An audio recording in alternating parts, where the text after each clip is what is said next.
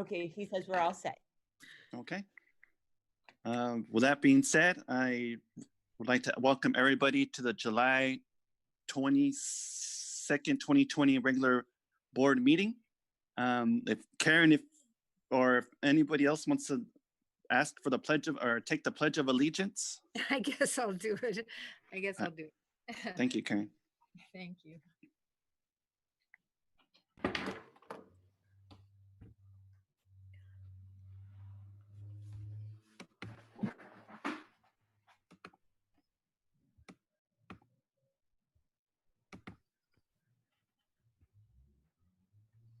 Pledge allegiance to the flag of the Of the United States of America. And to the republic which stands one nation, indivisible, liberty and justice for all. liberty and justice for all. Okay. Thank you very much, Karen. Agenda item 3.2, welcome to the PVUSD board meeting. We are holding this meeting virtually. Next, each public comment will be read by Vice President Holm and will be limited to no more than 2 minutes. Any presentations or videos submitted as a form of public comment in the Google form will be shared up to the 2-minute limit. A phone line was also provided for those who wish to leave a voicemail comment. Comments made during the allotted times will also be shared by Vice President Holm. With that, agenda item 3.3, superintendent comments. Dr. Rodriguez, our superintendent, will make a few comments. Yeah, thank you. So I just want to highlight 2 really fantastic things that are happening. One, I want us to note that we hit the 500,000 mark for meals this past week. So our nutrition services staff has continued to support our parents and families and students, and they hit that 500,000 mark, so almost a 500,000. They have been doing breakfast, lunch, and supper, so all 3 meals at 10 sites. They have continued to do collaboration, so a special thank you, a continued thank you for Second Harvest Food Bank, who has continued to provide fresh produce to our parents on 3 days a week, so Monday, Wednesdays, and Fridays. And then also Elkhorn Slough Foundation is donating fresh produce as well. They're doing that Tuesdays at Pajaro Middle School and Wednesdays at Ohlone. So thank you so much to not only our staff who has continued to support our families during the summer, but also to Second Harvest Food Bank and Elkhorn Slough Foundation for all the support of our families. And then if you follow me on Twitter, you saw this. We, of course, through our collaboration with Latino Youth Film Institute, we had several of our students whose films were highlighted, and we had professional actors who did their scripts, because unfortunately this year with COVID-19, our students didn't get to film their own. We now have Aaliyah Rooney, who is from Cesar Chavez Middle School. She was selected to go and be part of a virtual film camp. And she is going to be part on Sunday of an FAQ with not only herself and other students, but also famous actors and directors that she's been engaging with this past week. And so I encourage you, it is on Sunday, the 26th, so this coming Sunday. Unfortunately, there is a $5 charge. We're not charging it, but there is one to cover some of their costs. But we hope that you can be there to support Aaliyah and all the good work that she's been doing. So I will leave my comments at that. Thank you. Thank you. Thank you very much. Next up, agenda item 3.4, governing board comments. This is an opportunity for each board member to make a few comments, and I will start with Trustee DeSerpa if you're here.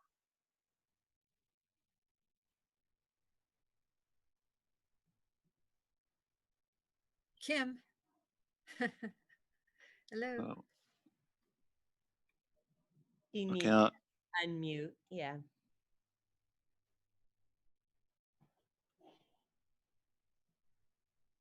Trustee DeSerp, are you there?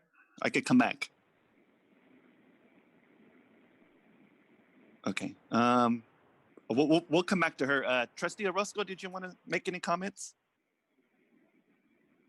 Just really briefly, I also want to thank our food service and staff and partners for the feeding, feeding our students and families this summer. That's an impressive number, and I know it takes a lot of work. So thank you for your contribution. I think it means a lot to the families of our community. I also want to thank PVUSD, students deserve for their advocacy work around SROs and for keeping the board informed and sharing with all of us data that they gather from their own survey that went out to students, former and current students of PVUSD. So thank you for all your work and for making your voices and your concerns heard by the board. Thank you. Thank you very much. Trustee Osmondson, are you there? Can you hear me? Yes. Good. Yes, I want to thank you. I'm so impressed that we're actually doing supper as well. Woo! That is super wonderful that we're not only doing breakfast and lunch, we're doing supper as well. That makes me feel really great and so grateful that the families receive that and all the other help we're getting from Elkhorn Slough Foundation and the Harvest Food Bank. Anyways, so I had a Zoom meeting with the Migrant Head Start Policy Committee, and actually daycare homes are actually functioning. They actually have children there. It's not Zoom. It's not virtual. They actually have all of our daycare homes have students, young students in them, and preschool students as well as some infants, and as well as infants. So that's going on, and we have I think I forgot the number. I forgot how many the number is. Oh, from the meeting, I forgot how many, but we have daycare homes throughout Watsonville and Las Lomas and so on. We're also doing, they talked about their curriculum. They're doing a curriculum called Rosie Ready. And they talked about the curriculum and what that curriculum means to the families. And it sounds like it's a really good curriculum, Rosie Ready. I haven't, Rosie Ready is not something we're doing in first grade through, third grade or whatever, but Rosie Ready is what they use for their preschool students. And they talked about they're not opening their actually preschools. We're opening the daycare homes, but we haven't opened the preschools yet. They talked about the work that they're trying to do for Freedom School, which is a very old school, and it lacks a lot of, I forgot all the issues it has with it, but they're working on redoing the Freedom School Center for Migrant Head Start. So they're working on doing that. And they have the Ohlone Center up as well that they're hoping to use fairly soon. So that was one of the things I did, my Zoom meeting with Migrant Head Start with the policy committee. Thank you. Thank you very much, Trustee Osmondson. Trustee Holm, do you have any words? Yeah, briefly. I just wanted to take a moment to thank everybody who has been reaching out and advocating for, your position or perspective on a variety of issues. This is important. At various rallies and protests that I've been at, one of my favorite chants is, this is what democracy looks like. Well, this is indeed what democracy looks like. So please continue to advocate for what you feel is right, because that is how we know how best to represent you. That's all. Thank you very much. Trustee DeSerpa, are you back? Are you here?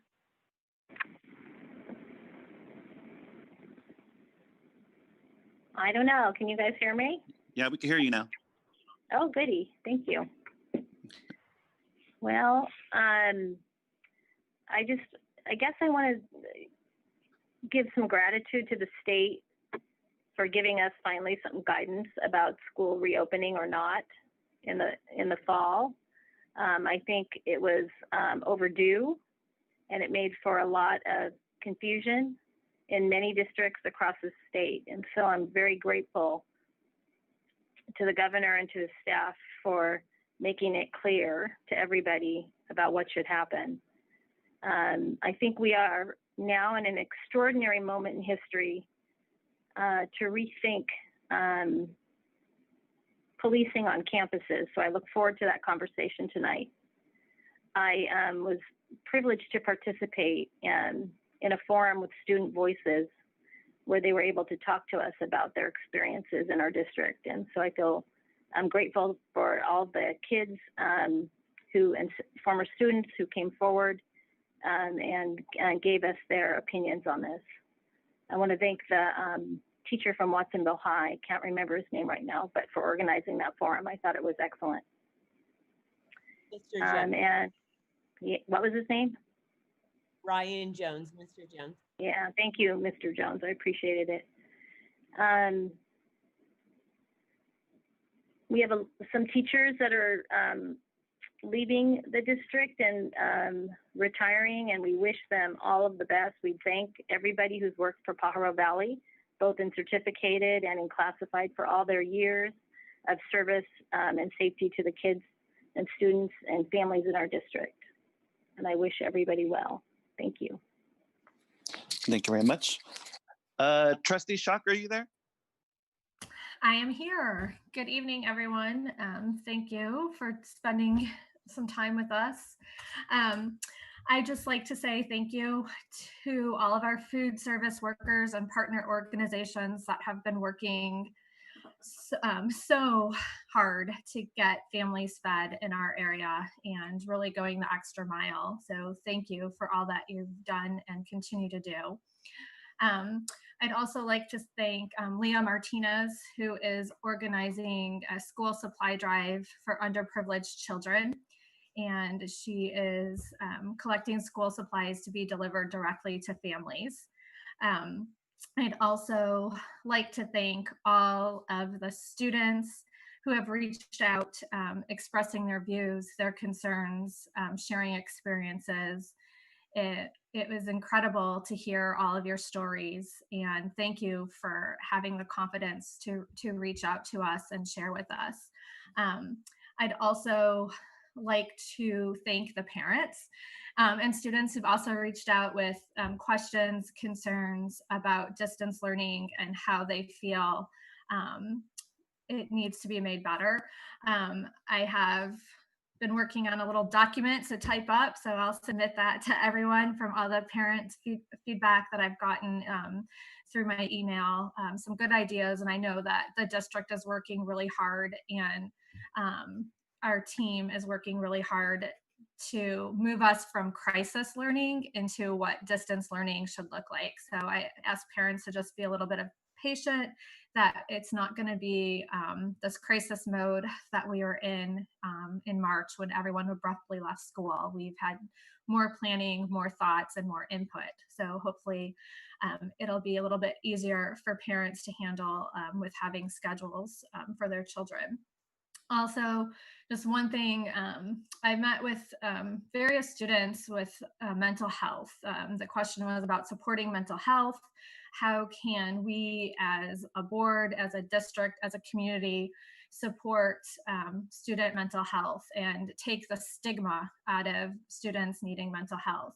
So I'd like to request sometime in the future, near future, that we do a special study session on mental health in our district and the services that students are provided. How can we make student access to those services better, including our partners that help us with our mental health needs in our district. I think there's definitely room for improvement. So I'd like to see that come back as a study session to the board.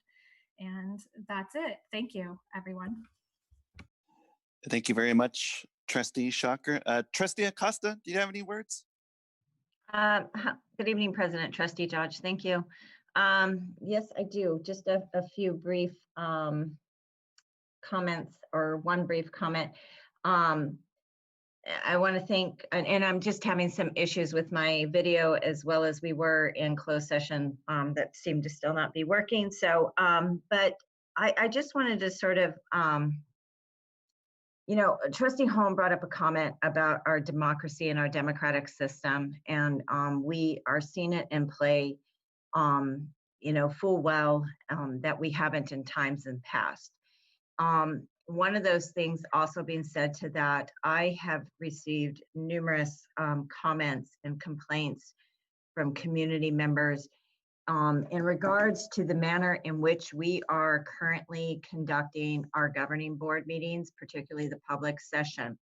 That it is, and I would have to say that I don't disagree. I mean, it's certainly lacking the level of transparency and democracy and being a part of our democratic system as it should be. As we need to remember, the 7 of us that sit up here, we sit up here as publicly elected officials by the public. These board meetings are about the school district's public business, which are to be conducted in public and to give the public an opportunity to speak. While we are doing the 2:45 to the beginning of a discussion item that people can write in on the Google form or call in between 2 and 4:30 and leave a voicemail, I'm still a little bit perplexed as to why we are in such an archaic system of time in how we're conducting our meetings, when the city of Watsonville, the county supervisors, most of these types of public meetings are being held in real time, where people of the public can either write in an email form or call in live time and have it be their true voice being heard, not having to be read by someone else. So President Trustee Dodge Jr., I'm asking you, I know you sit on the agenda setting committee, that we bring this back to the governing board to be held as a public item, that we need to figure this out. I mean, we are one of the largest public K-12 educational districts in the region. And if these other entities can figure it out, I just think that we should be able to figure it out. So I think we need to look at that and bring it back. We are making some very big decisions, and people deserve, the public deserve to have their voice heard in real time. So I think we need to get back to that, because I don't know when there is an end in sight to us conducting virtual meetings. And I couldn't agree with Trustee Holm more. I mean, this is part of true democracy and our democratic system, that the public should be allowed to be heard in their own voice. So I would ask that you bring that back to this board, that we could find a way to do that and move in that direction. Thank you for your time. Thank you very much, Trustee Acosta. Yes, I also have heard that questions and concerns asking why we can't do the exact same thing as the city council, whether it's allowing us to email throughout the day instead of 2:45 through 4:45. So if we could, if me and the agenda setting committee can look at that once again and work on that, I think that'd be great. Just also briefly as well, I just wanted to say thank you to all the classified workers who are working through all this, all the women who've been serving food, especially E Hall and everywhere. 500,000 lunches. It's not surprising. A lot of hungry people out there, and I'm glad that we were able to do what we could do. Thank you, Second Harvest Food Bank, for listening when I asked to send us more food. 80 bags of food was gone in about 45 minutes at Watsonville High and E Hall. So thank you for sending double of what you were giving us at the beginning. And also thank you, Monterey County Food Bank. I know they were out there at Pajaro Middle School where there was lines. And I know at the beginning they had to turn away people, and it was kind of sad that they ran out of food. But thank you for also sending more food. And I just wanted to kind of touch on what Trustee Holm and Trustee Acosta said about democracy. Election day is coming, and I encourage everyone to make sure they're registered to vote and vote. You will get a ballot in your hands, and so please vote. Okay, thank you very much. And with that, we will move to agenda item 4.1, the approval of the agenda. Can I have a motion to approve the agenda? I'll I'll move make a motion approval. to approve. And I have a first and a second. I believe it was Maria and then trustee Shocker. Yeah, Well, we the are first and, yeah, so that was like a first and a second. I will now call for a vote. All in favor, say aye. Aye. Aye. Anybody opposed? All right, motion passes. Agenda item 5.1, approval of the June 24th, 2020 board meeting motion. I'll make a motion to approve the June 24th, 2020 board meeting minutes. Thank you very much. Is there I have a first and a second. I will now call for a vote. All in favor, say aye. Aye. Aye. Anybody opposed? Motion passes. Agenda item 5.2, approval of the July 8th, 2020 special board meeting minutes. Can I have a motion? I'll make a motion to approve it with an amendment. Okay, The amendment is that in a couple of areas where it mentioned the assembly member of the budget committee meeting, it says Tim King, and the assembly member's name is actually Philip Ting, not Ting. Tim Ting. So Philip Ting, he's the T- chief. Yeah, Philip. T-I-N-G. Yeah, Philip Ting. Ting. Thank you. Okay, I have a motion with amendment. Is there a second? I'll second. Okay, I have a first and a second. I will now call for a vote. All in favor, say aye. Aye. Anybody opposed? All right, motion passes. So next up, 6.1, an open public hearing in regards to resolution 19-20-31, temporary borrowing between district funds in order to meet the cash flow needs of the district for fiscal year 2020 through 2021. This report will be presented by Joe Dominguez. Well, good evening, Board President Dodge Jr. and members of the board. This evening, as you recall, in March 11th, the Board of Trustees approved a resolution to interfund borrow, and we appreciate the support. Since then, the state legislature has enacted new legislation that requires school districts in California to host a public hearing. And so even though the resolution was previously approved, we need to have this public hearing and just making sure we're following recent legislation and we're following those parameters and guidelines. So as we reviewed in March, the governing board of any school district may direct that monies held in any fund or account may be temporarily transferred to meet cash flow needs and interfund borrowing. And then within the final 120 calendar days of a fiscal year. And borrowing shall occur only when the fund or account receiving the money will earn sufficient income during the current fiscal year to repay the amount transferred. So we have to put that back, and no more than 85% of the maximum of monies held in any fund or account during a current fiscal year may be transferred. So this is the resolution, and this is a public hearing for public comments on the resolution to interfund borrow. And as we mentioned in our previous budget presentations, with the recent news from the state is actually going to increase the amount of cash deferrals for this year and next year as well. So we'll definitely need to take advantage of this resolution. Okay. Are there any public speakers to this discussion item, Trustee Holm? No. Any questions or comments from the board? None? Okay. With that being said, I will now close the public hearing, and then we will move on to agenda item 7.1, public comment. Do we have any public comments, Trustee Holm? Sorry, I'm unmuting. So the first, yes, we do. The first is from Lynn Sales. Trustee Holm, could you just clarify for the rest of the governing board how many public comments and for the public, how many public comments we have tonight? For item 7.1, we have. I'm sorry? Hold on one second. I'm going to get a You little broke bit up. better microphone on this. Can you hear me okay? Yes, much better. Thank you. Great. Yeah. So the first comment is from Lynn Sales. I'm And sorry, we didn't hear how many public comments do you have under 7.1? for 7.1, there are 2. Okay, thank you. Yeah, there's still more coming in. Oh, Not okay. for 7. Let's see, from Lynn Sales, we have Dear PVUSD Board of Trustees. My name is Lynn Sales and I work at the district office in the accounting department. Our department has been working full time since this pandemic started. First at work and then starting March 30th, a staggered schedule that allowed minimum contact with fellow workers at the office.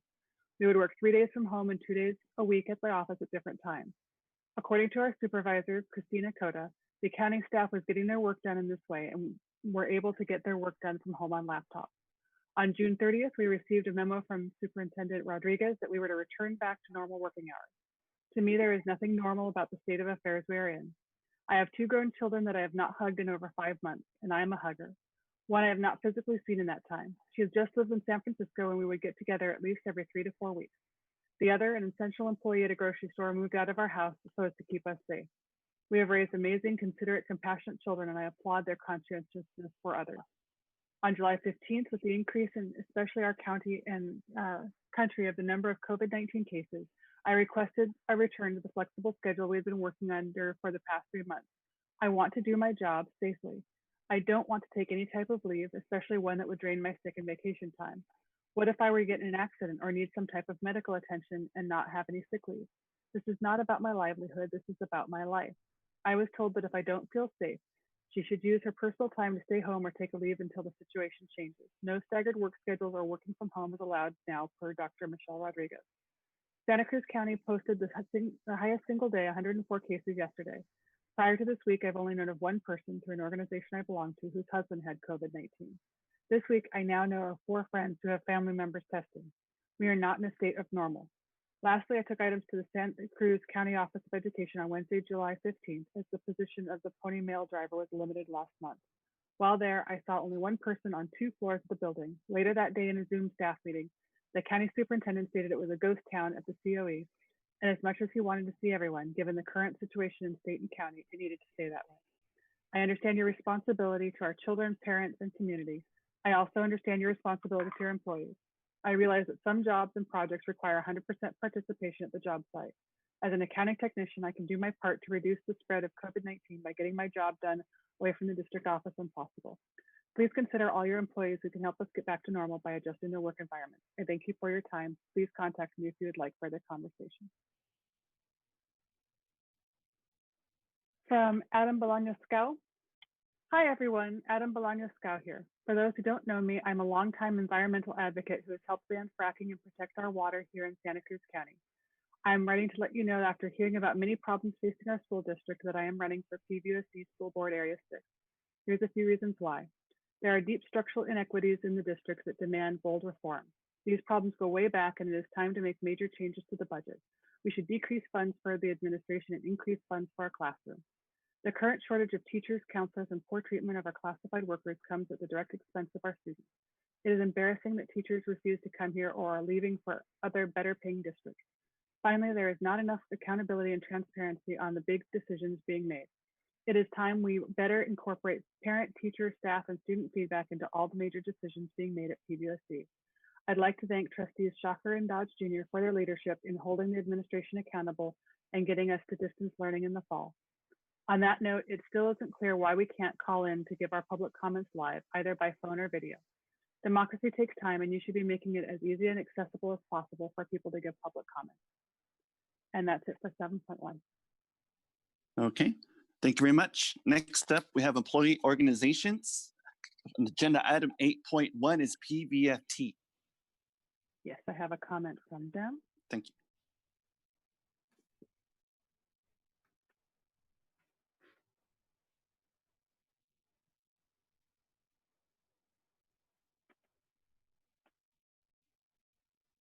Good evening, board and Dr. Rodriguez. Excuse me, my voice is still kind of weak. PVFT educators are on the edge of their seats waiting for their information about our upcoming school year. We know the PVUSD community of students and parents supports its educators, and we love them too. So we ask that we hold on to compassion, patience, and appreciation as we plan our way forward. While reopening our schools is important, the health and safety of our students, teachers, and staff should be of highest priority. PBFT is thankful to Dr. Rodriguez with her agreement in taking responsibility to secure the health and wellness of all lives involved in our schools by continuing distance learning for the fall semester for all programs. This continued collaboration of all stakeholders in our district is important, especially at this time. So now I'd like to speak to some of the agenda items we have on tonight's board agenda. Agenda item 9.1 speaks to the school resource officer cost. The district recommends revoking the contract for 1 year. We're in agreement with that. Senate Bill 98 has an added provision that's suggesting the same thing with not a time frame. PBFT would hope that the investment in our counselors would be a permanent investment because that would help our student community. Agenda item 9.2 is about the Virtual Academy, the independent study program. This is a new site. It's only budgeted for 13 teachers and a counselor. PBFT has been negotiating that teachers with medical conditions be given priority to interview for these positions, but addressing this for only 13 individuals is not really helping with the number of teachers that we have and educators that we have in our membership who have a fragile medical condition. So we proposed that our district offer a distance learning option to parents throughout this entire school year. So in the spring semester, instead of the virtual academy, there be a distance learning. It's still tied to the site. And then this helps address the need for some of our teachers who would be at incredibly high risk going back into a classroom setting while there is no vaccine. Agenda item 9.7 speaks to the voluntary teacher coach. This has been a valuable resource for many of our Probe 0 teachers, our teachers on waivers, who don't qualify for the New Teacher Project program. And so they're able to collaborate with a master teacher in our district at their site and work together in helping them grow as an educator. So thank you for continuing that. And item 9.10 speaks to tuition reimbursement for teachers who want to pursue a special ed credential. This is an MOU that expired on June 30th, and so we are thankful that the district saw value in this. Teachers who had started in this program prior are grandfathered in to this new MOU that starts for this upcoming school year.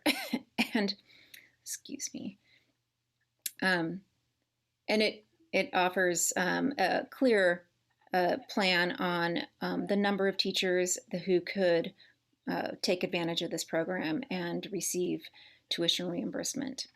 So through these types of collaborations with our district, we're able to achieve benefits for our members that benefit our learning community as well. Thank you. Have a great evening.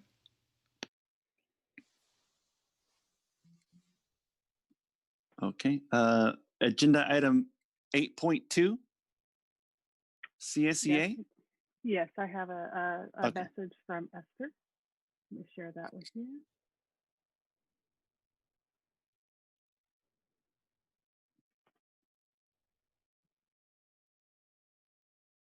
Oh, okay. Give me a moment.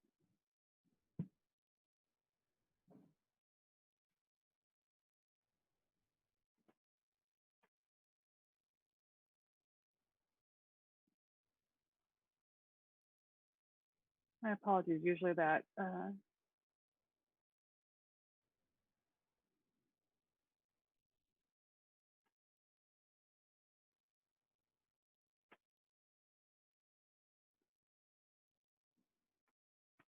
Usually WAV files open fine in the browser.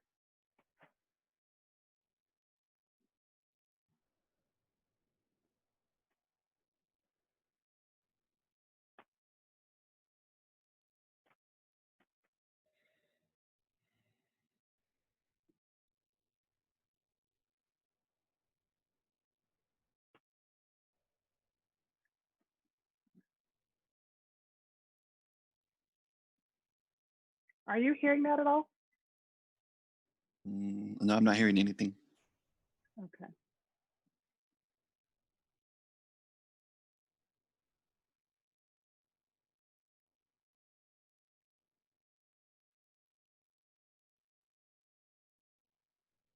Well,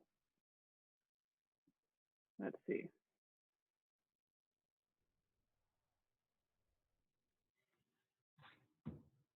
All right, I'll try it this way.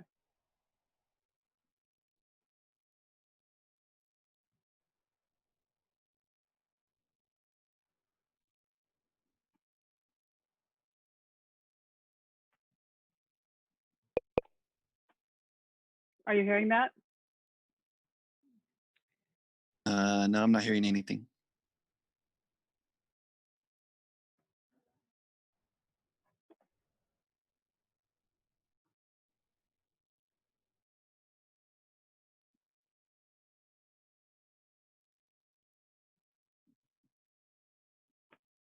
Okay. I'll try one other way.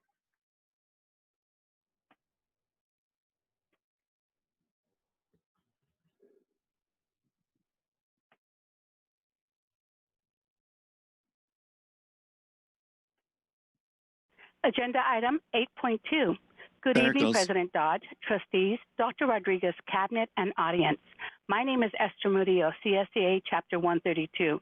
Not only do we want to ensure the safety of students, but we also want to make sure that our classified staff are at the forefront when it comes to their safety and well-being in safely reopening schools. Right now, we are faced with realization that reopening schools is not as easy as it seems. There is a lot to consider when planning reopening schools during a pandemic. Classified staff have and always will be an effectual component. During our negotiations with the district, we have been working through and discussing all scenarios, with classified being at the forefront, from having classified monitoring that students are adhering to safe distancing practices, symptom screenings as children arrive at school and on the school bus, to include additional cleaning. And yet there are so many unknowns. We would like to address to the board that we need more classified staff to ensure the safety of properly reopening our schools, and now is not the time to cut more positions. We look forward to continued negotiations with the district. The CSEA negotiating team is available to address any questions you may have. In solidarity, Chapter 132. Thank you. Thank you. Okay. Thank you very much, CSEA. Agenda item 8.3, the Pajaro Valley Association of Managers. None. Nothing. Agenda item 8.4, CWA, Communication Workers of America. None. Okay. With that being said, next up, agenda item 9.1, revocation of school resource officers, SROs, contracts replaced by socio-emotional counselors. This report will be presented by Christine Schaus, Assistant Superintendent of Secondary Education. Good evening, Dr. Rodriguez and Board of Trustees. It's my pleasure to be with you this evening to report and further the conversation around school resource officers. At this time, I'll be sharing my screen for the presentation. And Ms. Holm, I can see you in my little blind spot here. If you can give me a thumbs up so we can see that shared screen, that would be great. Perfect. We'll go ahead and move to present mode. A few pieces. So this is a continued conversation and an action item this evening. It is my pleasure to provide the board with additional follow-up info that was requested in regards to school resource officers. Areas that I'll be covering this evening include revisiting the rationale of why SROs were originally brought on within the district. Secondly, I'll cover the state guidance in regards to policing. Third, I'll move forward with the Caminos and the PAL programs that were asked about. I'll also provide survey results from our students, families, and community members. And lastly, we will follow up with staff recommendation and next steps. Without further ado, a few pieces to revisit: the response time and the rationale of school resource officers. As you recall, in the initial presentation, our first SRO came on duty at Watsonville High School in 1994. It was in response to really looking at what we refer to now as school threats, critical incidents, active shooters, the response to gang violence within the community at the time, prevention of drug use on school grounds, and deterring criminal acts on campus. So this is why they were established initially within the district. Most recently, on June 30th, we had the opportunity to be able to listen to the CDE's address. Tony Thurmond hosted a public hearing addressing really policing in schools and the gravity of the issue at hand.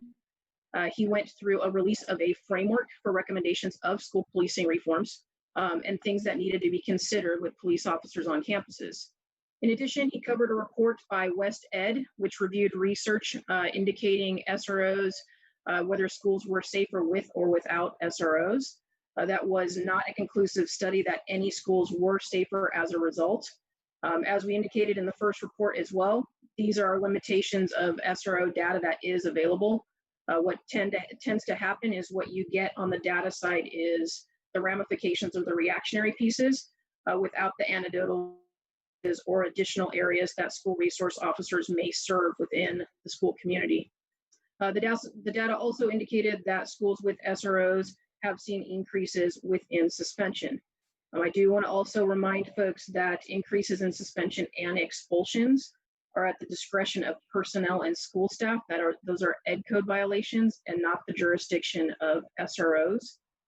You'll see that in the frameworks on the next page as well. And then lastly, a tipping point as well for Tony Thurmond was the balance in the concept of understanding that if we remove and we caution districts to remove officers without being able to maintain and understanding their responsibility to make sure that we are prepared for the possibility of a serious safety incident. He indicated school shootings, bomb threats, and guns on campus during that public hearing. To review some of the pieces within the frameworks, the bold pieces you'll see are highlighted. These are all state framework pieces that Tony Thurmond brought forward. The bold are indicative of those that Watsonville PD already do at this time period. You'll notice that a few of those recommendations within the state framework was that officers that serve on our campuses actually want to be serving youth and be on our campuses. In addition, you'll see implementing training requirements so that folks are trained in de-escalation, implicit bias, and youth development, so the age appropriateness. You'll also see that the requirement of police on campus be integrated into school operations, working closely with principals, teachers, and staff. Those would be those provisions within MTSS, MDTs, PVIS. Really, what does that look like within SROs? In addition, expressly prohibiting police from ever acting in the role of a disciplinary action.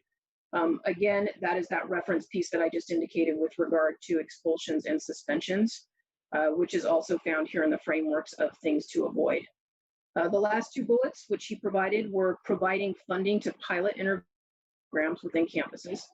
Both PAL and Caminos, which I'll cover in a minute here, are pieces that are currently funded within our police department.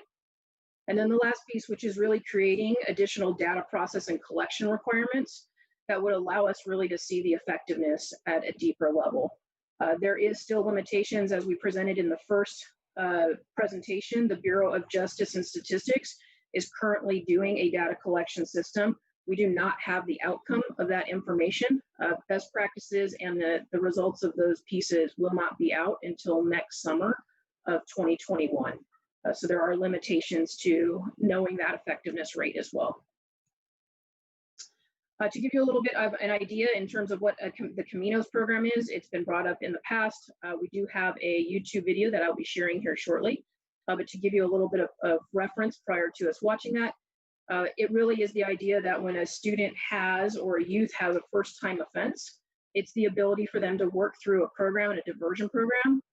What a diversion program basically gives us is the opportunity that if these measures are met, A student is not referred to probation and never ends up on a formal probation period.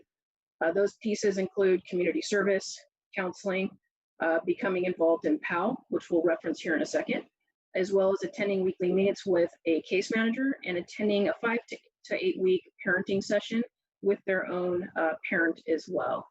I will be playing this YouTube video, which was an acknowledgement of the program to give you a little further insight. Coming here to the police station, you know, it was kind of like frightening. At the time, Juan Valencia was 16 years old. He had no idea what to expect after committing a misdemeanor during his first run-in with police. Instead of heading straight to the juvenile justice system, the teen was referred to WPD's diversion program, Caminos hacia el Éxito, Caminos for short. It's like an opportunity to like start fresh, better myself, and also learn. Caminos works with several organizations to give teens the tools to stay on track and out of trouble while holding them accountable for their actions. We have intervention programs using counselors for different issues that are affecting our youth today, depression, anxiety, and stuff like that. We also have restorative circles. The offender, the victim, and the community come together and they have dialogue to discuss what the actions that kid actually did and around implications of that and how it affects other people. It's a way to improve our justice system for our youth. The National Center for Youth Law recently invited Chief David Honda to the state capitol to talk about community empowerment. Hopes of getting lawmakers to set aside funding to implement similar programs statewide. People always ask, well, how do we know this works? Well, it's been working in Watsonville and they've been trying to expand for a while, but they don't have that dedicated funding stream that they need to be able to take what they know works and make sure every youth has that opportunity. Since 2012, more than 450 teens have participated in Caminos.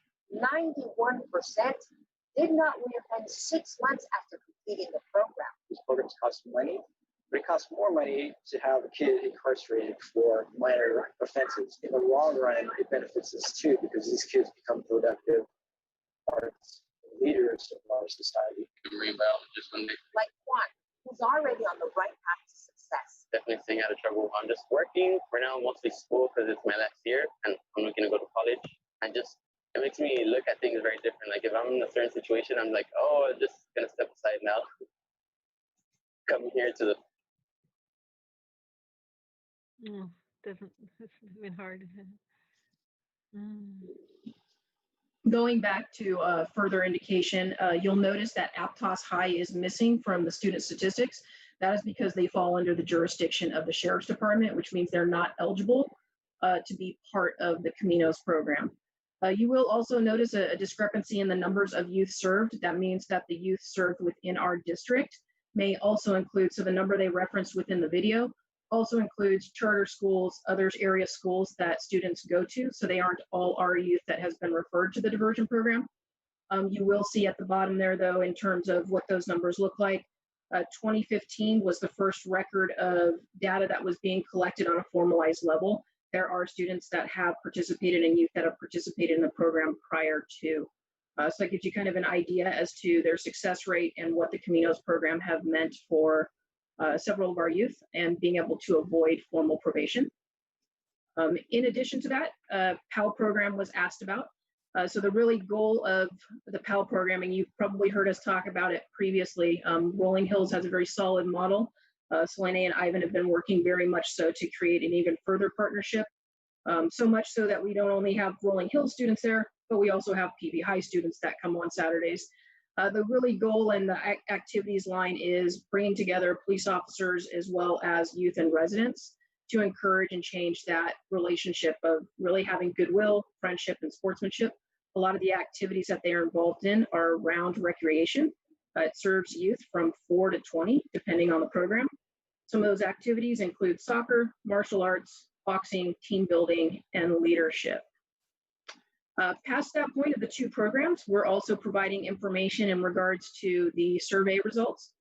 District ran a survey in regards to information sought out with school resource officers. We had 2,249 responses. The summation of the survey will end this evening's presentation. I'll give you the breakdown by subgroup though. So in these survey results, you currently see students referenced in this frame. Having school resource officers in my school makes me feel safe. The indication in the key chart down there, the blue is referencing an agreement of that.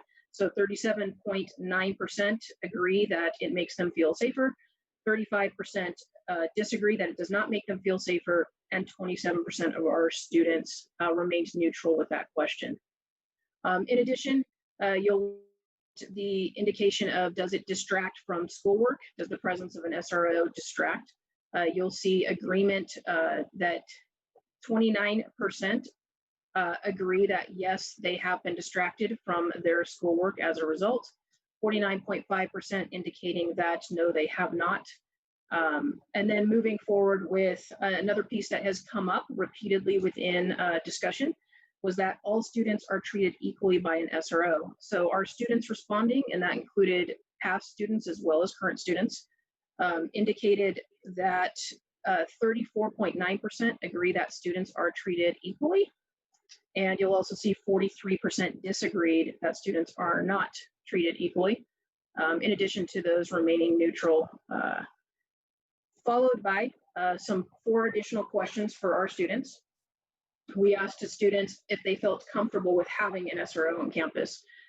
37.7% said yes, 37.2% said no. And again, you'll see that neutral band in there in orange. Moving kind of forward from there in terms of them feeling safe enough to bring forward a discussion or a concern, 32.8% of them felt comfortable bringing forward a concern, 47% did not, and that 20% indicated that they were neutral as well. The last 2 pieces of data that we collected was interaction. So we looked for folks that had had direct interactions with SROs, and then what was that experience? So based on the survey, 45.8% of our students had had a direct interaction with an SRO. 54% had not had an interaction. Of 5% that had a direct interaction, the follow-up question that we asked was that a positive or a negative experience? So out of the 45.8% that had a direct interaction, 31.4% indicated it was a positive, 29.8% indicated it was negative, and 38% remained neutral on that. Moving forward from the survey results, we also looked at the parents and families. So what did our parents and our families believe in regards to SROs and their interactions as well? Many of our parents, you can see 65.7% agreed that SROs do make them feel that schools are safer. 19.2% disagreed, and 15% remained in the neutral. In addition to our students treated equally, the perception of our parents was that 48.8% of them agreed that our students were, 20.8% did not, and 30% refrained from the question with neutrality. And then lastly, how comfortable were they with having the presence of an SRO within their campuses? 70.3% of our parents indicated that they were comfortable with the presence of an SRO on campus. 14.5% indicated that they were not. The last set of questions that we asked with regards to families was in relationship to how comfortable they felt contacting an SRO with regard to a safety concern. So 66.8% of our families believed that they felt comfortable enough to come forward to an SRO with regard to a concern. 11.7% indicated that they were uncomfortable with doing so. And then you see the 21.5%, which was neutral. The last 2 graphs are the same that we asked in regards to have you had direct interaction.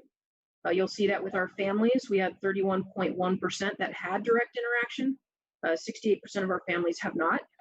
Of those that had direct interaction with our SROs, 78.4% erred on the side of saying that it was a positive experience, and 21.6% indicated that it was a negative experience for them.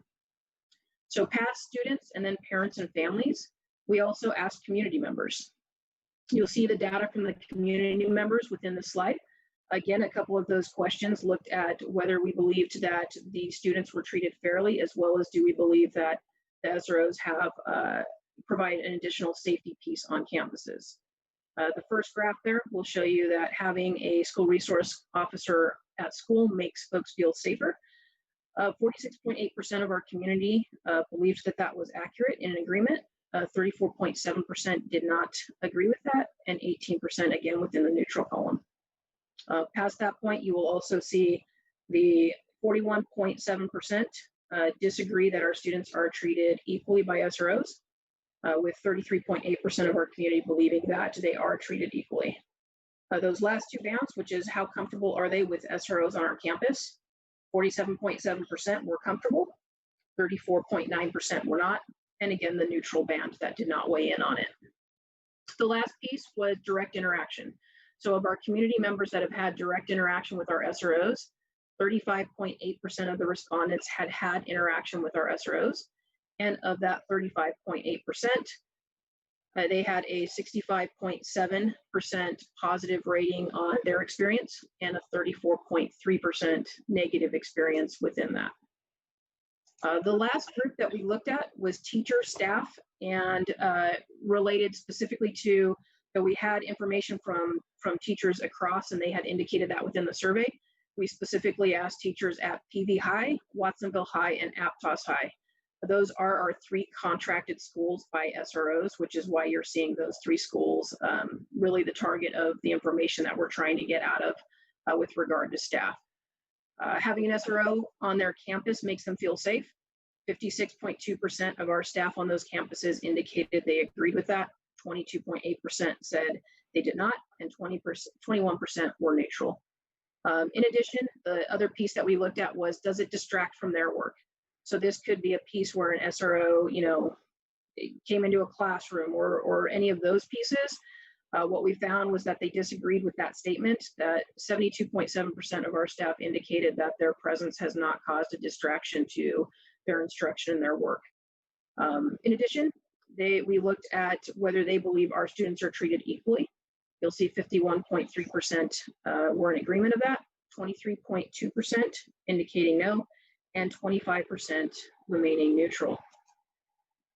The last 4 pieces of data collected from the survey were also with teacher staff at those 3 sites. Do they feel comfortable with the presence of an SRO on their campus? 68.5% indicating yes, 17.2% indicating no, the rest remaining neutral. We also asked them the question of how comfortable were they bringing an issue to an SRO involving themselves or a student. 71.9% indicated that they felt comfortable doing so. And again, you'll see the 15% is uncomfortable doing so, and neutral was at 13. The last 2 questions, also similar to the other subgroups that we asked, was have you had a direct interaction with the SRO? 73.8% of our staff have, and of that 73.8%, 69.7% of those experiences were positive, 24% were neutral, and past those pieces, so the last 3 sets of propositions, so to speak, or ideas at hand with recommendation, we're looking at how to look at contracts for the coming year. So if you'll take a look at this last page, that really summarizes all of the numbers that we received in terms of responses. You'll see 3 columns. The 3 columns of proposals looked at the first column, which was maintaining current contracts of full-time SROs. So status quo of what those contracts look like. As you can see, the number of respondents per item, all culminating in that bottom piece, which was 34.1%, indicating that current contracts for SROs should be maintained. In the center column, the proposition was reallocating all of the funding for SRO contracts and providing additional social emotional counselors. So that would have meant 1 additional social emotional counselor at each one of those high schools and 0 SROs per campus. You'll see again by category and by respondent what those numbers looked like, with 34.2% indicating total removal of reallocation of those funds. And then the last column there, which was a combination of. So this was an option to say that a 50% SRO within campuses and 50% of a social emotional counselor at each campus. And you'll see again, once again, 31.7% indicated that, and the breakdown of who those respondents were. Those grand total pieces off to the right-hand side totaled 2,249 responses to the survey, and 100% of those pieces are accounted for within the graph that you are currently seeing. So with that said, we also have some changes with reopening and with distance learning in addition to that. So working through this piece, what we are recommending as staff is recommending that based on the anticipation of the distance learning in the fall, that school resource officer contracts for the 2021 school year be discontinued. As you recall, those are one-year contracts. In addition, staff also recommends that the funding be reallocated for additional social emotional counselors within the district. We'll continue to be further planning with regard to Tony Thurman's statement of making sure that we address critical incidents and ensure that student safety. We are also indicating that staff will be bringing back a board presentation follow-up prior to the start of the 2021-2022 school year. That will include not only your comprehensive school safety plans and the adjustments that we'll be needing to make to those, but also the SLEP survey, which was that Bureau of Justice indication and what the findings will be at the end of next summer. In addition to the state framework and recommendations on police reforms in comparison. We'll also provide a preventative reporting solution. So how do we report those additional pieces and more data on the subject area?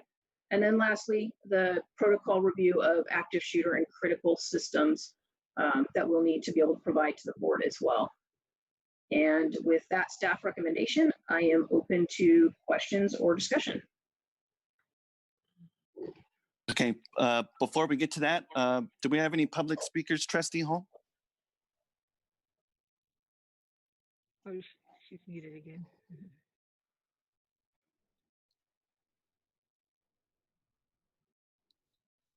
Hello. Trustee Hall? She's muted. Oh, my apologies. Okay. About 42 comments.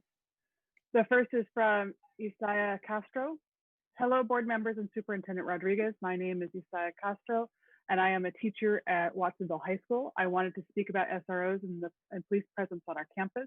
I, having lived through various breaking news stories about school shootings dating back to Columbine, agree that safety for students is high on the pecking order for all of us to think about and allocate funds for. I will not even begin to assume the difference a police officer could have in deterring violent actions or harm to any students, but it cannot be lost on the district that in my first year of teaching, I have had many students come to me about mental health issues, and I have had to be referred to the one socio-emotional counselor we have at Watsonville High School, one for almost 2,500 students. It is recommended by ASCA that there should be one counselor for 250 students at any given school, and seeing one for 2,500 students should be something that is glaring and should be changed. There is dire need for counselors, intervention counselors, and other properly trained staff in order to help students who have very real issues that a police officer isn't trained to handle at a deeper level like a counselor would be. Neither are teachers, as we have been asked to step up and become something we are not trained to do.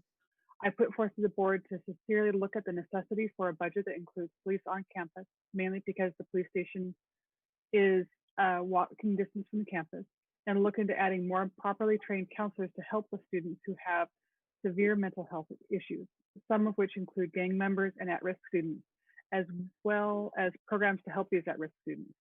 Students don't need physical intervention. Students need caring adults who will connect and work to help students learn how to communicate and interact with feelings. Students need programs that will help them steer away from a path that makes them feel forgotten and not cared for. The money that is used for SROs could and should be used for such programs and the correct personnel within a school to help students feel connected to their school rather than pushed aside as problems or not at the top tier students. Thank you. From Antonio, I am reiterating my sentiment and comment last board meeting that I do not want support the continuation of the SRO contract and the continued criminalization of my fellow peers and family members who are students here in the PVUSD district. Students have the right to feel safe and welcomed in their schools, and it is necessary for them to be able to produce quality work. As you are aware, many students who participated in the survey put out by PVUSD Students Deserve have voiced that SROs create a toxic and fearful environment. With the historical and racial implications that policing has on communities of color, it is unethical for the district to continue a contract that is rooted in the oppression and limitations for students of color in PVUSD. By prioritizing the funding of police over students and programs services that could serve as their path to success, you are committing a disservice to the students, the parents, and the community you serve.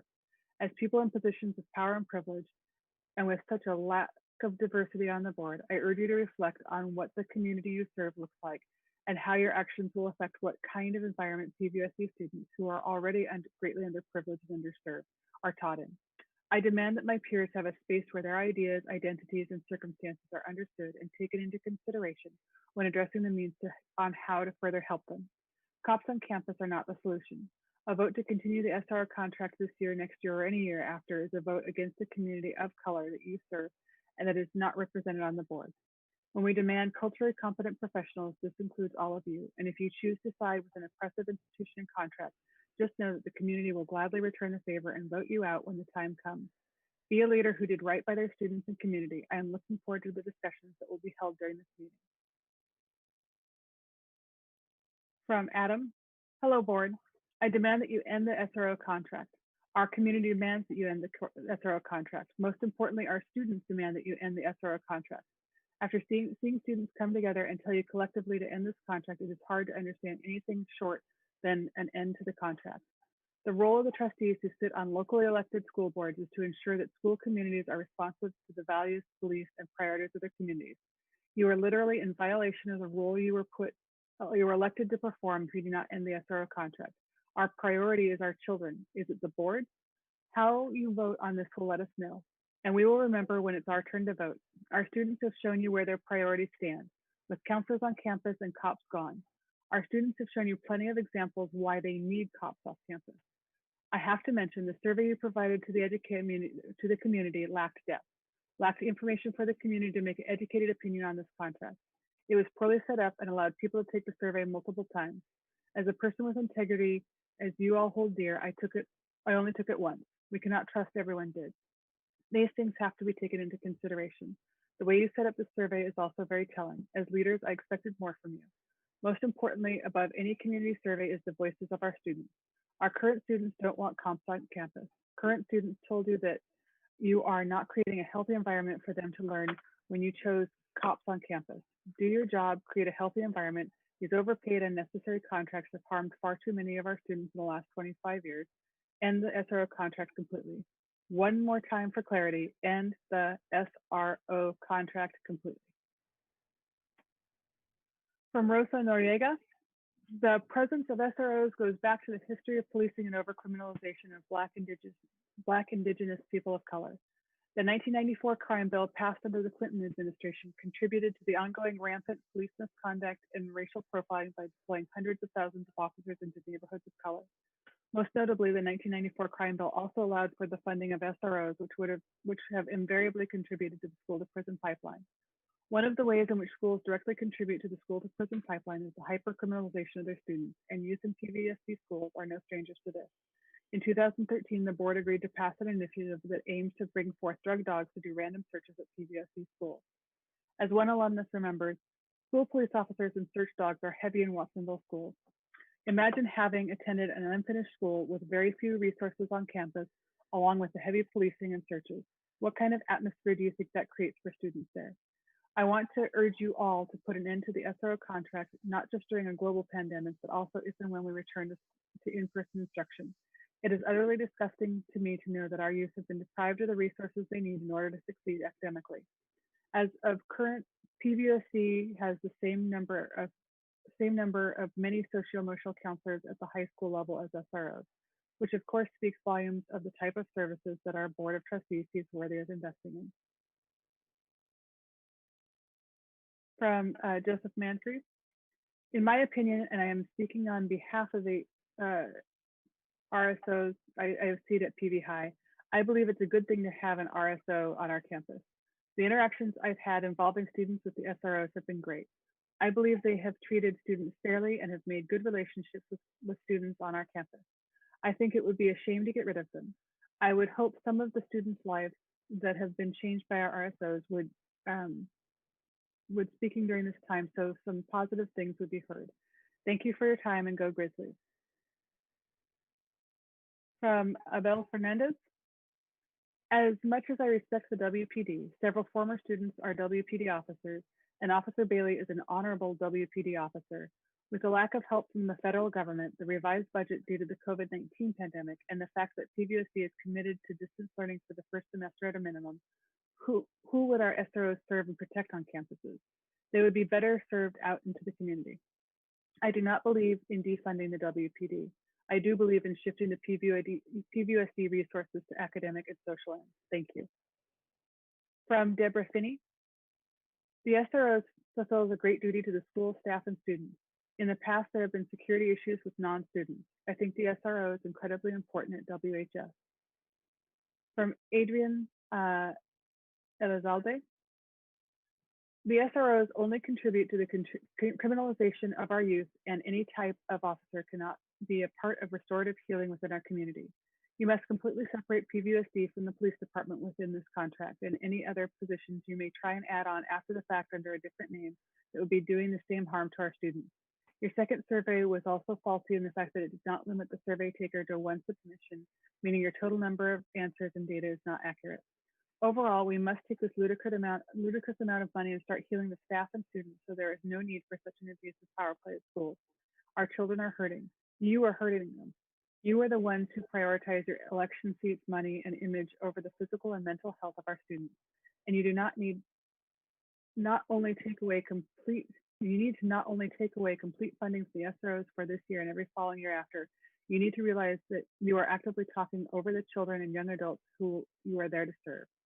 It is not our job to educate you on the healthy learning environment where all of our intersectional students thrive and succeed. It is your job to continue to learn and grow and provide this place for the personal and professional success of me and my peers. Thank you for your time. And I have a video to share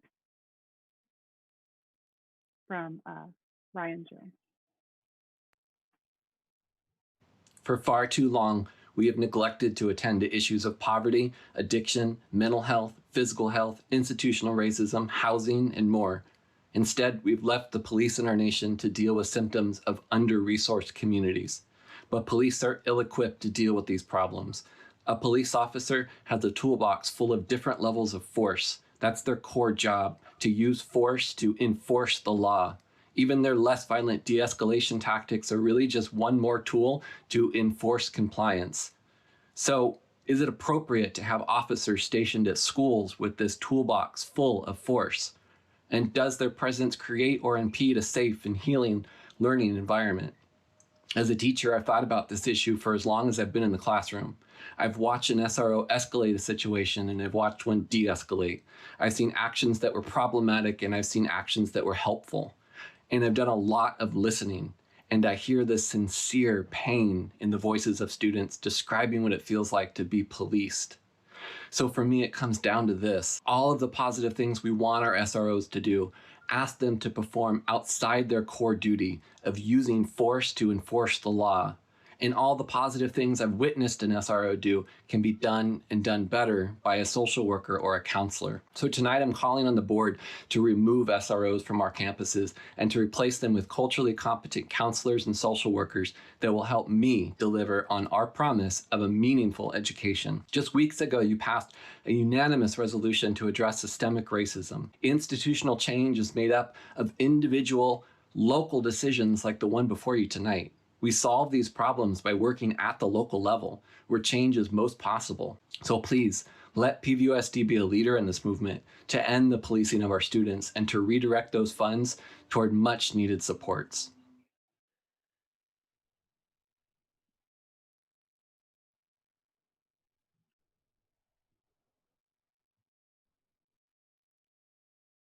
From Kendra Ortiz, I would like to have no cops on campus. From Todd Wilson, the SRO program has tremendous value for all our students. The SROs on campus are not there to police or intimidate as many would have you believe. Our SROs are social emotional counselors, mentors, and guidance counselors all rolled into one. The goal of the SRO program is to help deter bad behavior while rewarding and encouraging good positive behavior. Why would anyone have a problem with that philosophy? Students will find that all our SROs are there to lend a helping hand and encourage all students to do their very best in all aspects of life. The assumption that they are there to arrest, harass, and intimidate our students is both ill-informed and offensive. Those who spout this rhetoric do not have a clue as to what the great benefits are. They only care to promote their personal agendas. I work with the SROs each and every day and have the best actual experience as to what they are really about. We need them. They are not there to harass and intimidate, and a campus without them is both less safe and ripe for bad behavior to prevail. From Elias Gonzalez, good evening, trustees and Dr. Rodriguez. The removal of SROs is an evidence-based decision. There is no evidence that they prevent violence and in some cases are contributing to the school to prison pipeline. What justifies spending our limited resources on placing police in schools in the middle of a pandemic? While the research on police in schools does not show their presence makes schools safer, it does suggest police can make students more fearful, and the criminalization of young people of color is evident from South to Mid-County. There is very little evidence that SROs improve school safety or improve relationships between the police and juveniles. The SRO model by itself is not based on a well-developed model of prevention theory or research. I encourage you to remove SROs from PVUSD high schools and reinvest in students' social emotional support, career planning, healing, informed services, and racially equitable opportunities. From Angel Garcia Lopez. Dear Board of Trustees, my name is Angel Garcia Lopez, and I am a rising senior at Watsonville High School. As a dedicated student and community member, I wanted to express my extreme discontent with the way the board has gone about funding and allocating space for SROs on our high school campuses to this day, without even lending an ear to their constituents. As representatives of my education, I expect you all to do what your title states, represent my peers and I. Your decision to not even budge a finger to eradicate SROs from our campuses, all the while moving ahead with your plans to cut off other valuable resources from the budget, makes it clear that the board does not prioritize the resources that help students succeed, but instead willingly chooses to reallocate these funds toward a program that only further criminalizes my peers. It is absurd. May I remind you that all of you are elected officials that we can vote out if we deem you do not represent our needs. As a member of several community nonprofit organizations, I have been taking note of which trustees have chosen to stay silent, done very little to meet and hear our voices, and who have been extremely performative with their actions throughout their tenure. Because the next academic year will be virtual, there is absolutely no need for the continuation of the SRO contract. In fact, I urge you to see the ridiculousness of spending over $400,000 on 3 SROs. Do not continue an arrangement that is rooted in historical and systematic oppression of communities of color. Take into consideration the survey conducted at PVUSD Students Deserve that was provided to you all beforehand. I demand that you eradicate your contract with Watsonville Police Department, not just for the 2020-21 school year, but for all the years to come. Invest in your students' well-being instead. Hire social emotional counselors with degrees in the area. Do not just have one at each campus that could provide drop-in mental health services to our students. Hire culturally competent staff that are mandated to undergo sensitivity training regardless of their position. Equip all our students with the materials needed to have success no matter what career path they choose. Provide equitable support to all students of all backgrounds. If you truly care about your students, make the right choice, sincerely but not silently. Angel Garcia Lopez. From Nick, good evening, President Dodge, Board of Trustees, and Superintendent Michelle Rodriguez. As a former student and now teacher in PVUSD, I can personally say that I have had positive interactions with the SROs as a student and a teacher. For most students, their first interactions with local police department occur in schools, either through an outreach program like the PAL or as an SRO. This relationship is very important for the community. From previous board meetings, we learned that these officers are carefully selected and given additional training for de-escalation, mentoring, and interacting with youth.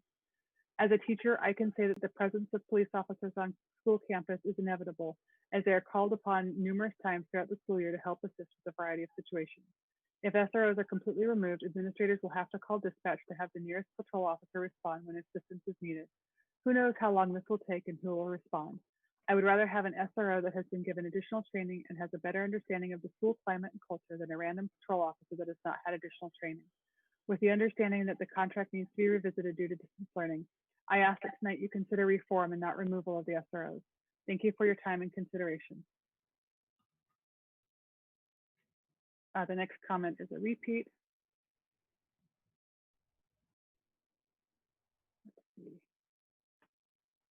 From Eliana Gonzalez. Good evening, trustees. I am here again to speak against the use of SROs on our campus. I have written multiple comments and emails expressing my feelings towards the criminalization of our students. I have worked with fellow students and community members and presented data that clearly shows that more than half our students are saying there is not a need for SROs on campuses. They do not make our students feel any more safe. They do not contribute to their academic success, and many students have expressed that they have in fact seen an officer criminalizing them or other students. The data is there and the concerns have been expressed so many times. You are hearing the opinions that you have asked for from the community. Based base our schools around the goal of better academic success instead of criminalizing them for the most minor infractions. From the 2016-17 school year to the 2017-18 school year, there was an increase in suspensions of 1,024 students. 2016 to 17 having 369 suspensions, and 2017-18 having 1,393 suspensions. I really do not think that over the course of a school year, over 1,000 students decided they wanted to be bad students. I strongly believe that the Pajaro Valley Unified School District is not providing enough resources, and in fact, as it is in fact failing our students. $500,000 should not be going towards cops every school year. The city of Watsonville already gives WPD plenty. Please focus on the well-being of our students and end the SRO contract for good. Thank you, Eliana Gonzalez.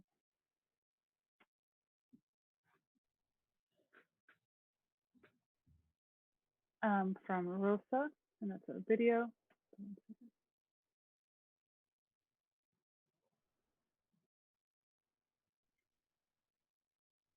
For far too long, we have neglected to attend.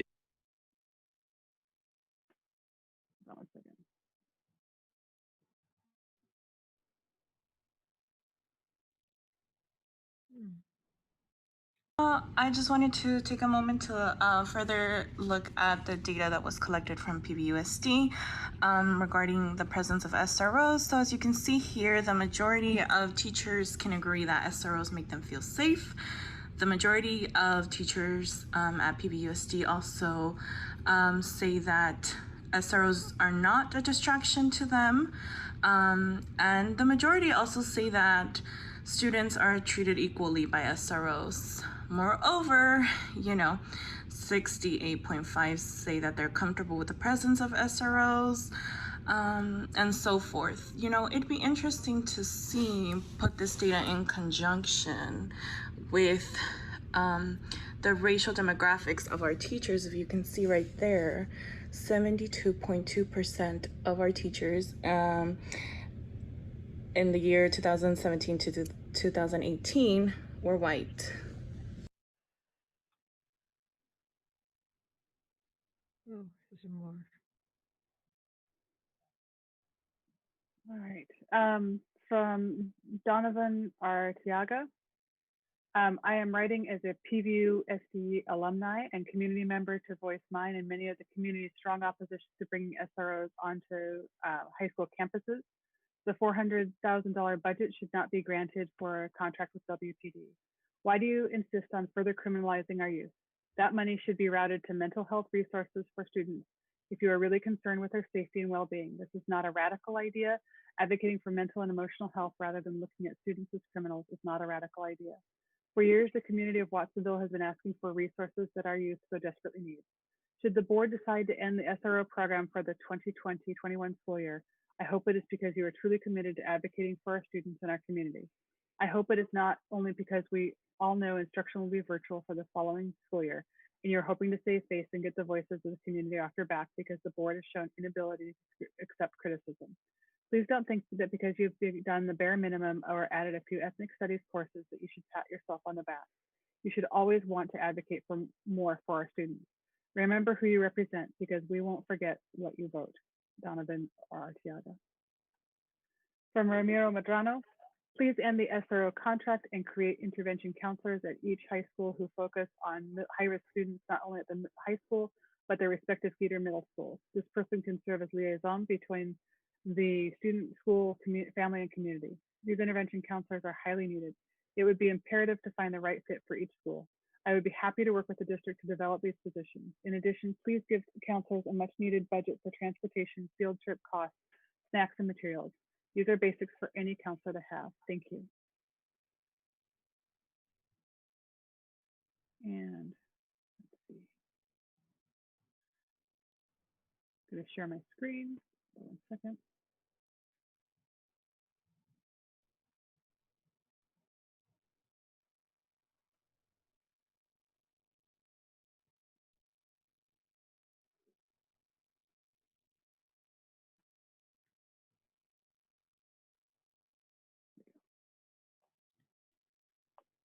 So let's further analyze the data compiled by PVUSD.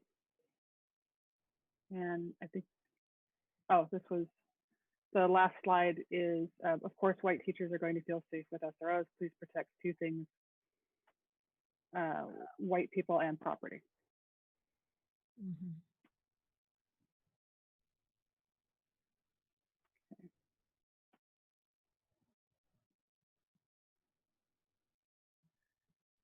Dear Board of Trustees, my name is Thaley, and I am a recent graduate. I am not only speaking on my behalf, but on the behalf of my sister, a current high school student, my parents, and my entire extended family, who all have children that will be graduating eventually from PVUSD. And so wanted to express my family's and my disappointment with the way the board went about distributing the school's budget for the upcoming school year, more specifically on the choice to continue with the contract with SROs. Not only has this decision shown us that PVUSD doesn't prioritize resources that help students succeed, but instead chooses to reallocate those funds towards a program that only further criminalizes our students. These funds could be put into use to ensure that students receive the proper materials and resources they need for quality education, especially in times like these. I want to remind you all that as Board of Trustees, you work for us and your position is not permanent. Please keep in mind that if we as a community don't see that you are taking our critiques into consideration, you will be replaced. During the next academic year will be virtual. There is absolutely no reason for the continuation of the SRO contract. I would also like to make it clear that we realize it's very easy to vote against them for this academic year and simply renew the contract if and when classes are in person again. We want to make it clear that we do not want SROs on campus now or ever. I look forward to hearing your comments at the upcoming board meeting and holding you accountable for your votes. Best regards, Taylor. From Karina, good afternoon. I think we need to keep SROs on our campuses. I think they are vital in keeping our campuses safe, but I believe their role needs to change. They should be there to protect our students from outside harm, such as shootings, drugs, etc. But I think they need to also be a resource in building positive relationships and being more active with students, especially those whose path may need redirection and support. I don't think it's positive in a high school setting to have officers checking the same students regardless of what they are doing. School should be a safe place, and that's where I believe SROs should be better trained in helping students with trauma, mental illness, or simply have a hard life outside of campus. All SROs should be safety care trained along with other de-escalating and positive behavior practices to better equip them in the school setting. Thank you. From Lucia Ameki Martinez, having the SRO contracts replaced by social-emotional counselors would be a huge benefit to PVUSD schools. At my school, Watsonville High, there's only one social-emotional counselor and thousands of students on campus. To meet with the counselor, you have to schedule a meeting with her in advance.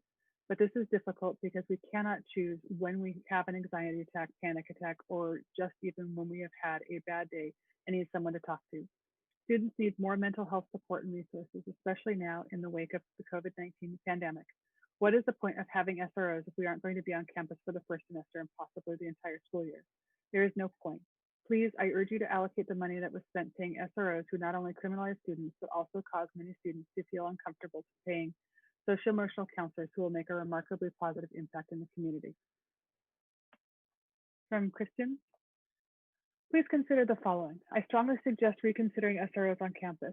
It would be better to reallocate their salary money into counseling, education, and activities on subjects such as mental and consciousness awareness that will help students their whole life on top of their high school education. This topic is much needed, especially in our new generation of technology and social media. Having SROs on campus only invokes preconceived emotions portrayed by the media. In the time where unity has been stronger than the oppressors whom continue to oppress, let's teach our community and youth the power of unity by caring for our mental and conscious awareness. Steer the undenied potential in the youth of our community towards the light and enlightenment. Thank you for your time, Christian R. From Anonymous, what is the breakdown of the data you presented? In other words, how many students took the survey, how many teachers? Why didn't you collect racial demographics? It's because you don't see the importance of race when conducting these kinds of surveys. Are you all aware of the fact that people of color disproportionately have negative experiences with cops? Would love to get an answer from Dr. Rodriguez herself, given her credentials and all. From Abel Mejia, I wholeheartedly support the move to replace SROs with social-emotional counselors. For the past 6 weeks, there have been a passionate plea and near unanimous agreement that what our students need now are counseling services due to COVID-19, social isolation, trauma, depression, anxiety, and economic stress in our communities. Students' needs can no longer be put on the back burner. They do not have the luxury of time to be heard, counseled, and supported with their mental health needs. We need to work towards recruiting, hiring, and training the social workers, mental health counselors, or social workers we will need to help our students meet their most basic needs, emotional and physical safety. From Celeste Medina Seymour. As a student at Watsonville High School, I fear a campus without an SRO. I mainly fear what's going to happen when someone wanders onto campus and we don't have an officer immediately there to help ease the situation. I have seen the SRO stop men who have tried to hit on the young girls on campus. The SRO has also removed and or arrested individuals who have entered campus and tried to assault the staff and students. Many schools may not need an SRO, but with WHS being in the middle of town near many hotels, which serve as court-mandated housing for those on probation, it is necessary to have an SRO to keep our campus safe from those that district resources cannot reach. From another anonymous, I am urging the Board of Trustees to consider the long-term consequences the contract with Watsonville PD has had on their minority students. These students of color are already at a disadvantage from the moment they step on campus. PVUSD has historically employed a non-Hispanic teaching staff while ignoring their majority student demographics. Despite tremendous efforts by the teaching staff in guiding students, their message only goes so far when they do not resemble a majority of their students and simply do not know what it's like to be in their shoes. The clear message sent to students is instead shown through their continuous contract with Watsonville PD. This contract blatantly ignores police brutality and the unfair treatment towards students of color. Terminating the SRO's contract should have been an easy decision as the board searched for ways to cut spending. As we prepare for a school year that does not involve students on campus, how can you possibly maintain the SRO contract? From Benjamin James. Good evening to the board and thank you for taking the time to read my comment. My name is Benjamin James, a PhD student and researcher in education. More importantly, I am a former classroom teacher and administrator in the Central Coast and have had the wonderful pleasure of working as a teacher supervisor for prospective teachers in PVUSD. I was very troubled by Mr. Ito's June 24th presentation on SROs in PVUSD. The presentation included glowing testimonials from site administrators, crime statistics, and selected student responses, painting a considerably negative picture of PVUSD students to justify the need for SROs in PVUSD. I found it particularly egregious that Mr. Ito chose to use statewide data on youth violence under the banner of PVUSD Student Voices. Although the presentation included some selected responses from student leaders, this section concluded with the student quote, "Sometimes kids don't know what's best for them."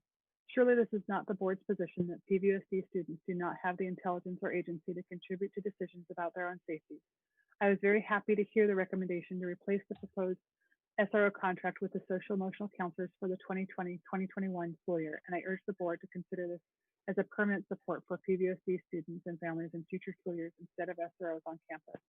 In making this decision, I urge the board to consider a broader student survey to explore PVUSD students' experiences with the SROs on campus. In addition, I ask you to consider troubling data from the Justice Policy Institute showing an increase in the presence of SROs has coincided with increases in referrals to the justice system. This is causing lasting harm to our youth as arrests and referrals to the juvenile justice system disrupt the educational process and can lead to suspension, expulsion, or worse. All of these negative effects set PVUSD students on track to drop out of school and put them at greater risk for becoming involved in the justice system later on, all at tremendous cost for taxpayers as well as the youth themselves and their communities. Thank you. I've got another video to share.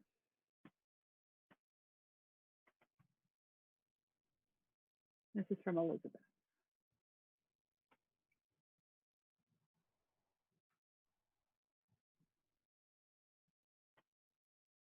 Parent, alumni, and Watsonville community member.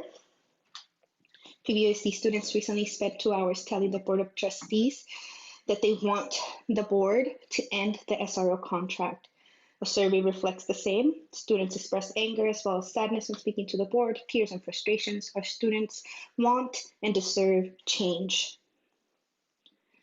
Current students are letting you know that we cannot leave things as is. Doing anything less than cutting the entire program would be a disservice to our entire community. Our students leave our schools and they realize the trauma that you carry onto them. They want you to prioritize them, not the cops. Prioritize your relationship with your students, not your relationship with the WPD. This is not about you. This is not about your personal experiences. This is not about your history. This is not about what you've seen. This is about our students. They made it perfectly clear what they've experienced. They made it perfectly clear how they feel. It is your job as an elected person to do what we are asking you to do, which is to end the SRO program. With the likelihood that their campuses will remain closed, there's no reason to maintain any contract. Our students feel over-policed, they feel profiled in our schools, they carry trauma from dealing with cops on campuses, they feel unheard, and they need that to change, and this is that moment, right now. Listen to these voices and the program. You do not have enough counselors. You could hire more. The certifications, the years of training, they do not compare. Do your job, reflect the community, end the SRO contract now completely. You have traumatized 25 years worth of students, not one more.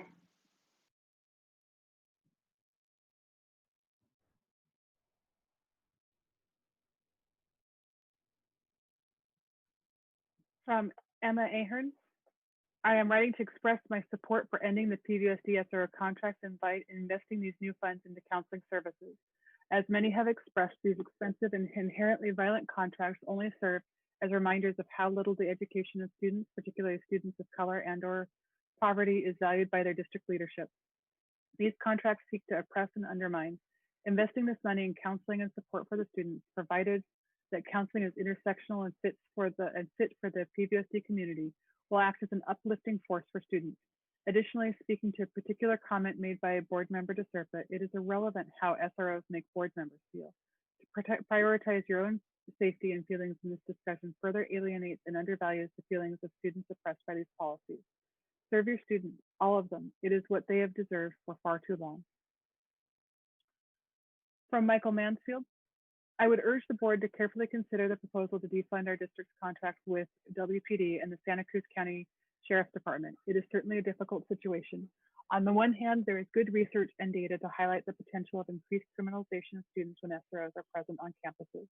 On the other hand, I can tell you from personal experience that there are more than a handful of experiences every year that cannot be safely and properly dealt with by counselors, administrators, and teachers, even with more training.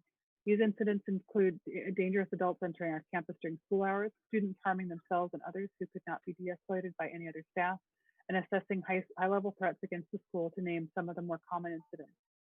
In addition to dealing with this handful of annually occurring dangerous incidents, our SRO has provided countless consultations, education, and support of students on a daily basis. Our SRO regularly meets with students who have questions about traffic incidents, are victims of various crimes and do not know what recourse they have, and has helped teach countless students about the legal consequences of inappropriate internet usage. When PVUSD administrators were surveyed about the need for SROs, they overwhelmingly endorsed the need. These same staff members also enjoy the most informational awareness about the various safety concerns that impact our district's campus. With remote learning, the need for SROs is less pressing, but eventually we will return. Perhaps it would be prudent to take this year to carefully review the protocols and policies of how SROs operate on our campus to create more opportunities for transparency and review of the vital functions they provide on our campus, rather than abolish them completely and forever. Very few students are charged with crimes by our SROs every year. In almost every case, these charges are pressed by the victims themselves, not our SRO, and not our school administration. Contrary to popular perception, our SRO is often the first to discourage perpetrators and victims from resorting to the legal system recourses. As the option teaches, both parties may face consequences if the investigation turns out mutual wrongdoing. In most cases, our SRO is able to successfully encourage students and families to seek out school-based consequences. From Sofia Elizalde. My name is Sofia Elizalde, and I am a WHS class of 2019 alumni and current student at Yale University.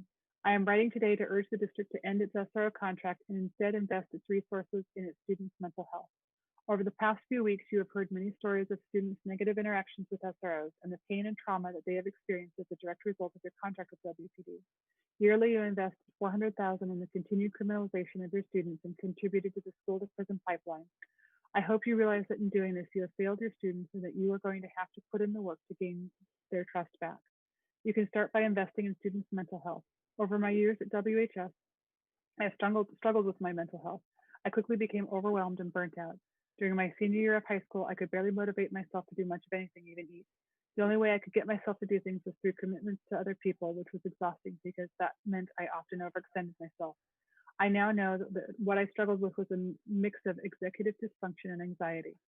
During high school, I did not have easy access to mental health resources and didn't even know we had a social emotional counselor until my junior year. Even after learning that the social emotional counselor existed, hearing about all my friends' bad experiences with her, in which she trivialized their issues and talked down to them, made it so I never sought out her help at all. The mental health services in our schools need to not only one, exist, but two, be of high quality. We can't stop at just having a social emotional counselor at each school. Just having a social emotional counselor did not help me. We need culturally competent mental health professionals who can serve our students in the ways they need, instead of further alienating them when they need help. Make a commitment to listen to your students, end the SRO contract, and invest in them. From Luis. I hope this isn't a CVS Band-Aid that you're giving the brown youth like you did with the PV field that is not built to last. I hope being forced to decriminalize brown, low-income students and providing social emotional counselors is only the beginning towards investing in Watsonville school community, not a half-assed attempt to silence us. Expect to be demanded more, because PVUSD is obviously on a racist agenda. So let me spell it out. Students deserve and need more than a social emotional counselor. Within Watsonville school community, students deserve anti-racist teachers, not PE teachers that you hire from across the country with racist abusive backgrounds, educators who are being paid more than an adequate, no teacher cap. Students deserve walls that are not molding and resources that exist.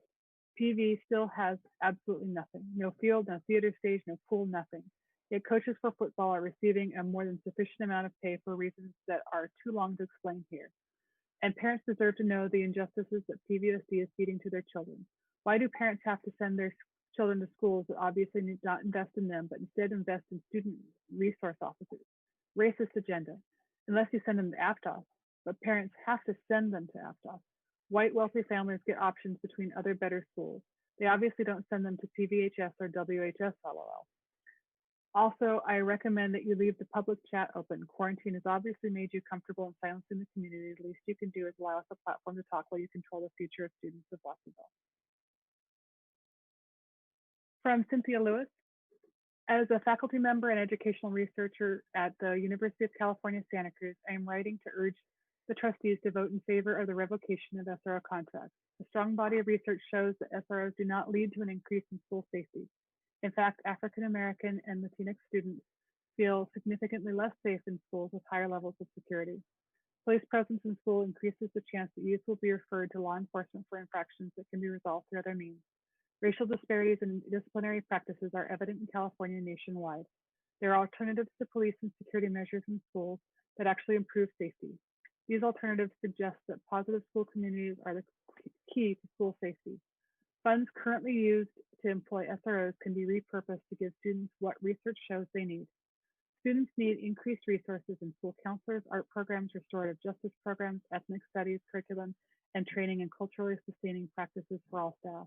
Given limited funds and the negative impact of police presence in schools, we urge PVUSD to divest in school resource officers long-term, next school year and beyond, and invest in the essential academic and emotional needs of our youth. Thank you. From Chris Webb. Good evening. I want to express my support for PVUSD adding social emotional counselors in lieu of SROs. It would seem highly prudent in light of how operations have shifted home with the hit of the virus. The officer-led presentation to the board at the June 24th meeting also raised additional reasons to reduce opportunity costs related to SROs.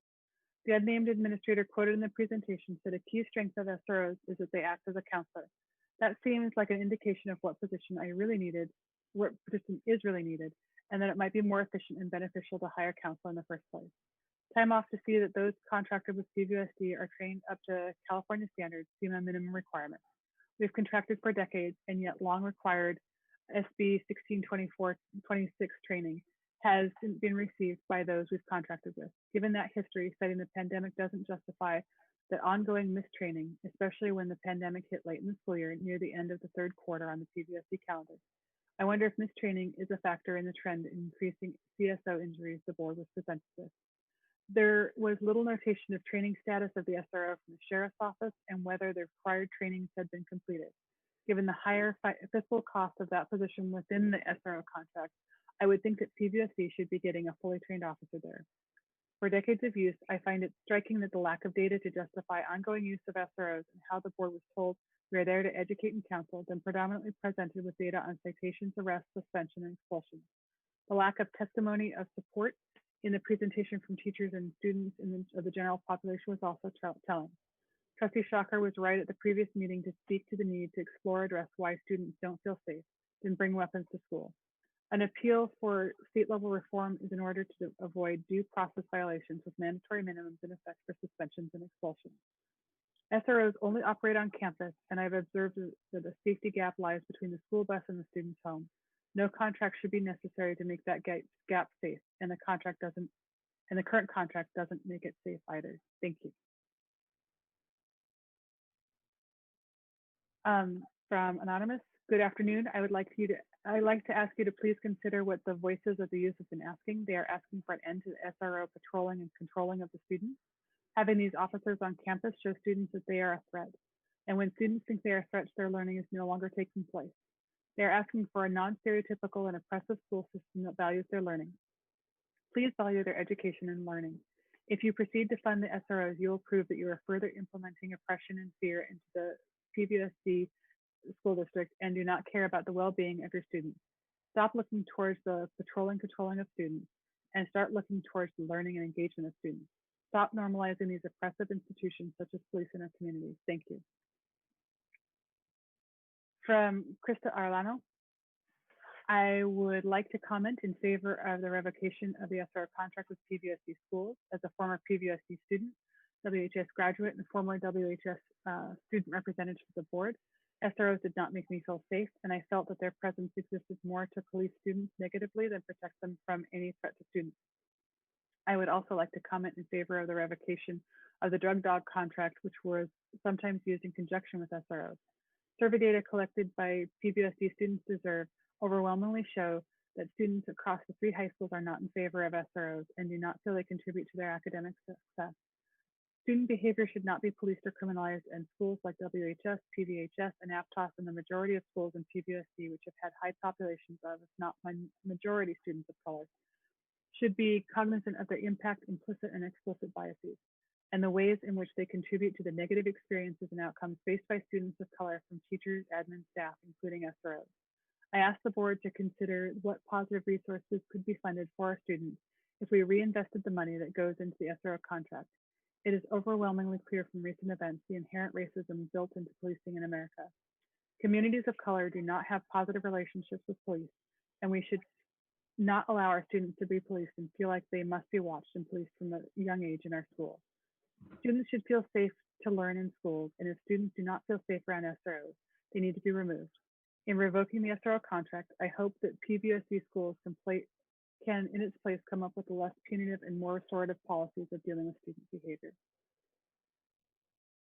From Marta Novoa, there is great momentum across the country and in California to divest from racist, militarized policing and instead invest in our community's needs. At Watsonville High School, we must provide a safe place, free from traumatic policing, surveillance, and criminalization, which impacts students of color, including immigrants, and creates an atmosphere that is expecting the worst from students. Watsonville High School has an opportunity to end the SRO position and instead invest in basic student needs like mental health and access to after-school programs. The community has been surveyed, and there is overwhelming agreement that these funds must be spent to reflect our community's values.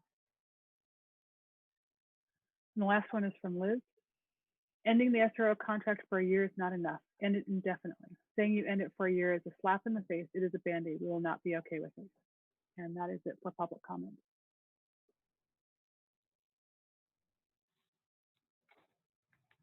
Okay, thank you very much. Now we'll now begin any discussion from the board. Yes. Okay. Trustee Shocker? Yes. Can you hear me? Yes. Okay. So Dr. Rodriguez, in regards to our survey that was sent out, do we have a breakdown of where this data came from? Like how many students were Watsonville? How many were Aptos? I will defer to Mrs. Chouse on that. Okay, thank you. Trustee Shocker, we do not have that information. We do have it by subgroup of community member, student, et cetera, but we do not have it broken down by school site. Okay, and so there was roughly 2,200 responses. 2,249. Okay. All right. So let me just say that disappointed on that, but I will say that I firmly believe that we do need to remove our SROs from campus, especially with distance learning coming up for the fall. It's something that I think we should look at permanently eliminating. And the reason I'm saying this is we're in a time now where more than ever, we're hearing from students that they need mental health support, that they don't feel supported at schools with their mental health. And we promote having healthy bodies. We need to start promoting having healthy minds to our children. Healthy bodies is just as important as a healthy mind. And I don't think an SRO who only undergoes 40 extra hours of training is a solution to helping our students cope with the problems of today's world. I believe we'd be better served having some type of memorandum of understanding with both the Sheriff's Office and the Watsonville Police Department about how they can serve us as a PVUSD community. The response time to responding to an incident at school, if they're called, they are literally a minute away from campus. A community outreach program that works with not only the police department, but with the district, as well as students, and listening to community and student voices on how to make our campuses safer and more mental health friendly. We need to hire counselors that are culturally responsible. And I think if we all are in agreement tonight and remove SROs, and this is where money needs to be spent. We need to spend money on counselors that are going to be culturally responsible to our students. We need to spend money on proper de-escalation techniques for staff, teachers, and anyone who works with students. We need to have an anti-bullying campaign or curriculum throughout the district that promotes healthy minds, healthy actions, a sense of community in our schools. We also need to provide sensitivity training to teachers, coaches, staff, anyone who works with students so that they understand different student backgrounds and different student needs. We should be evaluating currently counselors for their effectiveness, for their cultural sensitivity, for our understanding of what students need. Students shouldn't have to wait for 6 weeks to see a counselor only to be told that they need a referral to one of our partners and have to wait an additional 6 to 8 weeks before they're seen again. As someone mentioned in a comment before, students do not control when they're going to have a crisis. They cannot control their emotions that they're feeling and say, okay, I need to talk to you next week because I'm having a mental breakdown. These types of things need to be addressed and be taken into consideration here. We should be looking at being more proactive in our schools. Why aren't we having workshops during exam time that teach students how to deal with test anxiety, to teach student coping mechanisms? Why in health class is not anything to do with mental illness or mental resources addressed? Why aren't students given a list that says these are things that you can do to help yourself? These are places you can go. These are numbers you can reach out to. Why is a student who's having suicidal thoughts told to call the suicide hotline instead of being able to talk to a counselor? We're losing valuable moments in that time frame when they don't have the help they need and they're reaching out. So, I mean, I could go on, and this is one of the reasons I asked for a presentation or a special board meeting on mental health, because it's clear to me that we need to do more than what we're doing for our students in the mental health realm. And I'd like to to see that happen. And I'd like to take this money and put it where it should be and putting our students first. And for this reason, I can't support an SRO on campus. I do think we do need to look at having an MOU of understanding with the Sheriff's Office as well as Watsonville Police Department to address some of the concerns about safety on campus, as far as people going on campus that are not supposed to be there, response times if there is an emergency. The police are not going to stop investigating a complaint. They're not going to stop responding to a school if we have an emergency. That is what they're here for. That is what their jobs are. And it's not going to stop just because we don't have an SRO on campus. Thank you. So okay, thank you very much. Karen? Okay, Trustee Osmondson? Yes.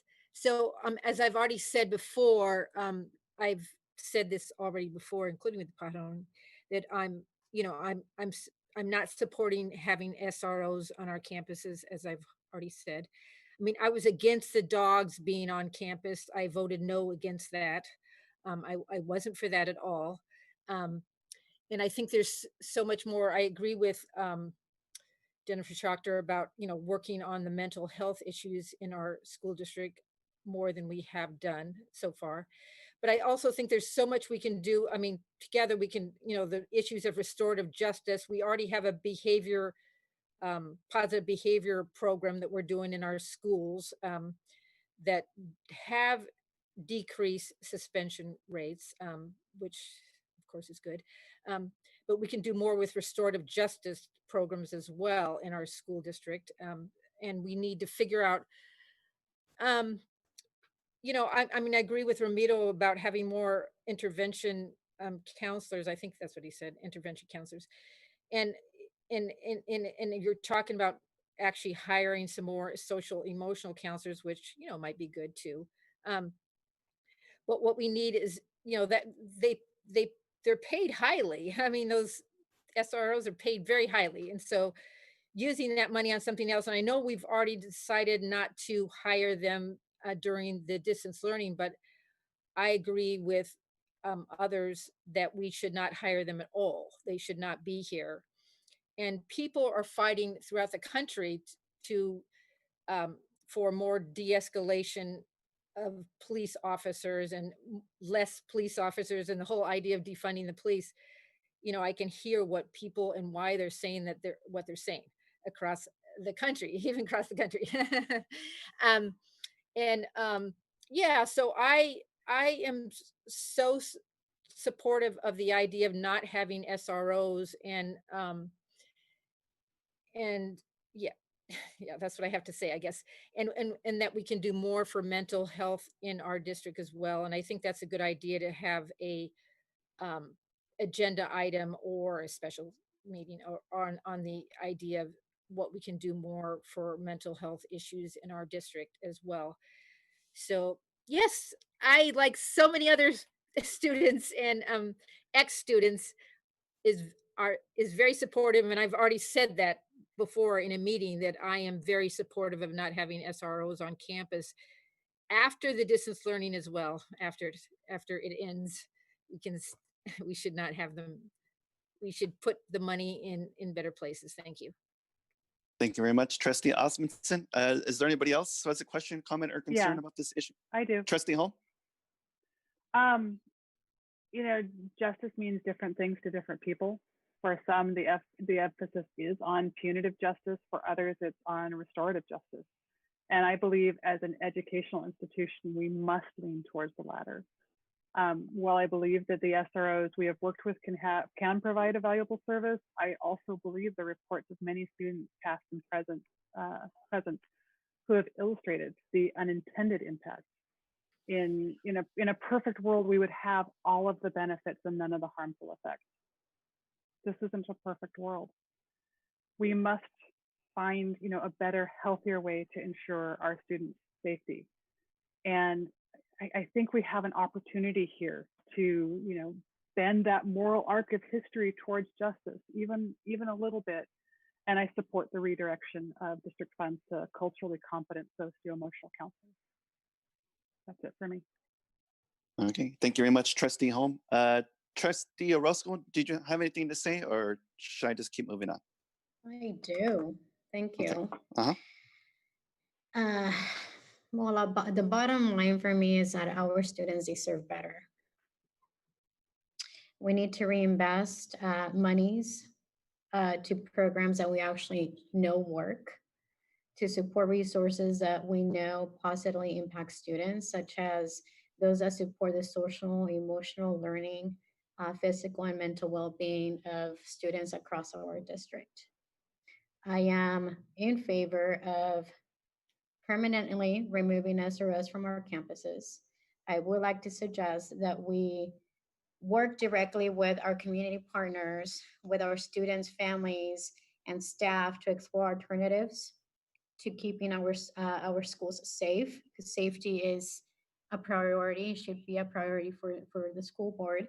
But I know that it can be other alternatives to providing safe schools. I would like to push it even further.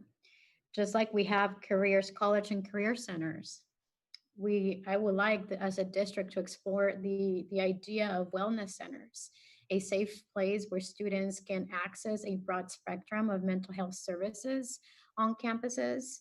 I would like to advocate for a robust ethnic studies program that not only serves children, students at the high school level, but bring it even further down to middle school and sort of integrate that across all grade levels. I also want to push for a robust sensitivity and cultural competence program, training program for staff across the board, not just our social emotional counselors, academic counselors. That should be across the board. And a solid evaluation system in place, because I want to make sure that the services that we're providing are being effective, are helping our students. So we need to have those metrics in place. So I am in favor of permanently removing the SROs from campuses. Thank you. Thank you very much. Trustee DeSerpa, did you want to add something to this? She's gone again. Okay, I think I'm here. Am I here? Yeah, we can hear you. Yeah. So I was able to watch the hearings that our state education secretary put on, Tony Thurmond, and it was very, very compelling, the data that was presented there, that having police on campuses is really not an effective way to keep our students safe. So although I do support much of our law enforcement in this county in terms of serving and protecting our community, I'm compelled to make the decision to support taking the SROs off the campuses. We all want the best set of outcomes for our kids, and the zero tolerance policies that the state sort of forced schools to live under exacerbates isolation and disengagement of students. When I first came to the district, one of my first, how do I put it? The first things that I worked on, for example, and you guys, a lot of you have heard this before, but for some of the public who's listening, every board meeting we'd get, I'd get probably, we were all on paper then, and we'd get stacks and stacks and stacks of kids that we were expelling out of the district. Sometimes 20, 25 kids were being expelled every board meeting. And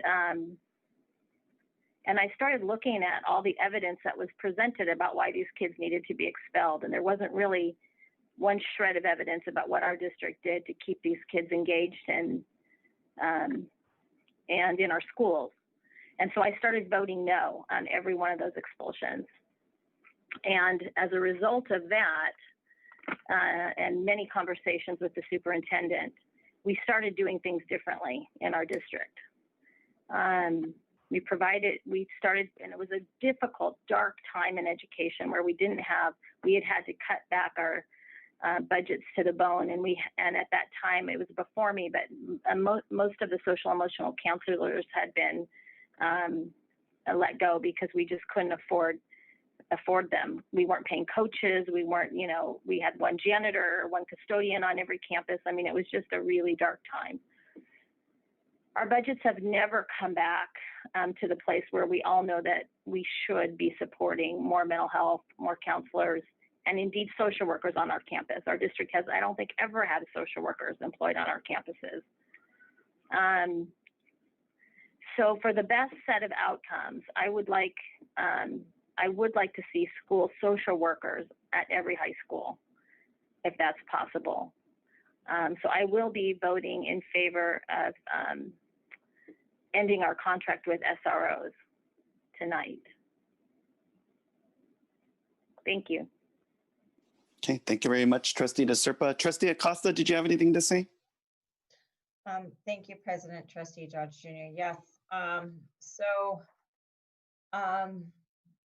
Along with many of my colleagues, I agree that we as a governing board directing the district, we need to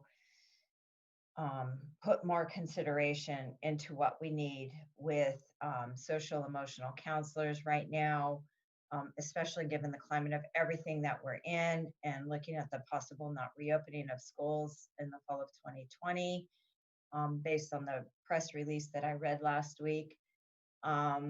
So, I mean, it seems to make logical sense to say, if we're not going to potentially have students on campuses, we're also not going to have SROs on campus. We're not going to be paying for this resource. And we all, I think, expressed concerns last semester when we went into emergency remote teaching, concerns about our students' emotional well-being, health, and safety. Because not every child does, comes from I don't even want to use the word perfect, but a home where everything's safe and comfortable and cozy, and that's just the reality. So I really do not have an issue with redirecting these funds to looking at that. But I do have to reflect, and I believe it was Trustee DeSerpa had mentioned this at a previous meeting on this topic. There is an issue with violence in schools, and that's just a reality of the time we're in. Maybe not the current time we're in with COVID-19, but what I mean by this is that Pajaro Valley Unified School District doesn't live in a vacuum in this community, right? We are a part of a greater community in the Pajaro Valley that stretches beyond Watsonville to Aptos, La Selva, to North Monterey County. And we need to make sure that we are having conversations and dialogue with all of our community partners across all that realm. So I think it's imperative that we continue to be a part of that conversation. And that includes our law enforcement. That includes Santa Cruz County Sheriff, Watsonville PD, and even Monterey County Sheriff, because that's the reality of where our district resides. I know that Chief Honda with Watsonville PD is starting, I think many of us probably know this, is starting a community advisory board. I would certainly like to see representatives of the Pajaro Valley Unified School District having a seat at that advisory board. I think that's imperative. I mean, 2/3 of our high schools reside within his police department's jurisdiction. So I would think that it's imperative that we have at least 2 board members, as well as possibly administration, hopefully be a part of that advisory board and that conversation and have a seat at that table. I think 2 obvious fits at the current time, if we could look at that, would be our president, Trustee Dodge Jr. He resides in the heart of Watsonville, as well as that Watsonville High School is directly in his district. And also Trustee Jennifer Shocker, who PV High resides in her trustee area. So I think that's imperative, and I think we need to expand that conversation beyond just Chief Honda. We need to expand it with the Santa Cruz County Sheriff's Department, as well as Monterey County Sheriff's Department, because they would be response to any issues that we have with our 3 schools that reside in that area. So I am in full well support of the staff recommendation tonight for this, with adding, so I guess, and well, I mean, President Trustee Dodge Jr. I think still has to speak on the topic. I really don't like making a motion until everybody spoke, but I would be willing to make the motion to support the staff's recommendation as presented tonight, but with the amendment to that, that we, you know, whether that be Dr. Rodriguez or President Trustee Dodge Jr., or a combination of the two, reach out to Chief Honda and speak to him about getting maybe those two, at least those 2 board members represented on that community advisory board that he's starting up, as well as we need to start those conversations with the Santa Cruz County Sheriff's Department and Monterey County, because we need to know, you know, things that Trustee Shocker mentioned, response times, if there is an issue on a campus, right? As well as we need to have these conversations about diversity in our community as well. So these are really important conversations, and PVUSD needs to have a seat at that table and be a part of that conversation. So that's my motion moving forward on this. So we'll just hold on to the motion. I'll just speak really briefly. You know, I live around here by Watsonville High School. You know, I live in the alleys right here. I grew up my whole life. My brothers, you know, we've lived around here, and you know, things can get a little crazy out here. You know, I understand. You know, there's a certain criminal element. And when I went to high school, there was a school resource officer, and you know, there was good ones, there was bad ones. But when it comes down to this vote, you know, the safety and security of the students, teachers, and classified staff falls on me. And I cannot, in good conscience, leave Watsonville High School unprotected. So I will be voting no on the full withdrawal of SRO officer at Watsonville High. So with that being said, I have a motion. Is there a second? I have a I second, would like but I'd to like an amend. amendment to it. Me Oh, too. Okay. Okay. So Okay. Maria, let's tag team it. All right. So my Okay. amendment is, again, voicing the fact that I am interested in removing the SROs permanently, not just for the 2021 academic year. So I will want that as part of the motion. And in addition to that is, you know, making it clear where we want those funds to be redirected. And I think Trustee Shocker and Trustee Holm, and I think Trustee De Serpa made it clear as to the areas we want to explore. So we want to explore additional mental health services. We want to explore a robust sensitivity and cultural competence training across the board, not just with our counselors, and a solid evaluation system in place to ensure that the services being delivered to students are effective.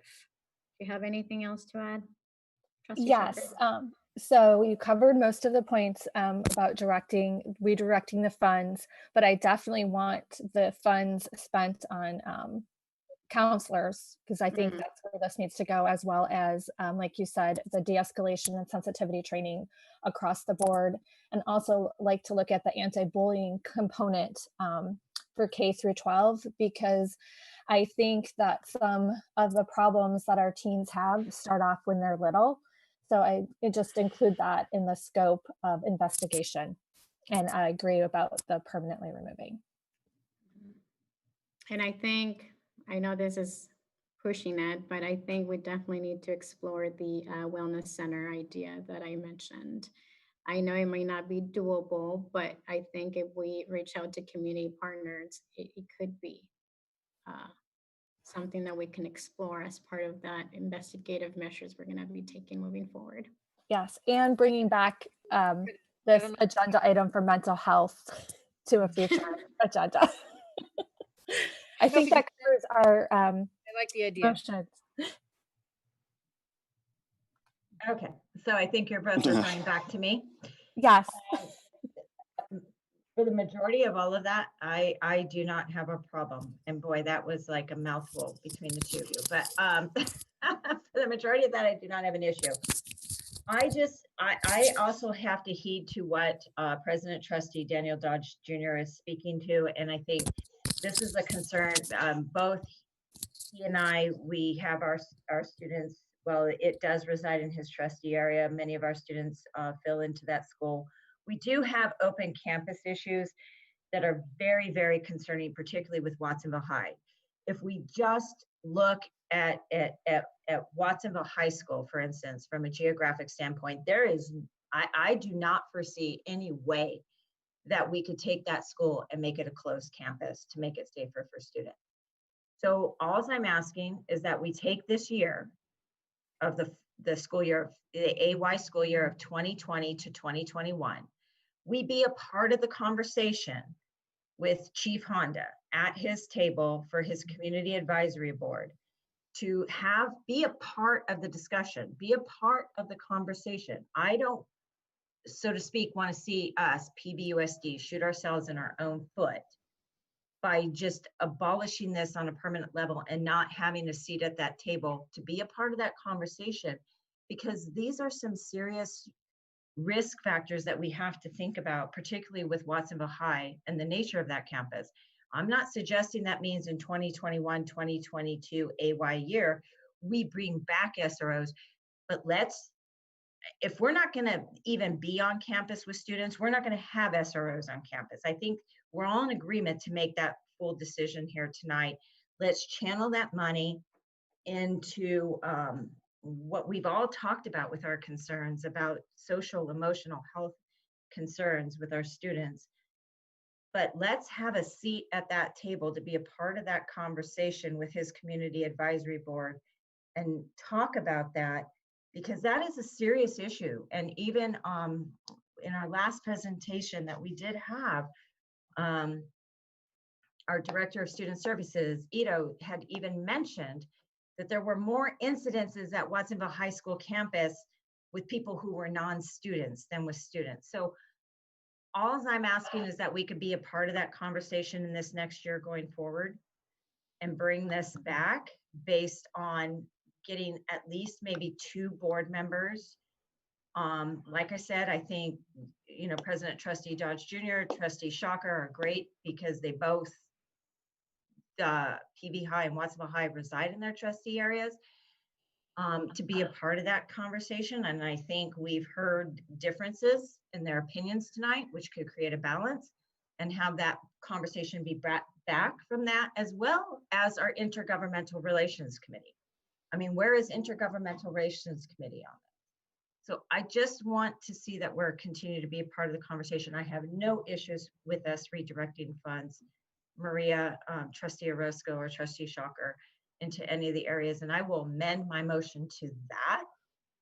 If you two can accept that we just at least do this for the 2020-2021 school year, have a seat at the table with Chief Honda, and start dialogue also with Santa Cruz County Sheriff and Monterey County Sheriff about these other issues with response times and issues there, and of course with Aptos High with Santa Cruz County Sheriff. Well, I'm in favor of being part of the table and being part of this discussion. I think it's important that we sit on the table, but I'm not willing to compromise only removing SROs for the 2021 academic I don't think it's a compromise. I think that was the staff's recommendation. And I think it's a good place to start. And if we shoot ourselves in our own foot by saying, we're just not going to have anything to do with you. I mean, well, I don't think we are, because we're strong partners. There's the Caminos program, which we're very involved with. There's the Pell program. So I don't think we're shooting ourselves on the foot. We're still having those conversations. We're still partnering with them. I think we all have a great deal of respect for, their service in keeping our community safe. I would hope so. So we do. And we can come back with an MOU of understanding with the different departments regarding some On of these. what our partnership will look like moving forward. Right. And, So I'm and, not and I willing. have no issue with that. I'm just asking that I don't know what the hiccup is. I mean, we've got a whole academic school year ahead of us, and the time to have these conversations. It's obvious we, at this point, again, based off the press release I read last week, we're probably not going to be reopening schools in the fall of 2020. So we can make that decision. So I'm willing to amend my motion to include the things that both of you said, but to keep it limited to the 2020-2021 AY year, and let us be a part of that conversation and have a seat at that table. So that's my amendment to the motion. So I'm willing, again, I stand strong on what my intent is. And so if that's your motion, I'm not going to support it. I'm also, you know, the idea of working with Honda, I think we should do that. We should call him, but amending the motion to actually have us in his committee, I don't think we can quite do that yet. But we should definitely talk to him about our interest as PVUSD to be involved in his committee. That would be a good idea. But as part of the amendment, I would say not yet. But I would like to go with the amendment that Maria put forward as well. I mean, her proposal. It sounds like we might have to do a vote and then do another amendment, correct? Do another amendment. So we're going to be voting on unless there's a second. I haven't heard a second yet, right? I'm a second your vote. I'm going to second your. No, your, but I haven't made a motion. Georgia made the motion, and her motion was to go with the staff recommendation with the addition of making sure we speak to our police department, Chief Honda, and have a seat at the table to continue the discussion. And the addition of the social emotional counselors and everything we talked about around mental health. So that's Was her there- motion. Is there a second to that? Yeah, I'll second. Okay, we're going to have staff vote. Everybody has to vote one at a time. Maria, I don't think it's clear enough. Do you think we can, and Georgia, I don't think this motion's clear enough. I think we need to restate the motion. Georgia, you're asking for the SRO issue to come back in the 21-22 school year? No, I am voting to approve staff recommendation with my recommendation that that Chief Honda's approach to have particularly President Trustee Dodge Jr., yourself, Trustee Shocker, be a part of his community advisory board. We reach out to Santa Cruz County Sheriff's Department for a similar conversation, and Monterey County Sheriff's Department, and that and also encumbers them to everything that you and Trustee Orozco mentioned with regards to the mental health, the social emotional, all of that, what we can find funds for to support all of that, right? Because that may exceed what the funds were for the SRO. So we're going to have to see that we have the resources for it. I do not have a problem with that. I am going with staff recommendation for the 2020-2021 AY year. So in other words, Karen, she is not okay with moving forward with the idea of permanently removing the SROs at this point in time. Because I would like for us to make sure that we still have a seat at the table and we're a part of the conversation. We do not live in a vacuum in Pajaro Valley Unified School District. We are a part of a greater community, and we need to be a part of that conversation. And we're not a part of that conversation when we are making a definitive and decision permanently. Just saying this, let's be a part of the conversation. And President Trustee Dodge Jr. and I pointed out, we have greater issues at Watsonville High School that extend beyond student issues, and our SROs are engaged more by our staff engaging them than that. I'm not saying that the answer is to have SROs back on campus in the 2021-2022 AY. I'm saying let's have a seat at the table, let's have a conversation about that and be logical about it, and then bring it back to the board at that time before we bring students back to campus. I'm not saying bring SROs back in 2021, 2022. I don't know what the vision of that will be because I don't know what's going to come out of Chief Honda's Community Advisory Board. So all I'm asking is that we look at this for this next school year and that we work with our community partners and be a part of the conversation, have a seat at the table. That's all. I'm not saying that I don't support removing SROs permanently. I'm just saying right now today, I don't think we have a full picture of what that looks like. So do you think we can actually say to Honda, we're going to put 2 people on your committee? Can we actually tell them that? I mean, I think that we can ask that. Well, yes, and we have a whole intergovernmental relations committee, do we not, Dr. Rodriguez, with the city of Watsonville? No, I'm on it. We do, and I have spoken to Chief Honda. I did not ask him about this, but I feel confident he would give us seats at the table. So I don't think we should put that in as amendment. I don't think we should put that as an amendment. What we're All saying. right, so I think we have a motion and a second, and Yes. you know, and we're in disagreement. So let's just go ahead and vote and see where that takes us. Okay. Well, if that's President Trustee Dodge's call, yes. Yes. I would like to go ahead and just take a vote. So I'd like to hear a roll call, please. Yeah, roll call. Point of order. Trustee Holm. Just in terms of logistics on how meetings work, and this is my own unfamiliarity, so please illuminate me. If we have a motion and a second, and I know there's disagreement, what does it mean for a no vote for this? Does that mean the second motion could be made, or does that close the discussion? That means the motion will die and a second motion can be made. Maria's motion could be made, her motion, right? Okay. Okay, so all those in favor of No, don't do Trustee all those in favor. Acosta's. One at a time. Okay. One at a time. Okay. Trustee Shocker, your vote? Louder. No. Trustee DeSerpa, your vote? No. Trustee Orozco, your vote? No. Trustee Osmondson, your vote? No. Trustee Acosta, your vote? Yes. Trustee Holm, your vote? No. President Dodge, your vote? Yes. Okay, motion fails. And so, Maria, did you want to state your motion one more time? Sure, in collaboration with Trustee Shocker, in case I missed something.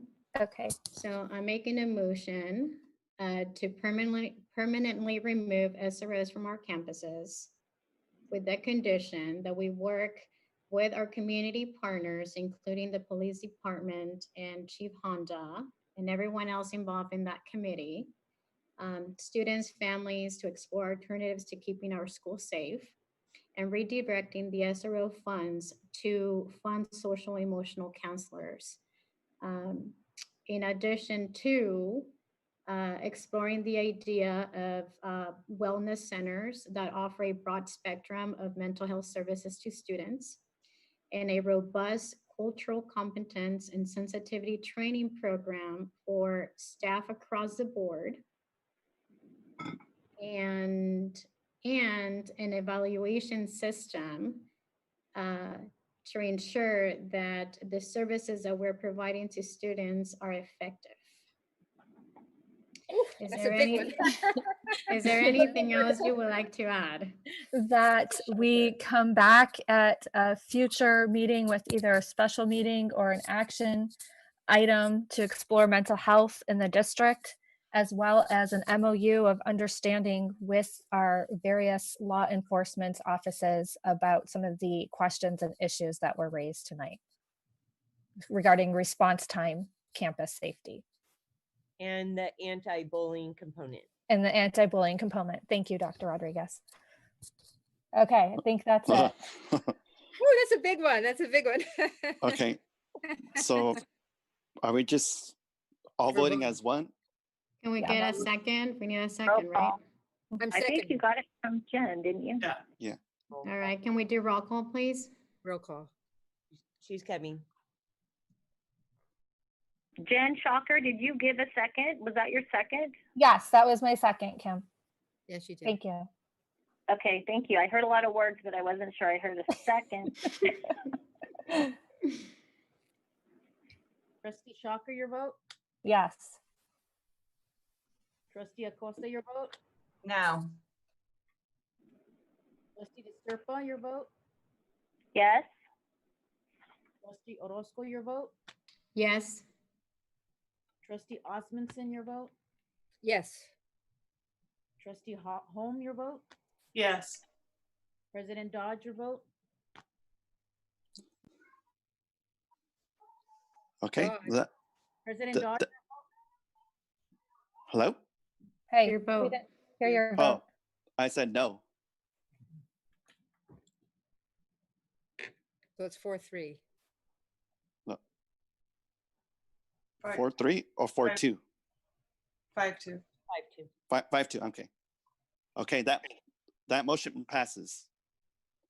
Okay. Next up on the agenda, agenda item 9.2, resolution 20-21-03, approving the formation of a new school PVUSD virtual academy and taking related action items in connection therewith. This report will be presented by Dr. Michelle Rodriguez. Yes, thank you very much. So quite a bit has transpired within the last 2 weeks since we last met. So what we did do is we continue to provide the intent to enroll forms for the virtual academy. We have at this point received approximately 700 of those responses from parents. Because we had a conversation and we were able to move to distance learning only, and I know that's going to come to the board at the next board meeting for official vote. But because that is a high possibility, then we did do an additional survey with the parents. With what we did, and I do so appreciate student services and my office who together they coded all the intent to enroll forms so we could actually do the survey. At that time when we presented the survey, we only had 450 parents that had submitted. So we have seen an additional increase. Again, the intent to enroll form was not meant to be, it's not binding in any way. It was just to see if we were able to continue that work. I'm going to go ahead and share my screen so that I can share some of the data because the question really came up was, okay, so do we still need it, right? If we are for the first semester, if we are going to continue to provide distance learning, and is there still a need for that? So one thing we provided this survey. It's in board docs for everyone to see. This has increased some since I posted, but it has now since closed. It didn't change significantly. It was in English and Spanish. I will share the Spanish version with you in a minute. You can see it's a pretty even disbursement of that, a little bit less at the kinder level than the other levels. We did ask them, so we had information up at the top. We did say to them, now that you know that we have given the shift to distance learning, would you still at this moment seek to enroll your student in the virtual academy? So what we found was 16.4% of the parents said, I would just put my child in a PVUSD school, my current one. We had 35% that said, no, I still plan on completing the application for the PVUSD Virtual Academy. And then we had almost 50%, 48% that said, I'd rather do distance learning at my current PVUSD school But for second semester, I would want to enroll in the virtual academy. So that was the question, right? Is do we do the virtual academy now? Do we do the virtual academy the second semester or not at all?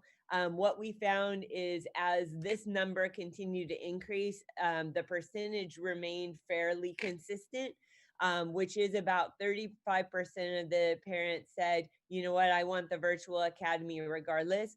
We did want to try to understand what their primary interest was in the virtual academy. As we would expect, a grand majority of it, about 70% of the parents said it was for health and safety concern. 20% said that they had interest in self-paced learning and that is what they wanted. Another small percentage, it was only about 5%, said a desire to try a different type of distance learning. And then we allowed others. And so you can see that that was one parent saying everything from all the above to talking about anxiety for their child. This was important to us because this is not only about recruiting new students to us, but it is also about not losing students to other virtual academies. So there are virtual academies that are popping up throughout other school districts. And so everywhere from Monterey to Morgan Hill to Gilroy, the County Office of Education is also considering a virtual academy. And so we had about a little over half of the parents that said, yes, I would seek another opportunity if elsewhere. Then we did do the survey in English and Spanish according to what was in Synergy. We gave them the survey in the appropriate family language. You can see it. It was fairly similar. Interestingly enough, for some reason in this case, fifth grade was much higher, but the numbers stayed fairly consistent, right? The numbers of it was 36% for the bigger group of over 200. This is a much smaller group, 23, but they too said that they intended to continue to be part of the virtual academy. Again, here you see that in this case, there was only two different responses. Grand majority was with concern with health and safety. And then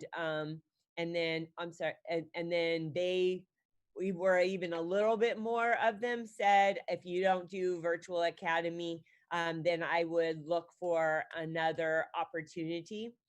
So because of that, that is how we came up with the numbers of the 335. So we do have about 700 who submitted so far, taking that into account, knowing that we continue to receive some, and then about the third of the people, we estimate that we would have about 335 students that would be part of the virtual academy. I did want to note that we did have, even though we did no publicizing with other school districts at all, we did have some students and parents from other school districts apply or do their intent to enroll, not apply, do their intent to enroll with the virtual academy. So we do not only have the ability to maintain our students, but we would also have that ability to possibly garnish additional students. I know that the budget, there will be a question regarding the budget.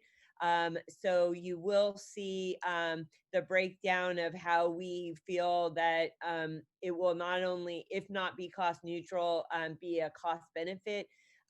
If we were to lose 100 students, just assuming that the parents that said, yes, I would leave, and there was over 100 that said, if you don't do this, I want it first semester, I'll leave. It was approximately 100 students. And again, as all survey goes, we had about half of the people respond, which is actually better. Most surveys, a third is traditionally pretty good. We did do paper and pencil, intent to enroll through our food distribution. They actually stuffed all of the bags. It wasn't on request. They stuffed the bags. And then we did do mailings home to our schools that have traditionally not done good response. And so, but we would have at this point, if the survey results what they said, we could lose 100 students, which would be $1.112 million of unrestricted costs. And so we do believe that all 13 teachers would be from within the school district. They would be current teachers.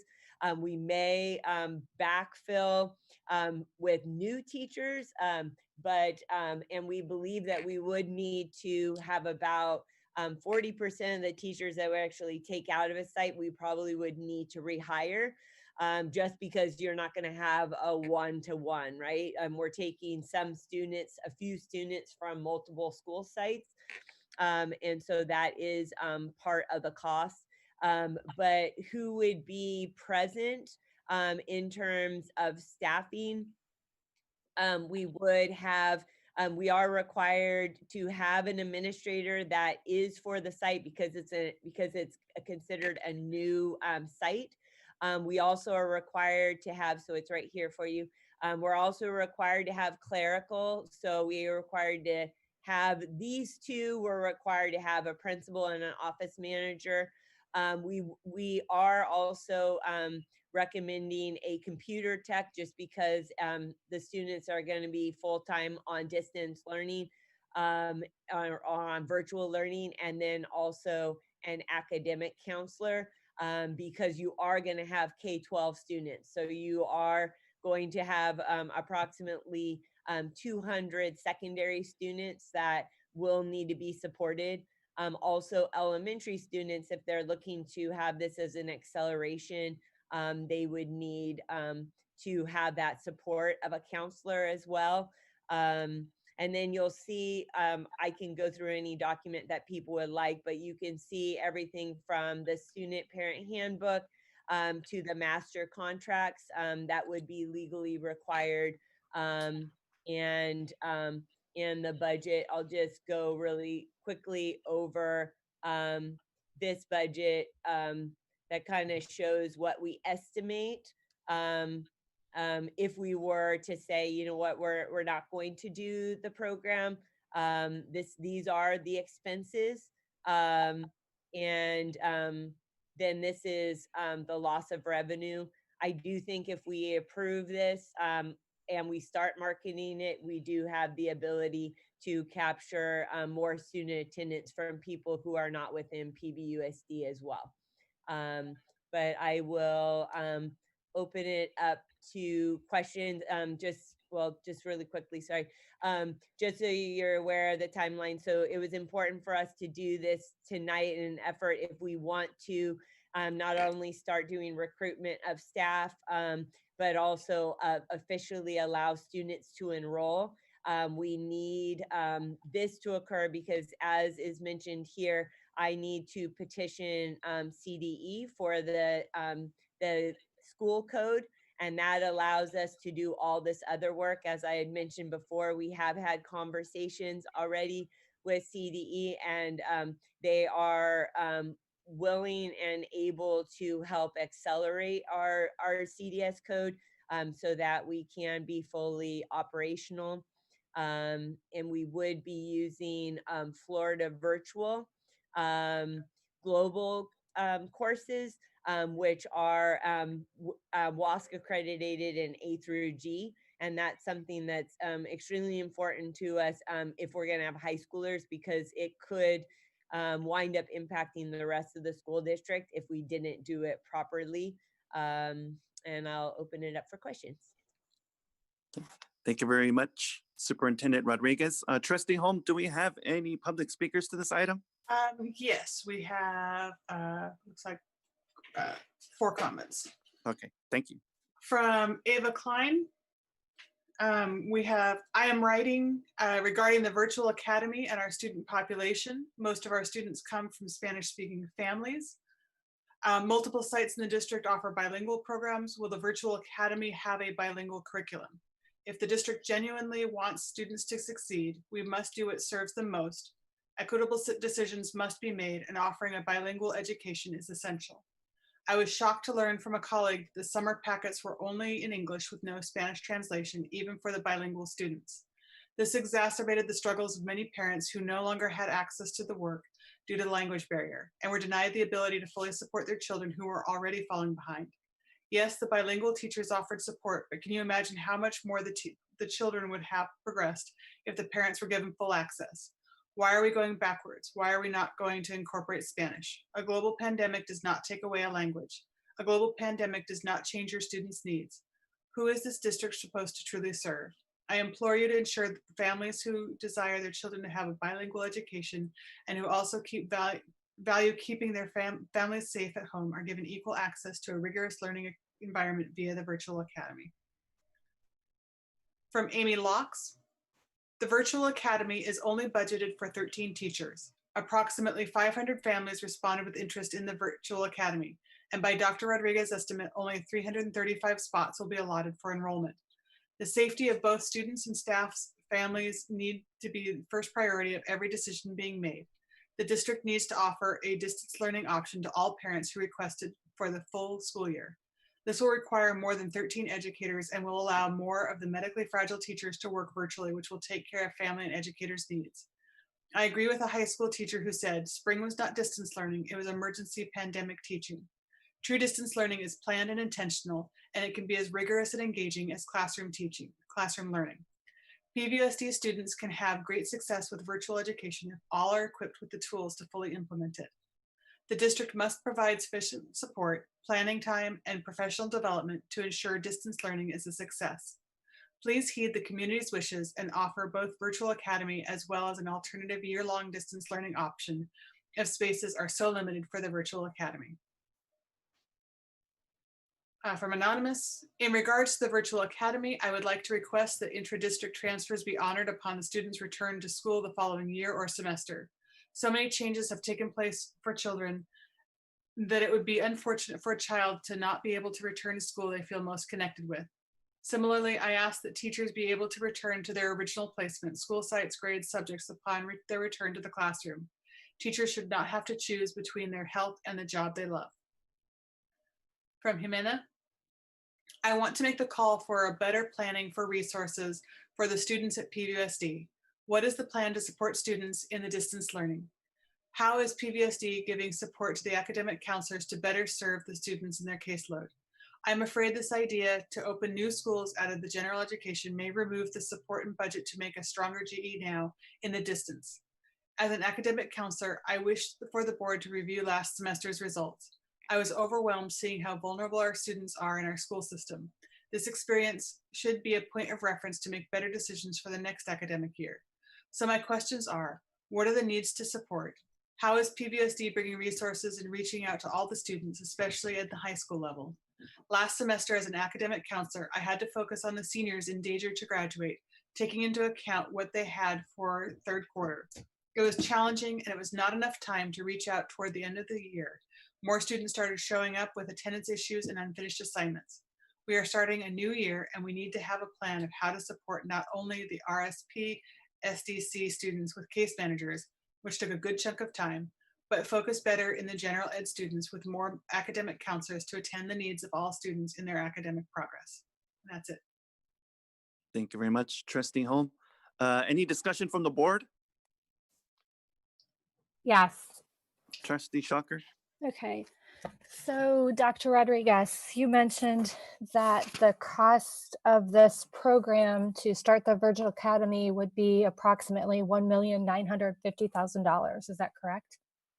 Let me Making sure I'm reading it correctly. Yeah, I will share my screen again so that you can see it. Yes, it would be including all teachers. And again, some of the teachers are going to be from other sites. But this would be even assuming that we don't, that we replace all 13 teachers at the other sites. It would be here it is. We're assuming the 40%, that only 40% will be moved from sites, will be requiring, but the total cost is 1.9, and then minus the revenue that we would lose, and then the staff that would just be reallocated, and then the decrease in technology from the other sites. But yes, if you just look at it for pure cost, then it would be 1.9. Okay, so my concern is for $1.9 million, we could have given our teachers an almost 2% raise. So with looking at moving forward, we're going to distance learning. That's pretty much a given that we're going to distance learning in the fall. I would rather see this decision shift to October, where we can better see what's happening with the year 2021, what's happening with students coming back. From parents I've talked to, their interest in the virtual academy was, one, they didn't think they would be able to do a type of independent studies program at school if they were working. Their concerns were, I can't have my child log in at specific times because I'm working. They'll either be with a babysitter or older grandparents that they don't want to shift that responsibility to. So I have no choice but to do virtual academy unless I can do distance learning from my site. My other concern is that we're shifting funds here. So we're going to have sites that are going to lose some funds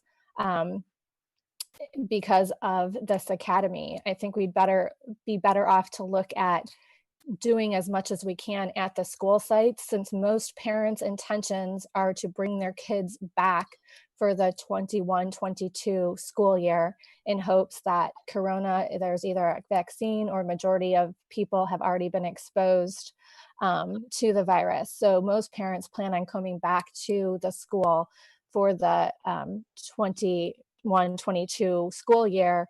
So it only makes sense to have those children maintain the same curriculum that they're used to, so there's not a big shift in learning in the 21-22 school year. Also, we only have room for 13 teachers then who have some type of immunoresponse age, but we have over 150 teachers that have responded to surveys that they have a need to do distance learning. So what's going to happen to these teachers? So these are just some concerns that I have with this. I'm wondering too, if we can only take 335 students, how much of those students can we actually shift to doing Pacific Coast Charter, and how many of those students could we shift into an independent study program at a couple of the sites? So I just want to address some of the statements. So one, that is exactly this parents that you said that wanted to enroll in distance learning, and then if necessary, continue that distance learning. That is this 48%. The 35% said, even if we are doing distance learning at the sites, that isn't. So just so everybody knows, the 335 is the approximation because of this, right? Because of the fact that 35 to 39% said that they wanted it regardless. So that number of teachers could go up, but it's going to have to go up concurrent with students, right? I'm not going to say we're having 1,000 students when the data is not showing that. But we did have, we actually had a teacher from Pacific Coast Charter School, and she said that there were some locations at the elementary, but very few. And they would not be able to take on these ones. And what I have said before is one doesn't require the other not to happen. So just because we have virtual academy does not mean that we don't have distance learning. So it's not a dichotomous decision, meaning if we have virtual academy, we're not doing distance learning. That's not accurate. But even with this, excuse me, even with these numbers, you'll see that we're already at a fairly low class size, right? So we're saying that teachers aren't going to have the regular number of students that they usually have, that they're going to have a lower number. So, I mean, so this number can actually increase some. And if we wind up having additional support, but you can't give what you don't have. So it's just by, if you look at this, yes, this is, it equates to, it would equate to a raise, but that's assuming that we don't lose students, right? And we all unfortunately are well aware of declining enrollment and what it's done to our budget. So if we lose these students, which are right here, if we lose those students, we don't have that money. So that's 1.1 million who, unless, and we were really explicit with the survey, unless they are just not, they, I mean, they're bluffing, then these people are saying to us, we are choosing, because the other option that you were saying when you're talking about parents is actually right here, right? Where they're saying we're going to do distance learning, and second semester we're going to do virtual. And that has not been our norm. When we lose students outside of the district, we lose them. They don't come back to us. Now, if we keep them within the school district, then yes, most are saying, I want to go back to my original school, which is actually in the application, that they would be able to go back to their home school, whatever that is. And so this was and it is tremendous work. I personally I did this because we didn't, no other staff had the time and attention to do it. So I recognize the workload on it. But the reason why I dedicated my time to do it is because these numbers are showing us we will lose students if we don't do this. And if we lose we really can't afford to lose another 100 students or 200 students to someone else. And there are other options out there that they would be able to go to. So, Danny. Yeah, I wasn't sure if Trustee Shocker was done, but Trustee Shocker. All right. Yes, I'm done. Thank you. Okay, Trustee Osmondson. Well, I just wanted to ask you, so, I mean, hopefully maybe we can have more teachers, but, and you were talking about others from other places that are interested in coming in, and that you could possibly have more of them come in, and then we would have, obviously that would benefit us, obviously, because we would have more students, obviously. But are you saying that they're, well, I was just trying to, I didn't completely understand. So you haven't recruited these parents that are coming in, but you could put something out there that other parents could come in, or what were you saying?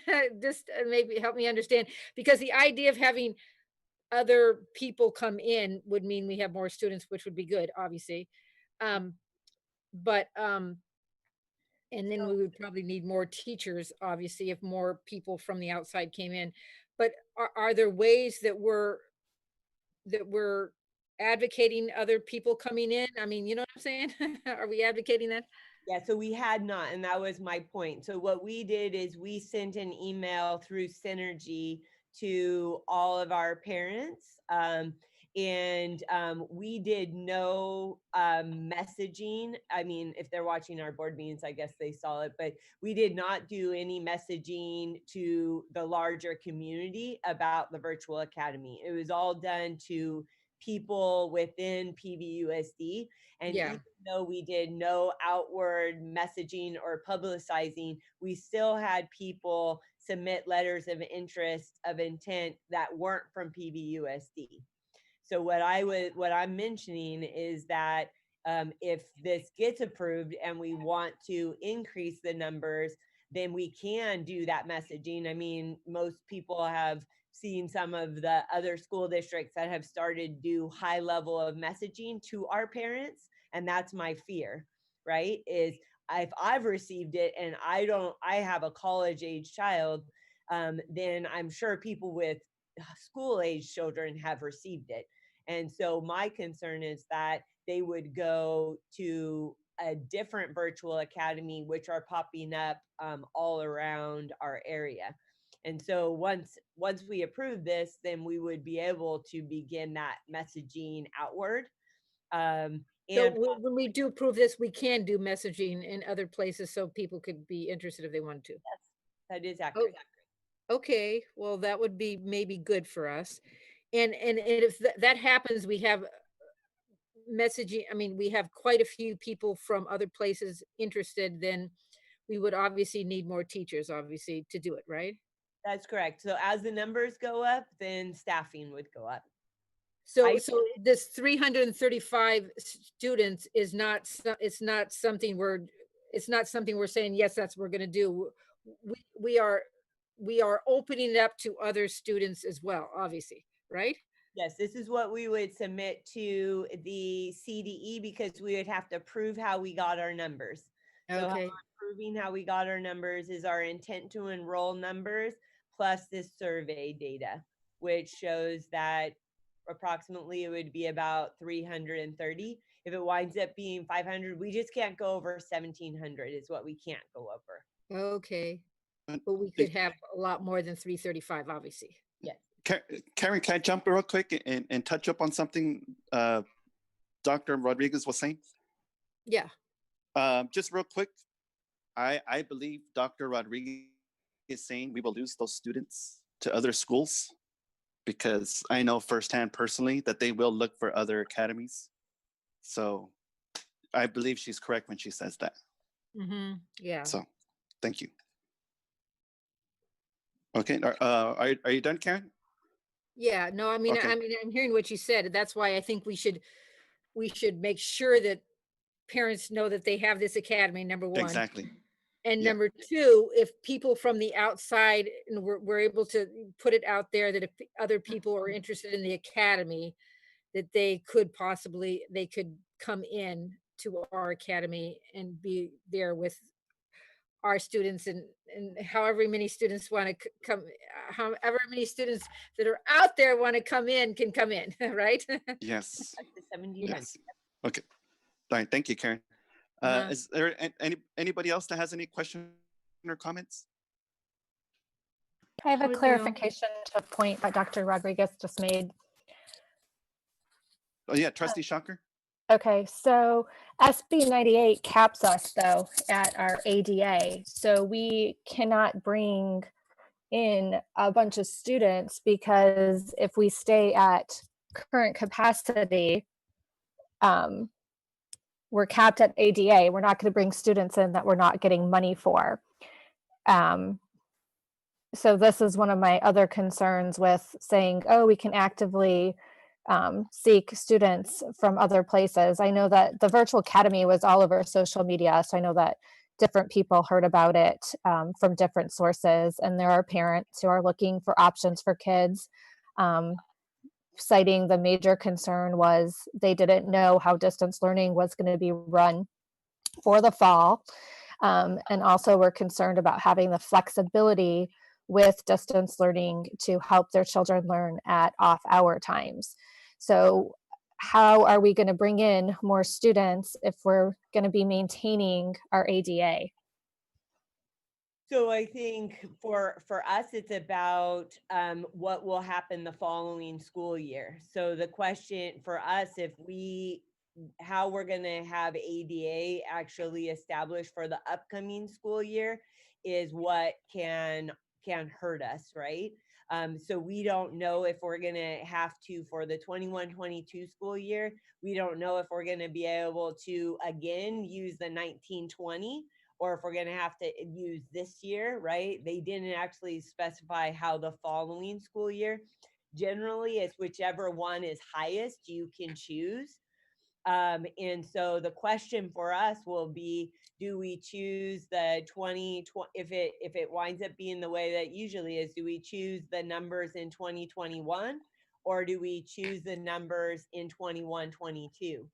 So, I mean, you are accurate that, you know, adding 1,000 students would then add, you know, significant teachers that we probably want to add on, but we would do the cost analysis of what will be the future impact. Because having, I mean, I don't foresee us getting, you know, 500, especially not the first year, a large number of students not from the school district, but it could wind up having ADA benefit to us the following school year, not this one, but the upcoming, right?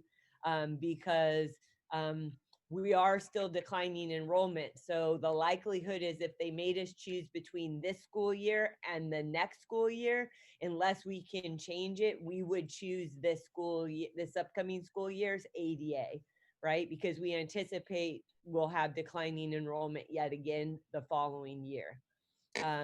So I think it would behoove us to take in, that's the wonderful thing about transfers, right? We get to choose when we hit capacity, right? So we would probably do the cost differential and say it will behoove us to do that, knowing that each new child that we bring in brings in about $12,000 worth of revenue for us.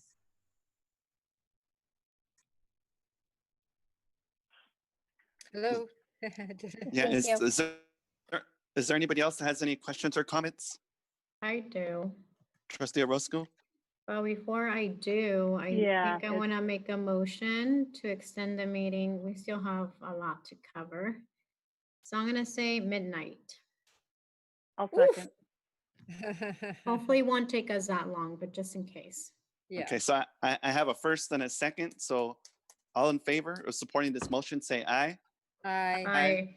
Unfortunately, aye. Anybody oppose? Aye. Aye. So 5-2, correct? Yeah. Okay. Thank you very much. So Michelle, I have a budget question. Okay. Because I'm so confused about it. So where are we getting the money to fund this virtual academy? So it's a combination. We're going to be able to use some of the CARES Act funding in order to be able to do it. So we have the 19 million, which we must spend prior to December 31st. So a portion of it can be that. So a portion is management of loss, and another portion is finding another alternative or choice for parents, which we actually think could wind up being beneficial for our students in the future. Okay, thank you. I do have a couple questions, so maybe you covered this or not. So because this is a new school, if a student decides to do the virtual academy, but it ends up not being a good choice for them, they can transfer into another school within the district, right? Yeah, we have said at the semester that they would be able to go back to their home school. Got it. After Thank semester. you. Okay. At semester or end of year. I mean, they technically are, with all independent studies, they're committing to a semester long. Got it. So then in that regard, how will we keep track of student performance, and what supports will be providing if a student is not participating or simply it is just the wrong fit for them, given that they're committing to a full semester long program? So most of that information is in the parent handbook for you. So I'll go ahead and I looked at that. Go to it. So the evaluation of coursework is found here. So we would be looking at student work through Florida Virtual Global. The students have embedded quizzes and assessments and performance. They also have some self-reflection components and rubrics.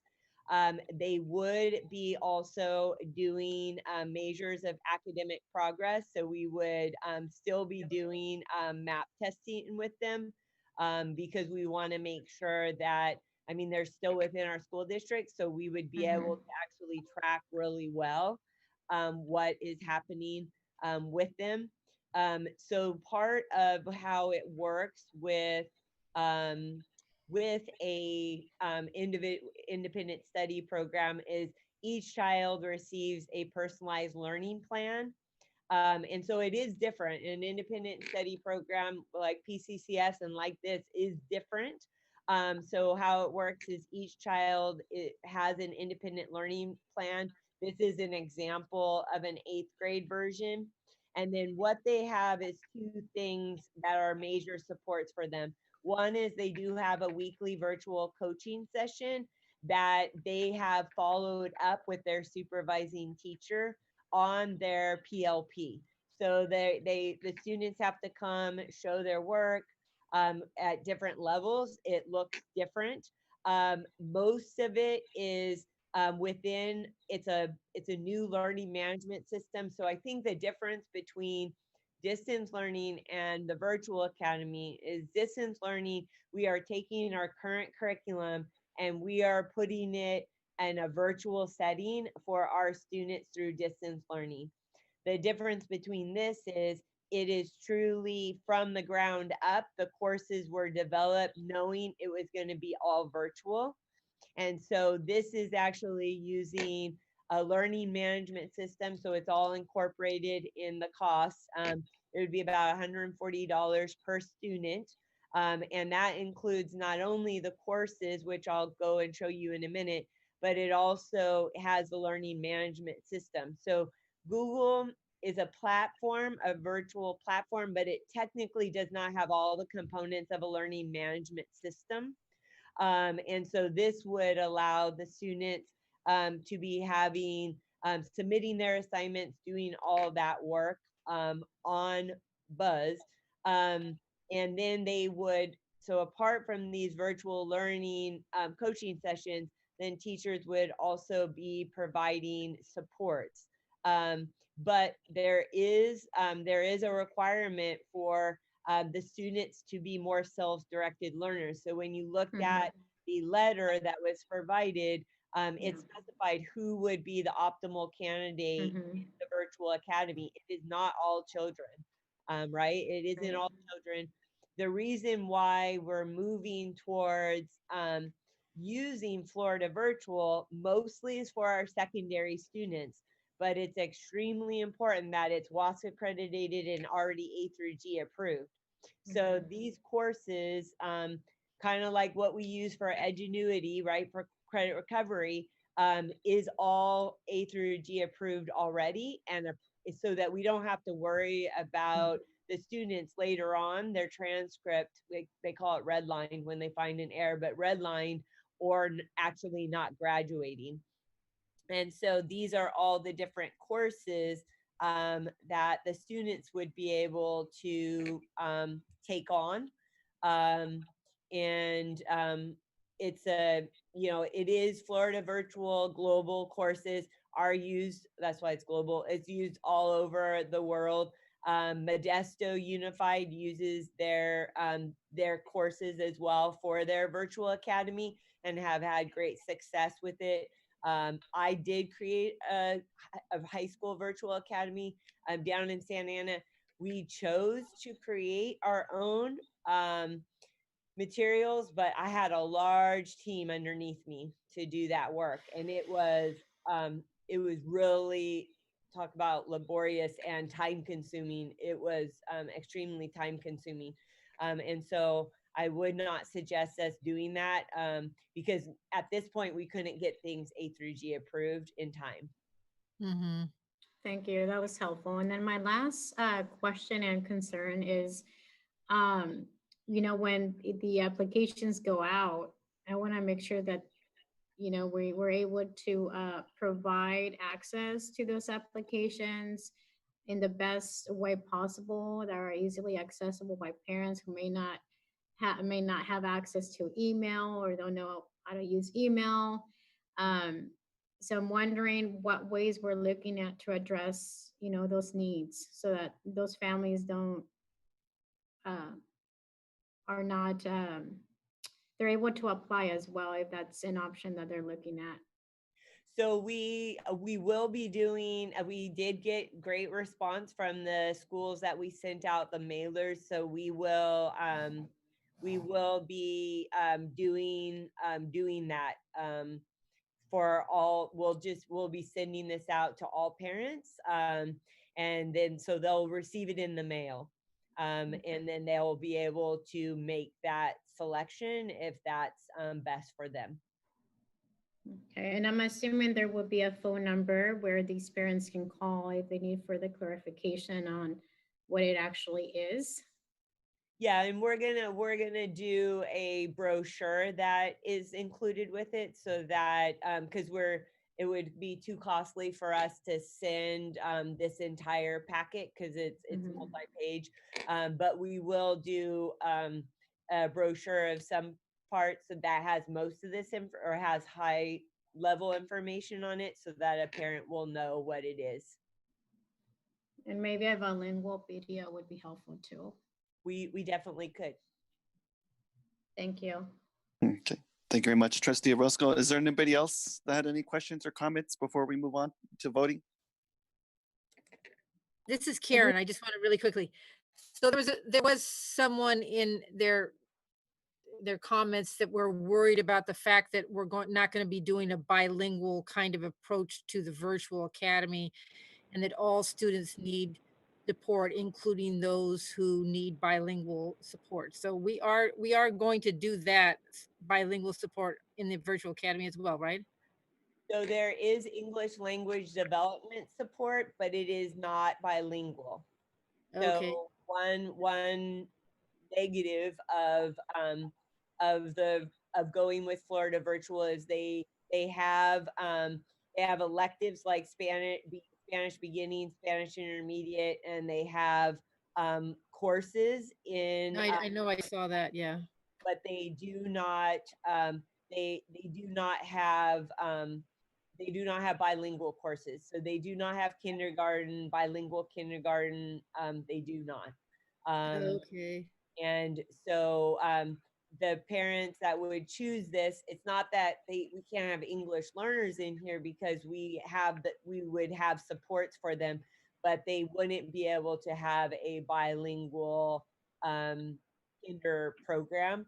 Now, one thing that you can do, and because this got brought up before, and I believe it was in my FAQ, so I wrote it in there, I believe, but is that we can add to courses. So Florida Virtual allows you to add approved courses to the Buzz Learning Management System. If we chose to, we would be able to do that, but there is not a way that we would be able to do that by August 17th.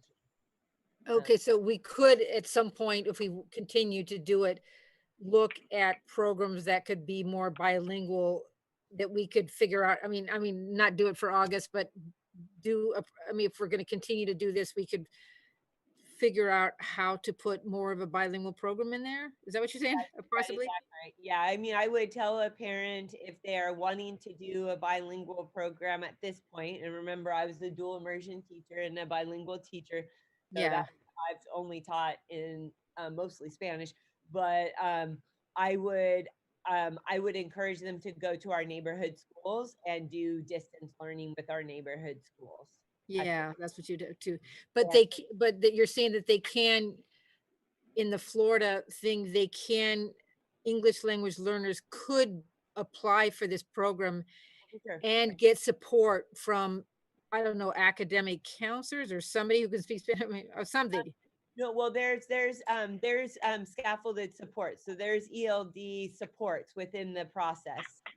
Oh, there is. Yes. Yeah. So it's very similar to one of our SEI classes that's not taught in Spanish, right? We provide scaffolds during instruction, and then we also provide English language development instruction. Okay.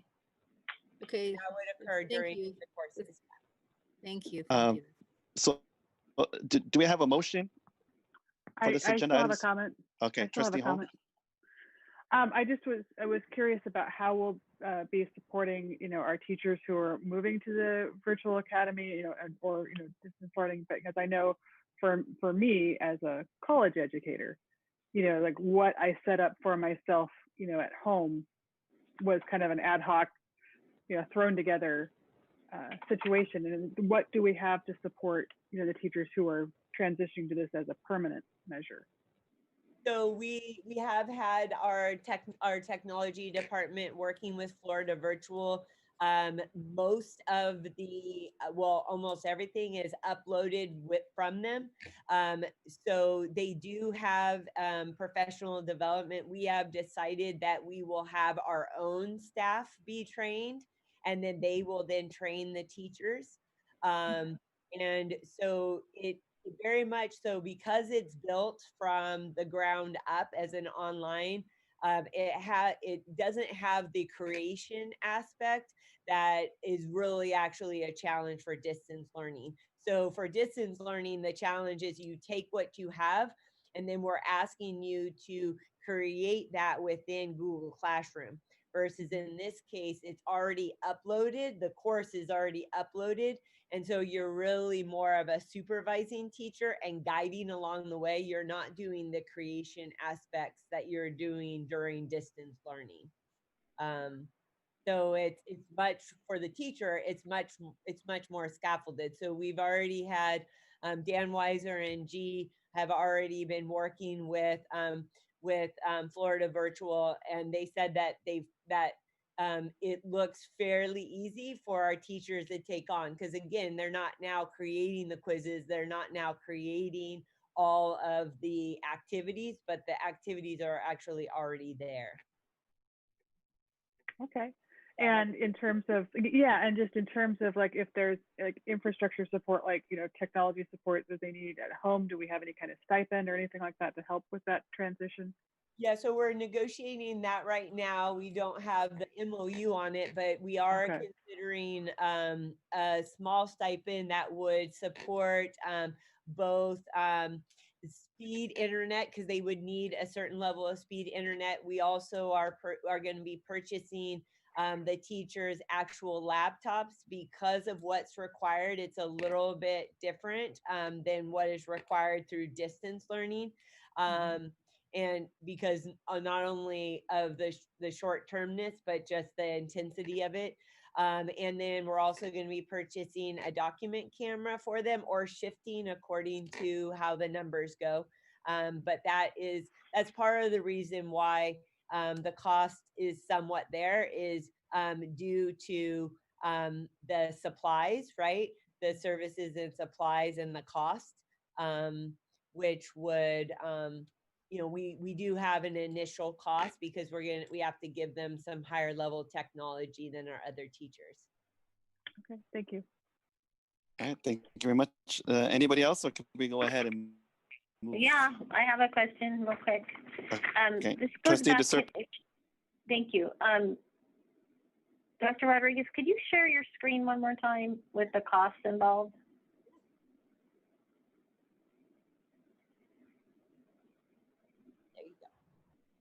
Okay, so I think what I heard you say is that we have, like for each student, the ADA that we would be getting is $12,000 per student. Is that right? That's for us. That is correct. That's not correct for all school districts, but that's correct for us. Yes. For us, okay. And how many kids potentially could we have in this academy? We can have up to 1,700 if that's what we're choosing, or if that's who decides, but you can have up to 1,700. So there's a potential to make a great deal of money on this academy, actually. It could be quite lucrative to the district. Well, I think I do think that Trustee Shocker brings up a point in that there will determine when it's costs, where the cost is beneficial to us. I think if we can balance out anticipated loss of students that we're going to lose either this year or combined with next year, it is good for us to increase back up to the 1920 level, because that way we will maintain funding. Because for the 21 school year, it's very, very unlikely that they will allow us to use the 1920 school year numbers yet again. It's very unlikely. Yeah.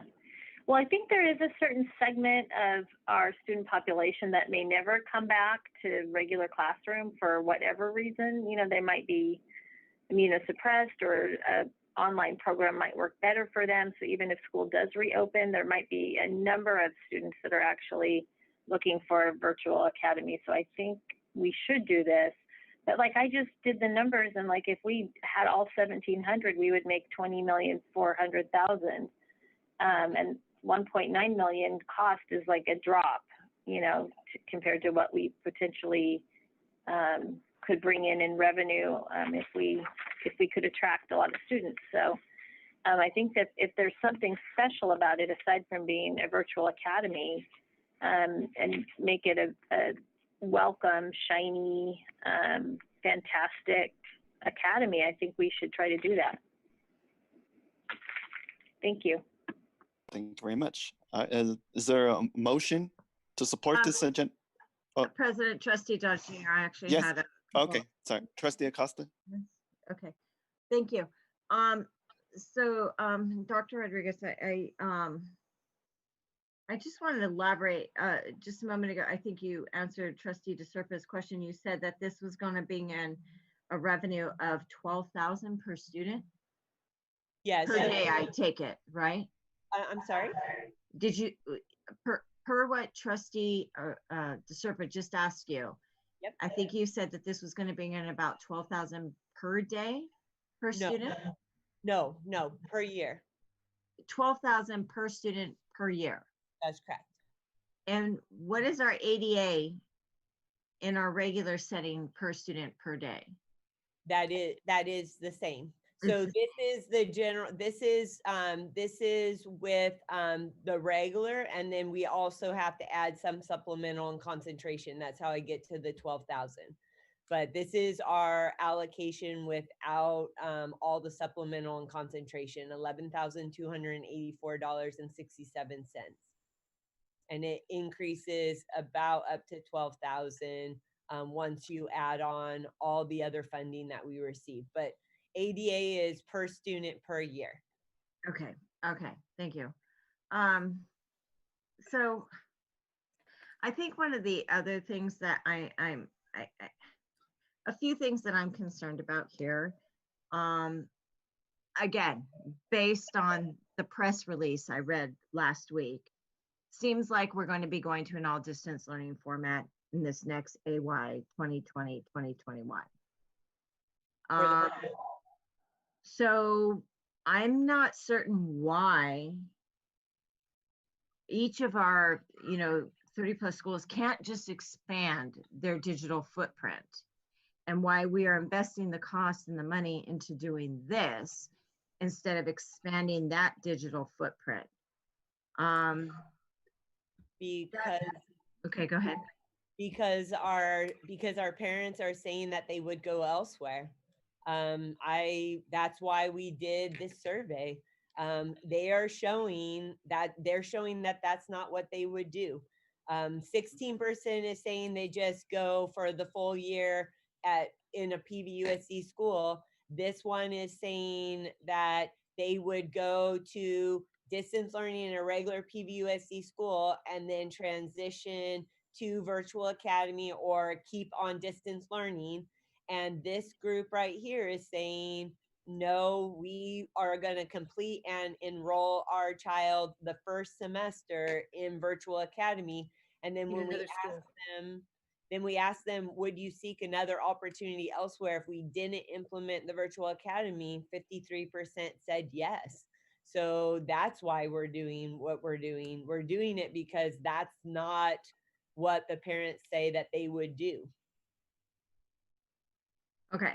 And there's issues with the surveys that have recently been published, including the one with the SROs and this, that they weren't set up so that just one individual could take the survey and it be limited to that, but that the same individual could actually repeat the survey and take it over and over and over again and slant the survey. So really, the survey doesn't tell us much from that perspective, because that could really slant the way these surveys are done.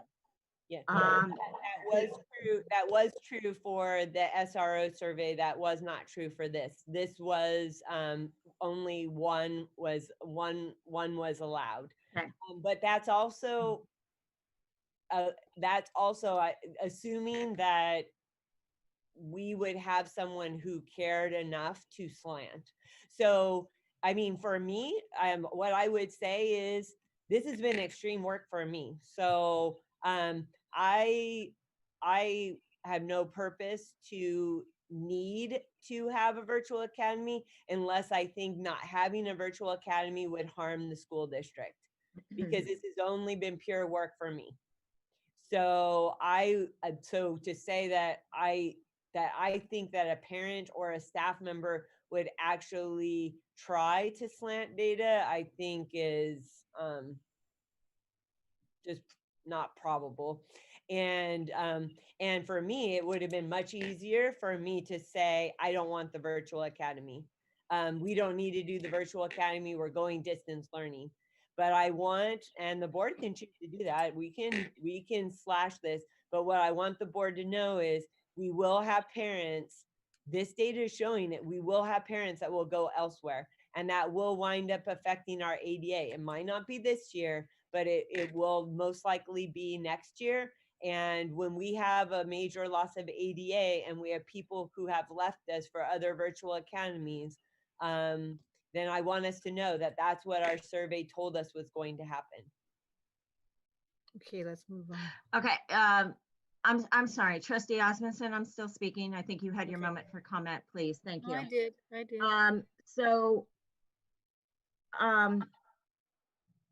Dr. Rodriguez, I am not at all suggesting that you had people set up the survey to slant it, to allude to the comment that you made at the beginning there.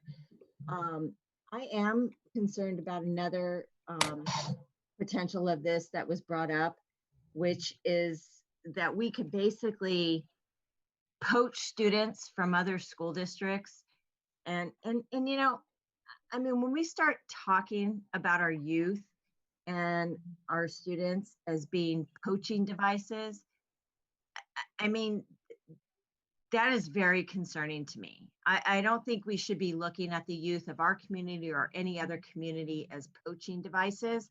And that's what this seems to be somewhat boiling down to. And that's concerning to me. So there are just several issues with this. And I'm also just still not seeing why, out of the size of our school district and the amount of sites that we have, that we can't expand our digital footprint from within that realm. I'm just really uncomfortable with this at this point. So thank you for that. And I'm going to leave it at that. Now you may speak, Trustee Osmondson, if President Trustee Dodge yields the floor to you. I just think, I think, you know, if there's a motion, you know, if there's some motion to support this item, so that way we can keep going. I'll make a motion. Okay, is there a second? I'll second. Okay, I have a first and a second. All those in favor of supporting this agenda item, say aye. Aye. Aye. Anybody opposed? I'm opposed. Aye. Okay, 2. Uh-oh. Dog snoring, sorry. Oh, okay. Okay, motion passes. Thank you. Next up, we have agenda item 9.3, the grand jury response. This report will be presented by Joe Dominguez, the CBO. All right, good evening. This item is for a previous item that was provided back in 2017 by the district, and I'm trying to get to the item here.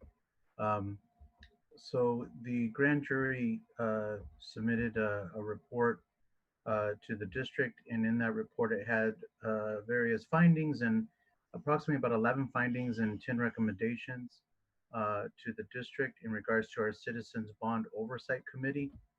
And then in 2020, June of that year, the district responded to the written request to the Santa Cruz County Civil Grand Jury. And of that, if we can go to the grand jury response letter that's in the attachment. Who are you wanting to do that, Joe? You can share your own screen. Okay, let me get to that.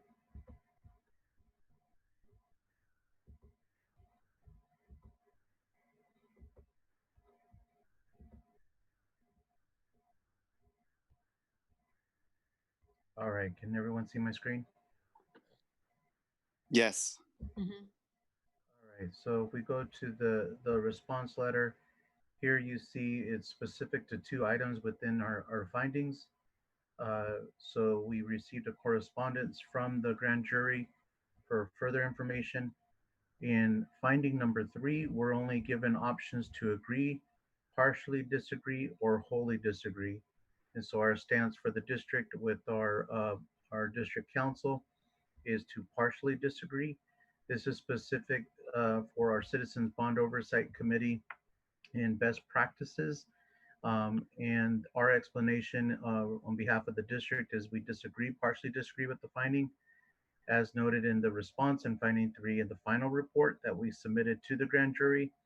And we provided a copy in this agenda item, but also a copy back then to the grand jury. And so specifically the response is during, this is specific for our Citizens Bond Oversight Committee, that the district did provide training for the Bond Oversight Committee members and had subsequent trainings in 2016.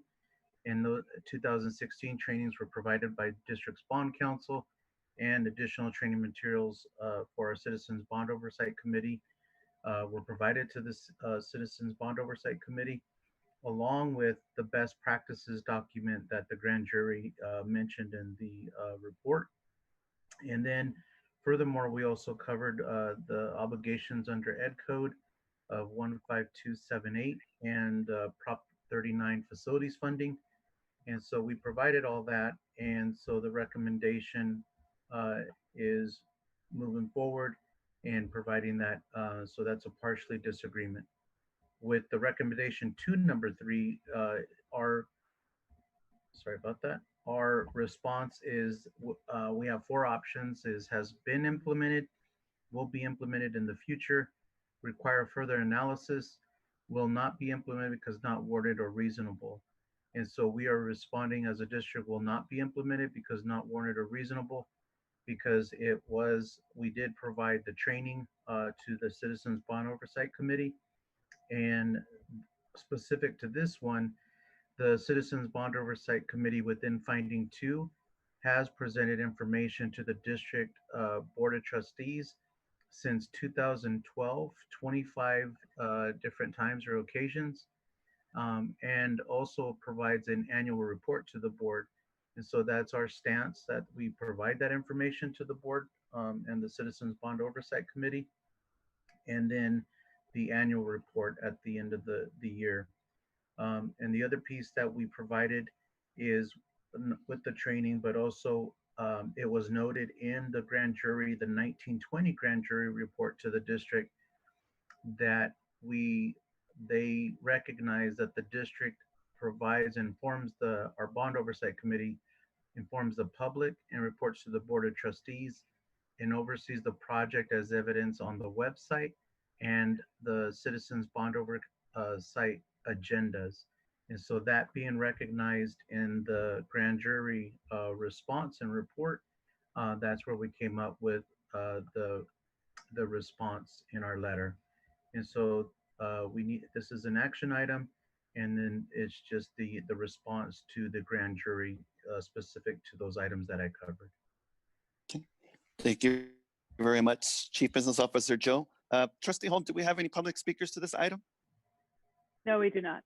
Thank you very much. Any discussion from the board? I have All a right, question. I have a okay, question quick. Trustee Shocker? Was this why we developed the public information officer position, was because of this grand jury report? It was one of the reasons. So one of the recommendations within that report was that we had a better way of disseminating out Measure L. So the public information officer was actually a desire of the board for several years to have, and this did dovetail into one of the recommendations. Thank you. Okay. Is there any more questions or comments by the board, or would someone like to make a motion? Hi, Yes. it's Kim. Joe, I have just a couple of quick questions, and I'm sorry if I missed this. Every year there's an audit, correct? Yes. And I understand that the last audit that we had, which was recently, showed no findings at all. Correct. Is that information included in this response? It's not specific, but it's included in the package, but not specific because the response is specific to the CBOC training. So trainings that were provided to the oversight committee, and then reporting and review of the projects is the second. And so those two items have been covered. Okay, I think it would be important for the grand jury to know that every year that we have an audit from an outside agency that consistently shows that there are no findings at all. We could. I don't know if it's too late to include that, or maybe include the audit in the packet and bring somehow in a cover sheet, bring attention to that. But I feel like that really needs to be in there. Yeah, we can add that because they do. The oversight committee now reviews the budget, any adjustments to the priority list, and also approves the audit report. So we'll make sure to include that. Okay, because I think that just shows that that we're doing a good job of spending the money and that there are no findings at all, which I think other districts can't say that. Thank you. You're welcome. Okay. Any other questions or comments, or someone like to make a motion? I can make a motion to approve, provided that the changes that Kim stated are made. Second. All those in favor? Hello? Danny's muted. All those in favor to support the motion, say aye. Aye. Anybody Aye. opposed? All right, motion passes. Next up, agenda item 9.4, resolution 20-21-02 to the Board of Supervisors of Santa Cruz County to provide increased revised temporary cash loans to the Pajaro Valley Unified School District. This will also be made by Chief Business Officer Joe DeVos. Okay, as we earlier in the agenda, we had our public hearing. So this just is the formality to approve the resolution for interfund borrow, but also this is the ability to increase the cash borrowing that we had previously mentioned. And so this agenda item, revised resolution to provide interfund borrowing for cash flow purposes. And so this is in coordination with the March 11th meeting that the board provided the support. So this is just the updated resolution with updated public hearing recently passed by the state legislature.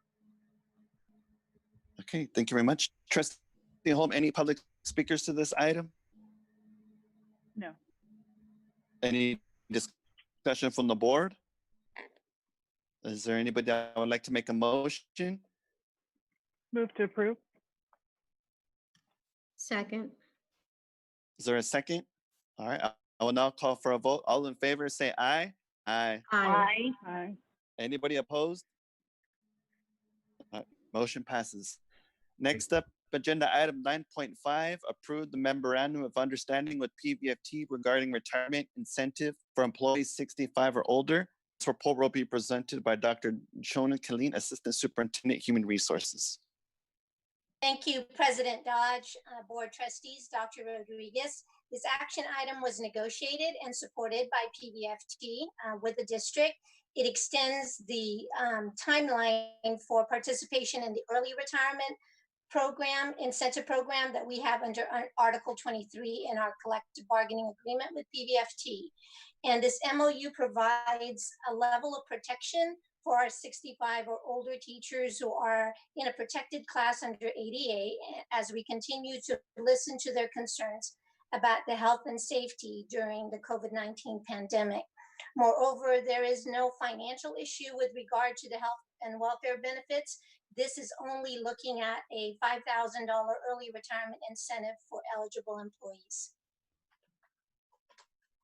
Okay, thank you very much. Trustee Holm, any public speakers to this item?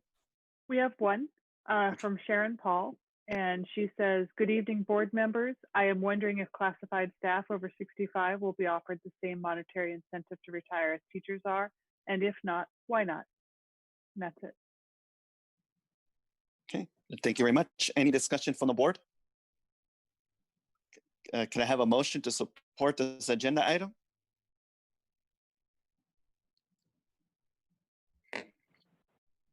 I'll make a motion to approve. Is there a second?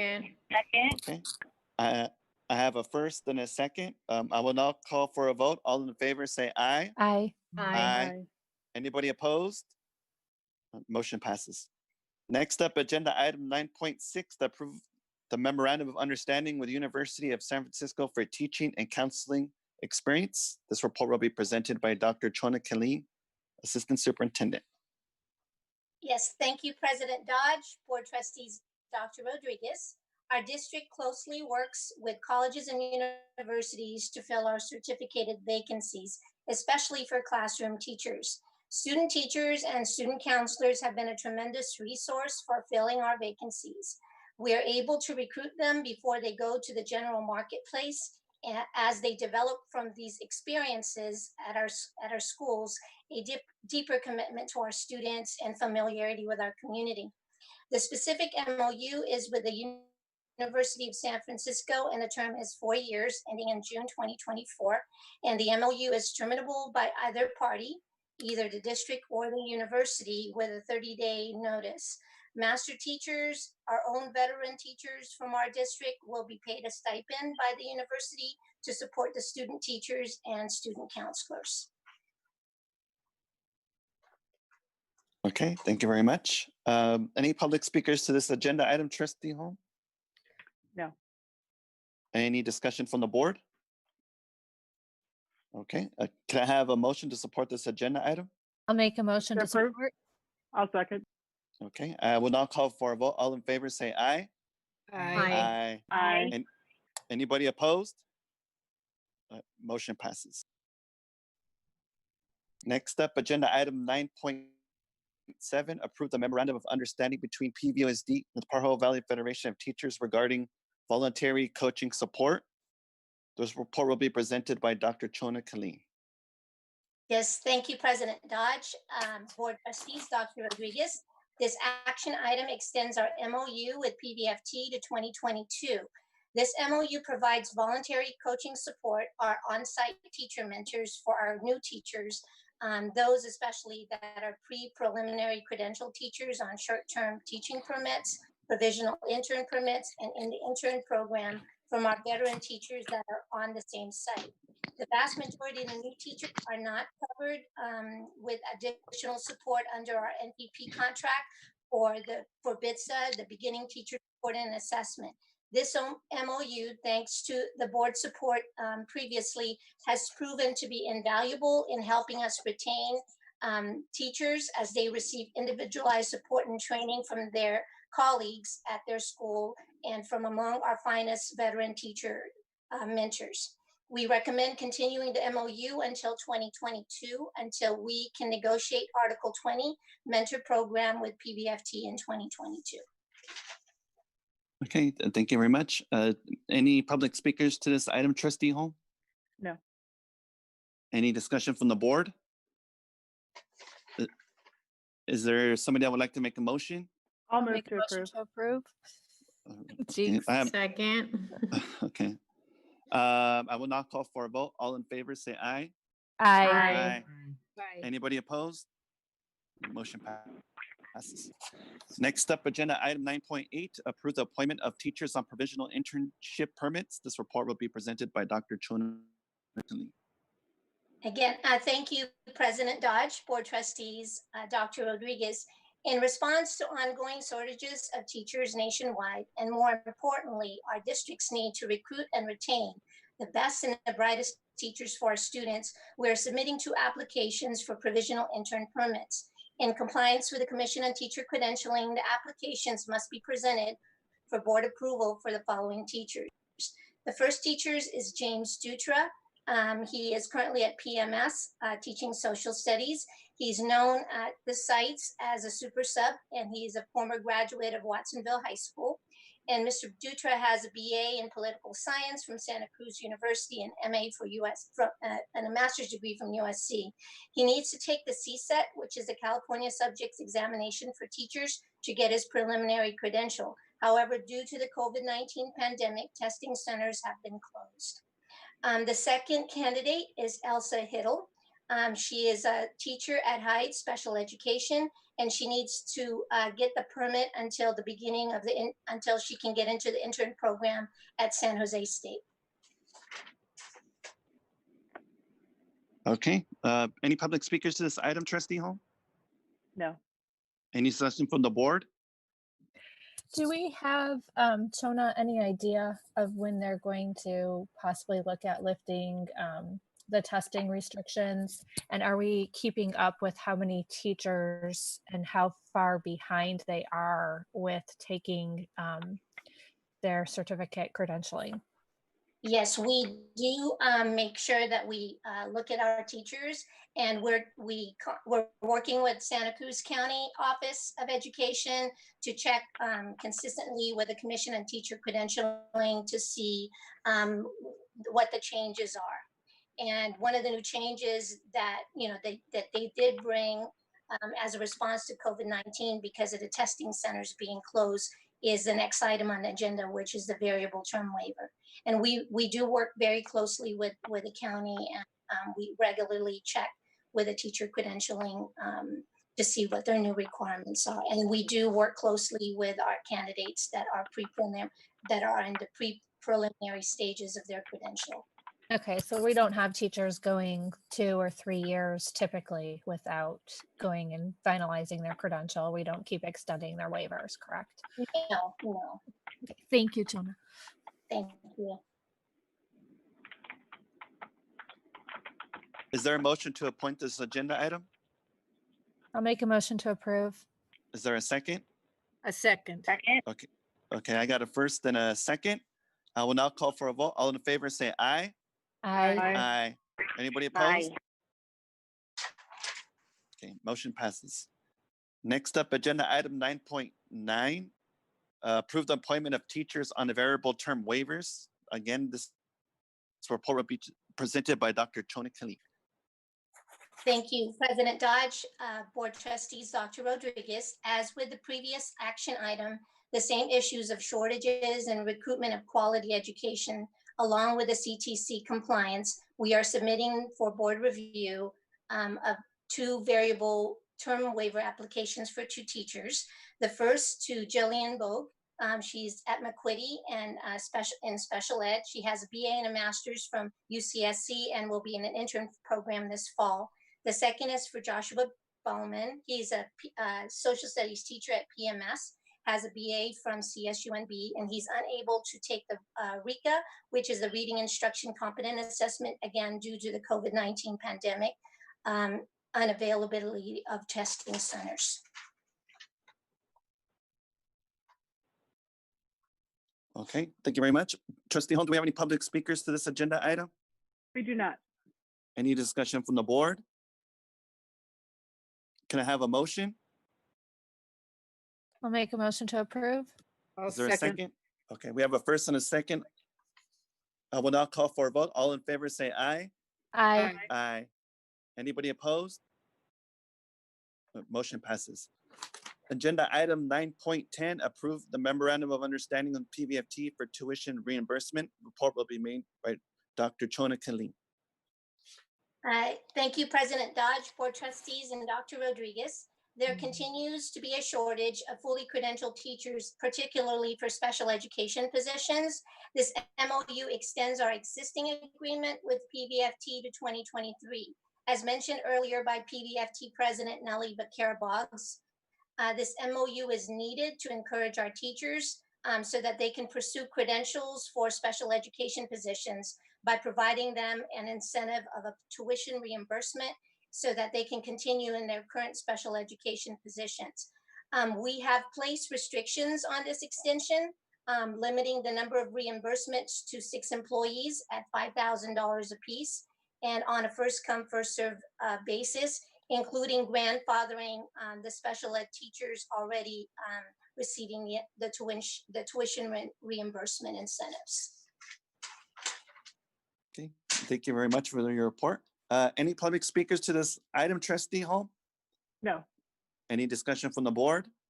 I just want to say thank you to the district for going ahead and extending this program because I think it's really important for our teachers, especially in the special education field, because we know how hard they are to find. So with that, I will make a motion to approve. Thank you very much. And Is there a second? second that motion. Okay, I got a first and a second. I will now call for a vote. All in favor say aye. Aye. Aye. Anybody opposed? Motion passes. Next up, agenda item 9.11, approve coaching services agreement with Educational Solutions LLC. This report will be presented by Dr. Chona Kalim. Thank you, President Dodge, Board Trustees, and Dr. Rodriguez. This agreement helps our district comply with professional induction requirements from the Commission on Teacher Credentialing for the Administrative Services Credential. The state requirements include coaching-based induction on the job, embedded real-life experiences of educational leaders who need to be held accountable for high-quality programs. The leadership coach will support primarily principals and site administrations, including administrators that are new to the administrative field as well as new to the district in the areas of communication, instructional leadership, supervision, and evaluation. And the agreement is only for 1 year, ending on June 30th, 2021. Okay, thank you for your report. Any public speakers to this item, Trustee Hall? No. Any discussion from the board? I have a question, Dr. Killeen. Is this state mandated? We do, yes, we do need to provide for our new principals that have a preliminary credential, an induction program, which is what we had indicated. It needs to have a coach that will, that is qualified and will provide support, especially in communication, leadership, supervision, and evaluation. Okay, so we don't have anyone in-house that can do this, like another principal at another site that can be a mentor, coach. This is something we have to consult out for. It's better for this situation to have a coach, from the outside that's not hired or affiliated by the district. That way they can be more objective in their work with the principals and the principals, and it helps with the relationship, building that mentoring relationship with someone that that is outside of the district and could be more objective. Okay, thank you. Any other discussion from the board? All right, can I have a motion? I'll make a motion if nobody else has. Is there a second? I'll second. Okay, we have a first and a second. I will now call for a vote. All in favor say aye. Aye. Aye. Anybody opposed? The motion passes. Next up, agenda item 9.12, 12, Music First online platform for secondary music. This report will be presented by Lisa Agaria, the Assistant Superintendent of Curriculum and Instruction.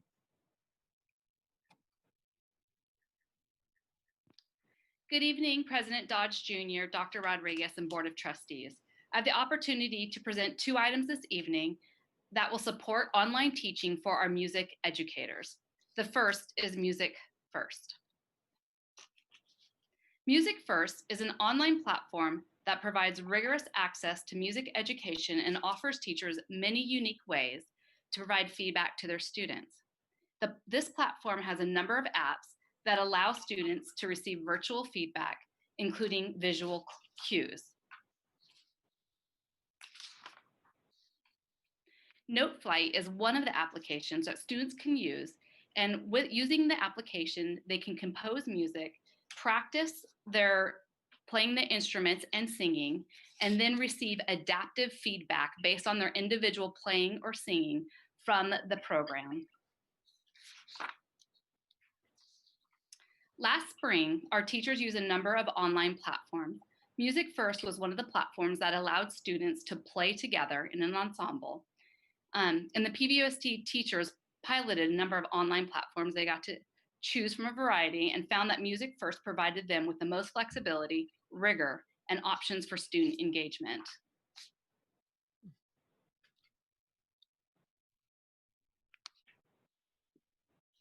Using Music First, our students were able to transition from the classroom to distance learning quickly. It allowed for the ensemble experience students would receive in the regular classroom.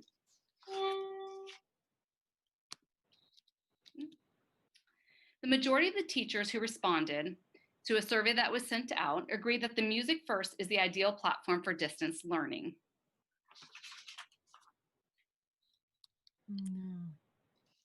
Based on the ease and quality of the program, staff recommends the approval of the purchase of Music First for our 7 secondary music teachers for the 2020-21 school year. Thank you. Okay. Thank you very much. Any public speakers for this item, Trustee Hall? Not for this one. Any discussion from the board? I just want to say that I'm in full support of moving this forward. I think it's good that we're doing what we can to support the arts with distance learning. I think it's very important. So with that, I would like to make a motion to approve this item. Okay. Is there a second? I will second it. Okay, we have a first and a second. I will now call for a vote. All in favor say aye. Aye. Aye. Anybody opposed? Motion passes. Next up, agenda item 9.13, Quaver Music online platform from Save the Music sites. This report will be presented by Lisa and Gary.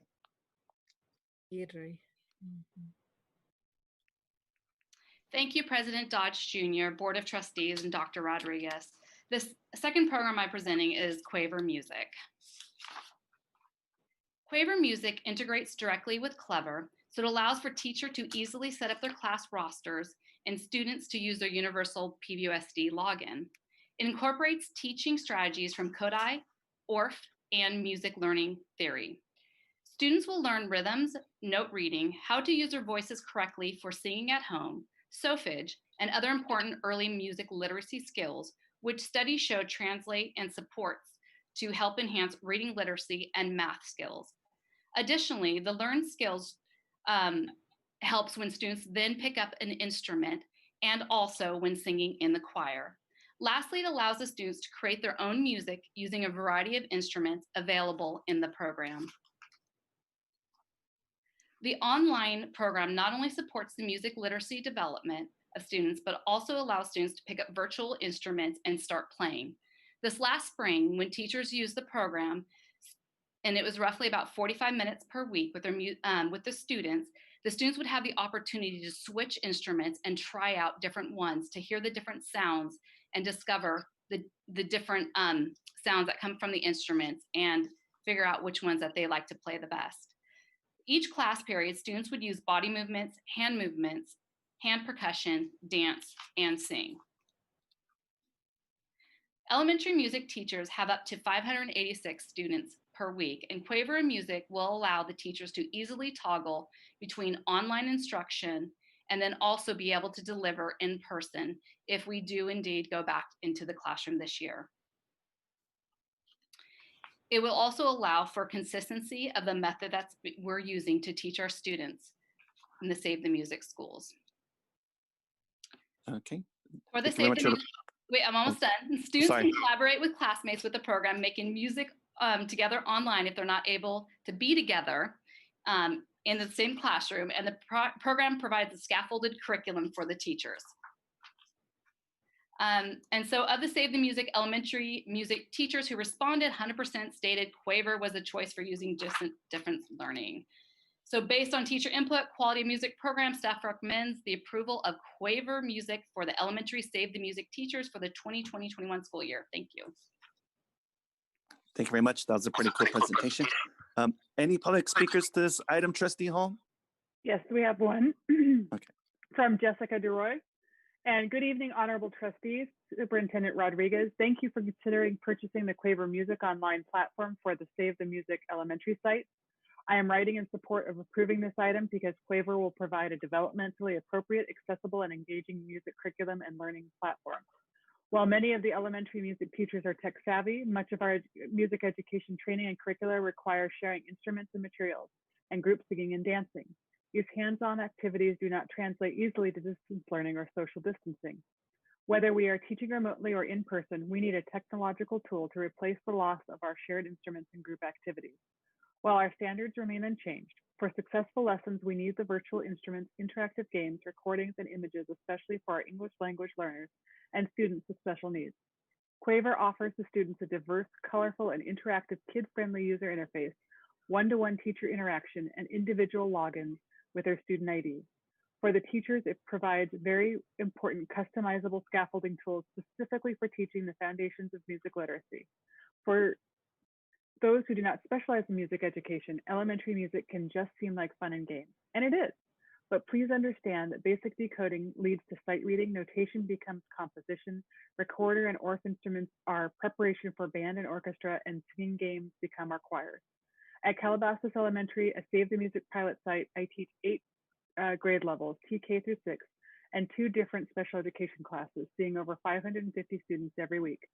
While I was successful in managing 26 Google Classrooms, the other assignment and assessment tools used by most classroom teachers, like Seesaw and Flipgrid, while great, are not specifically geared to the content area of music, especially across such a large age span. Thank you for supporting music education in our schools by voting yes on Quaver. That's it. Okay, thank you very much. Oh, Any discussion from the board? I have a question. Yes. Lisa, Trustee Shockey. what are our Save the Music sites? We our Save the Music sites are Amesti, Hyde, Calabasas, Bradley, and Hall District. Okay, so Duncan Holbert's not on there. They're not a Save the Music site. No, they're the Sistema. El They're the Sistema. Sistema Yes, site. yes.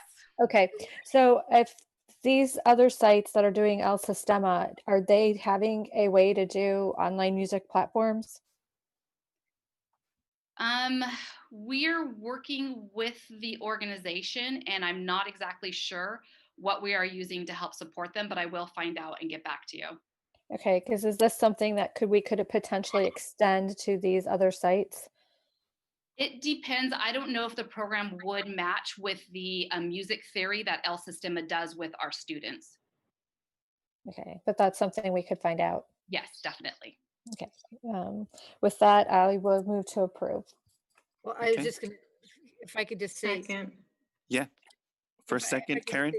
Okay, that's a second. But I just want to say, Dr. Rodriguez told me that they were able to play their virtual instruments with with any kind of keyboard, different kinds of instruments, right? Yes. That's how they do it, right? In the keyboard, they play different instruments with the keyboard. Yes. Yes. Oh, you're talking about the computer. Yes. Yeah, exactly. That's how they were able to use their virtual instruments. Yes. Yeah, that's what I was trying to work on. I had to ask Dr. Rodriguez how that works. Yeah, thank you. Okay, so we have a first and a second. I will now call for a vote. All in favor, say aye. Aye. Aye. Anybody opposed? Motion passes. Next up, agenda item 9.14, approve change order number 1 for Aptos Junior High School C Wing re-roofing project number 8112. This report will be presented by Chief Business Officer Joe Dominguez. All right, good evening. For this change order, Aptos Junior, the project it looks like will be finalized by our next board meeting, and we'll have the notice of completion. But specific for this item, it's the roofing project. And so after removing the existing roof system, the perimeter of the roof itself, there was some dry rot, and then there was some structural integrity issues. And so in order for us to put on the new roofing system, we had to adjust the perimeters. So they added 2x4s and additional support brackets. And then it also maintained the look of what the new roofing system. And that was a little bit over $4,000. And then another piece that was noticed is we realized that the older roof system, there was water puddling on the roof, and we needed to install additional drains. And so with the new roof system, we're installing additional drains and draining system. And site staff were pretty pleased when we informed them about this, because this has been an ongoing issue and never resolved. And so that's about $2,900. And then another unforeseen condition is, as we removed additional material from the old roof, there was structural beams and some of the membranes of the older roof system or support system had significant dry rot and termite damage. And so we replaced that material with new material, and that's approximately $2,400. We don't foresee any additional change orders. As I mentioned, this project should be wrapped up by next week, and then we'll have the notice of completion at the next board meeting. And that's it. Okay, thank you very much. Any public speakers to this agenda item, Trustee Holm? No. Any discussion from the board?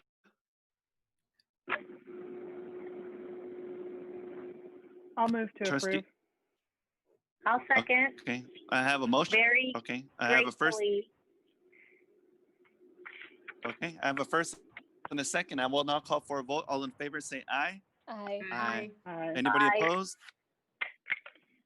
Motion passes. Next up, agenda item 9.15, approve amendment number 8, change order number 007 for Pajaro Valley High School playfields project number 8300. Again, this report will be presented by Chief Business Officer Joe Dominguez. Okay, so this is specific to PV High School sports field project, and the big change order item number 1, and we are following up with Facilities Council on this, but this is going way back in time as the site was constructed. So we're confirming the original contractor and architect, but as the team was going through the construction, we on the electrical components and the vaults, ground vaults, once they opened those up, they realized that those units did not have any draining um, development or parameters within the vaults, and so the water was just building up within the vaults. And so you have this electrical wires and other wiring that was subdued in water. And so we're backtracking and working with council to see if we can recover. Is that a construction issue, etc. But we need to make sure we fix it now. And so that came out to a little bit over $25,000. And Kent Construction is making sure that that is done the correct way, and so adding the drainage items there. Number 2 was time and material for backfill. As you recall, from the upper yard, when we originally had prior the football field where the parking lot is currently, and when we switch the location is now at the lower yard. And so a part of the near the tennis courts, the grading had to be done, and to put together a retaining wall. And so item number 2 of 16,000 is to put the grading and have the retaining wall and have that structurally sound so that we can put back a small corner of the tennis court back so we don't lose any playing space. And so that captures that piece. Item number 3 is a little bit over $4,000. This one was an added value because we wanted to make sure that from the aesthetics, but then also because of the wind and rain, we wanted to add an additional overhang over the dugouts and wanted to make sure that we had that taken care of. And so that was a little bit over $4,000. Item number 4, $996. This was an irrigation valve that we wanted to make sure that it was at a different location, and this was a district request because we wanted to make sure that it was accessible for maintenance, but also it wasn't out in an area where it could be tampered with or destroyed. Item number 5, about $3,200. This was a recommendation from our geotechnical engineer, and we installed 3 inches of gravel and quarry into our irrigation lines running under the track. And because, as we mentioned in the previous board meeting, due to the soil problems and the saturation of the soil and the high water table, so this actually gives more support to our irrigation line. So it was recommended to have this done, and we cited on the error of caution and making sure that that investment was made. Item number 6, $12,400. This was a change order directed by Department of State Architects, and in reviewing the final schematic of the roof, they requested that the roof beam be switched out from wood beam to steel beams, which we also support, and it's an investment and support the building and be a long-term investment there. Item number 7, 5,200, and this is with came about with the city development permit. As part of the permit, the city requested the district upgrade existing sewer lift station pumps. And so that is part of the contingency for the district to receive approval of the project. That was one thing that the city put on the district, is to make sure that we upgrade the sewer lift station pumps. And so that's the change order breakdown for number 8. Thank you. Good. Thank you very much. Any public speakers to this, Trustee Hall? No. Any discussion from the board? Yes. Trustee Shocker? So with these change orders, Joe, do we foresee any more drainage issues out at PV High? There will be there'll be some additional ones coming up. We have reviewed. We're reviewing them on a weekly basis. One of the things we did do is, and we'll have some pictures updated to our website, but we did do the curbing around the track. And so we have some minor grading issues that we'll have. But as far as the lime treatment, which the board approved, I believe 2 board meetings ago, that has been completed and was a success. And so we should not have any soil drainage issues specific to the lime treatment. But we will bring back a relocation of a drain to help with not specific to the field, but more at the storage area container. And so that's what we'll have coming up. But we are reviewing those change orders, and we are negotiating the price on that. Okay, and we're pursuing possible legal problem, or not legal problems, but legal liability from the drainage vaults not being done correctly in the initial construction. Is that what I'm understanding from your comments? Yeah, so I'm looking at all options, and so once we found out that the electrical vaults were not We just want to confirm, were they designed that way? Is it faulty construction? Was it in the specs? And so, yes, we are working with Facilities Council to review that. Okay. So I'm going to make a motion to approve these change orders, but I would like at a future meeting, preferably August or September, for an update of what's been completed, what's left to be completed, and timelines at a future meeting, please. Will do. Thank you. You're welcome. Okay, we have a motion. Is there a second? Second. Okay, I have a first and a second. I will not call for a vote. All in favor, say aye. Aye. Aye. Any opposed? Motion passes.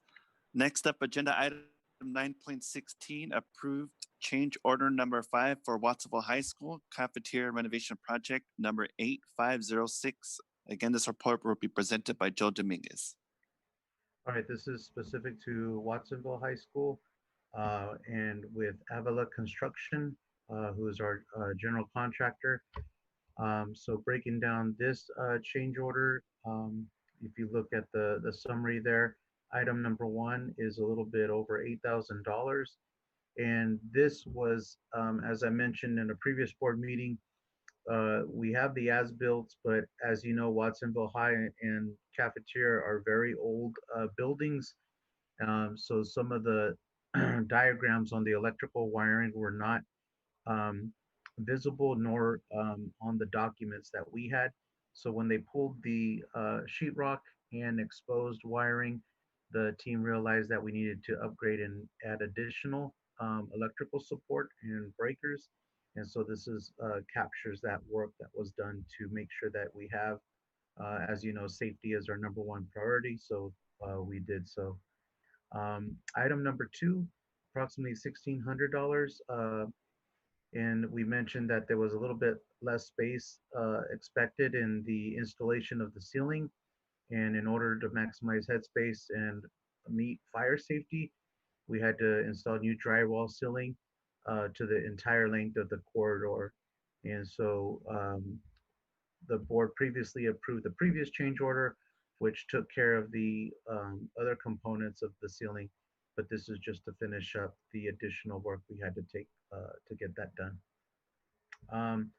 Item number 3, this is a small one, and we got this one reduced, but was finished wall surfaces. They had a sharp edge on the bathroom tile extended around several door frames. And so for safety, because the tile that was in the spec was a straight edge tile, and we changed that to a bull nose or a round edge. So it limits the amount of sharp corners or the components that are at the ends of the tile. And so that summarizes this change order for Watsonville High School cafeteria. And we are doing the same for this project. We actually have some pretty good pictures, and we'll provide an update at a later board meeting. Okay, thank you very much. Any public speakers to this item, Trustee Holm? Not for this one. Thank you. Any discussion from the board? I have one quick question. Do we have an estimated time of completion? Chief Business Officer Joe? Yes, I believe, let me double check here. I will have to get back. I had it in my notes here.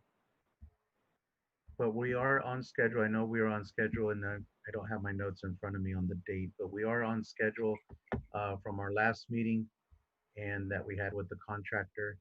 And so we don't see any major issues holding this up, but I will get that to the board. That's it. All right. Would someone like to make a motion? I'll make a motion to approve. Second. Thank you. Okay, I have a first and a second. I will now call for a vote. All in favor, say aye. Aye. Aye. Anybody opposed? Motion passes. And Next up, President, just so you know, it's August 24th is the completion date. August. Okay, thank you very much. I was just gonna say that. Thank you. Next up, Agenda item 9.17, the architectural agreement for ADIS Architects for the Bradley Elementary School parking lot modernization project number 8120. Supported by Joe DeMe. All right, so this one is definitely garnered a lot of support from school site staff, parents, the school site council, and was part of the one of the top priority projects on their priority list. And so this just enables us to contract with one of our pre-approved architects in our architectural pool. And this architect is ADIS Architects out of San Jose. And so they're a good firm. And we're excited to present this so that we can move forward. This will have new asphalt, striping, and increased, I think for those that are familiar with Bradley, there's a lot of, on the frontage, there's lack of parking, and or there's parking, but it's dirt. And in the winter season, it just gets really muddy and causes some safety or driving issues. And so that'll also be resolved. And then we're also looking to see if we can, with the work completed, that we can also look at a design on their kiosk. And so that's something that we're working on. And so the construction estimate for this project is $520,000. And so this is to start the planning and design phase. And the contract for ADIS Architects is $56,898.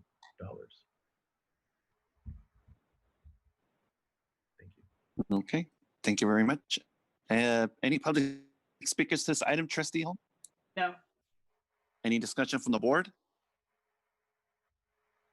Is there a motion to support this item? Move approval. Is there a second? Second. Okay, I have a first and a second. I will now call for a vote. All in favor, say aye. Aye. Aye. Thank you. Anybody opposed? Motion passes. Next up, agenda item 9.18, approve program services and facilities agreement between PVUSD and Pajaro Valley Prevention and Student Assistance. Report will be presented by Dr. Michelle Rodriguez, Superintendent of School. Yes, so thank you very much. So as you know, we have had a long relationship with PVPSA. PVPSA was created and generated to support specifically PVUSD students. So each year we do have a contract that we engage with them in. Much of the money and supports that we provide them, they're able to double that money through pass-throughs and Medicare. And so I want to go ahead and share my screen so that you can see what they're going to be doing. So we have had conversations. So Erica Padilla Chavez, as everyone knows, is a great advocate for our students. She's constantly has the pulse of what our parents need and want. As soon as we made the determination that we were going to have any form of distance learning, so whether it was medium restrictions, which had the students still just coming 2 days a week, all the way to us going full distance learning, we knew that we needed to have some additional services and different services than we have had in the past. So Kristen Chaus and Greg Fry have been working significantly with Erica to identify what are some structures that we need. So they're actually going to be developing what they call COVID crisis support teams. They're going to be comprised of 3 therapists. So just so everyone knows, so we have our academic counselors, our social emotional counselors. Both sets of those counselors, their credentialing only allow them to do a certain level of counseling and support for our students. So when it gets to the point of needing to be any type of therapy, our social emotional counselors and academic counselors cannot provide legally that level of support. And so this would be specifically to support middle and high school students. I'll talk about elementary in a minute. Middle and high school students to really be able to respond to those crises needs and work in coordination with our social emotional counselors. And when it talks about other supports, that is the county mental health. So we do have a tiered layer of support for our students. And it is all in an effort to really help to relieve the stress and anxiety that they're feeling. For elementary, we will continue our Kids Corner program. They do provide university interns. Again, why this is important is because it is they provide the supervision and training in order to be able to have these interns in place. And so they will do everything from doing home visits to providing telehealth therapy. As I mentioned before, they do a lot with the matching of funds. This is important because this amount of money winds up being able to be increased due to the matching of funds. And so about 50,000 will wind up reaping double the benefits. And then the Valor program. So another thing that we know that we need to do is, and it's actually something that we'll talk about when we talk about the plan, is we're required to have a process in place for non-participating students. And so there's a leveled approach to that. And we will have 3 to 4, 3 teams of 4 full-time case managers who will be dedicated to work with our staff in the tiered support. So it starts out with the teacher providing that support of non-participating students, and then it goes to our staff. And then there's a final level that includes our student services team, and also will include this dedicated team of case managers. They will not only provide an assessment of the social emotional needs of the students, but one thing I really appreciate about PVPSA is that they take the whole family approach. So they also will be doing parenting classes and working with students who and their families who need it. We're finding that many times we just need to give parents the tools in order to be able to support that. And once again, there's going to be some matching of funds, which allows us to take this cost and really maximize it. And then there is in a part of the contract is student support services for Watsonville Charter School of the Arts. And so this is actually coming out of their budget. But we did it as a total contract because it winds up allowing us to do much more matching. And again, there's going to be matching of funds on there. There is some additional supports for Watsonville High School. So they are our largest high school. And so because of that, we do provide, they have significantly more students, about 600 more students than our other high schools. So this allows us to, or means that we provide additional support to Watsonville High School. And so there will be a dedicated case manager that is there additional days. And that is the case as well right now, and that not exactly this case manager, but that we do provide differentiated supports according to size. We also are going to be supporting our migrant education students. And so they will be working with both migrant and seasonal Head Start. And then this just talks again about that matching funds that we receive. So apart from what was mentioned above, we also receive much more matching. And that's one of the beauties of having the nonprofit is we're able to really really leverage Medi-Cal. And so this is the cumulative services total for that. And just continuing to go through, We will continue to do school-based tobacco intervention and prevention. So even though we are online, doesn't mean that we stop providing this type of training and support and student participation for students. This right here, and this is why it's separated out. This is grant awarded funding, so it's just an expenditure pass through. So just so you know, so we basically get the funds and then pass it on to them. And so there's that. It's also the same for the tier 2. So in partnership with Andrea Carlos Willie, the team petitioned for another competitive grant, which we received. So this is actually new money, and the award is for the next 3 years. And the first year is the 268,000. So it was a pretty great grant in that just 1 year was almost 300,000. So this is additional funds that we are receiving, but again, it's an expenditure pass through. And then recently, now it would have been a year or so ago, we expanded into Monterey County. So we have long said that Pajaro needed additional support. So a year ago, we secured a grant through First Five Monterey County. And we provide supports through that in form of play groups and also childcare services. And again, this is money related.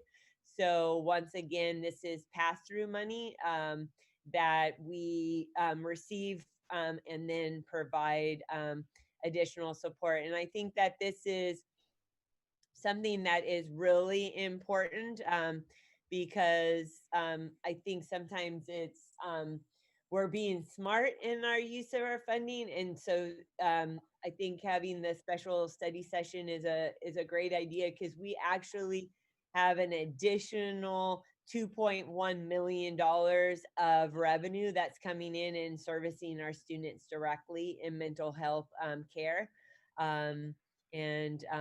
So I recommend that you approve this contract for PVPSA.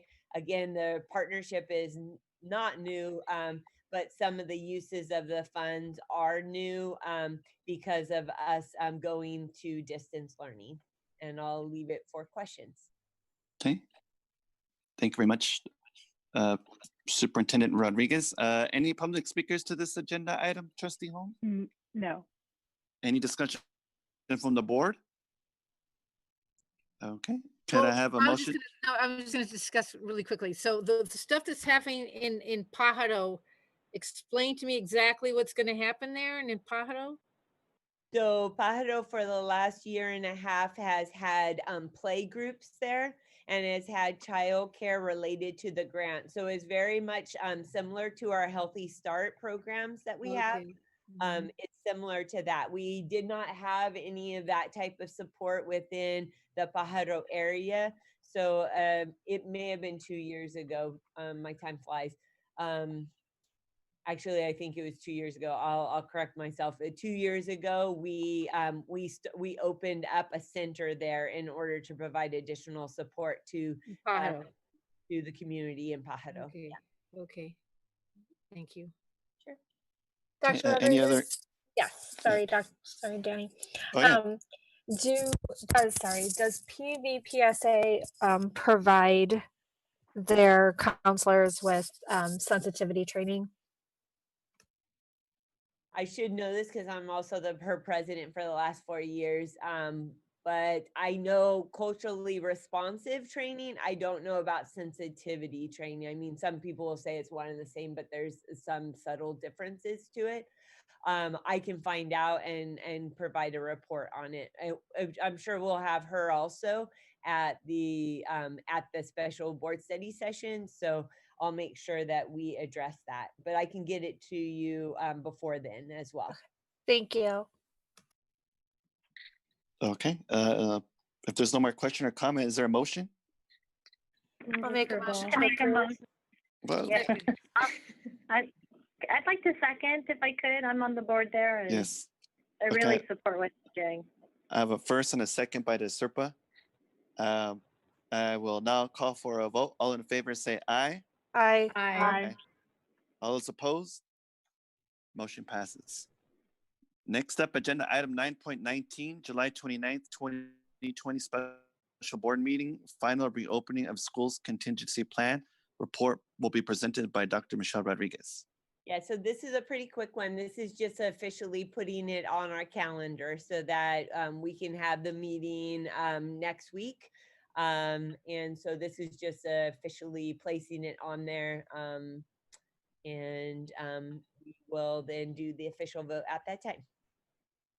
Okay, thank you very much. Any public speakers to this agenda item, Trustee Hall? We have one, Sarah Lopez, and she says, "Good evening. I am the parent of a PVUSD first grader, and I'm grateful to the teachers, administrators, and staff for the hard work they have done to adapt to the COVID-19 pandemic. My husband and I both work full time. He cannot work from home. I can only partially work from home. We also have a 4-year-old child. There are not enough hours in the days for us to perform our jobs while also homeschooling a first grader. Let's be realistic. First graders are not going to independently perform 4 hours a day of schoolwork. In addition to education, our kids need daytime supervision, so we expect them to attend a group daycare if schools are shut down. The daycare will not provide education, but will provide supervision and important social interaction. How is this situation safer or in any way preferable to in-person school? When is our first grader supposed to learn? When are we supposed to work? Our family takes COVID very seriously, but we believe schools can open safely, at least in hybrid mode, at least for the youngest students. On July 17th, the state health officer indicated that elementary schools can obtain a waiver in order to open for in-person instruction, regardless of a county being on the state's monitoring list. The Santa Clara County Public Health Department has strongly encouraged its elementary schools to seek waivers. Please adopt Santa Clara County's can-do approach and seek waivers to allow lower elementary students to attend in person on at least a part-time basis. Here's a link to their website, and she gives the link. And thank you for considering this comment. Let's be safe, but let's not pass the buck from schools to daycares or COVID vulnerable grandparents and compromise education in the process. Okay, thank you very much. Any discussion from the board? Okay, can I have a motion to support this agenda item? Move to approve.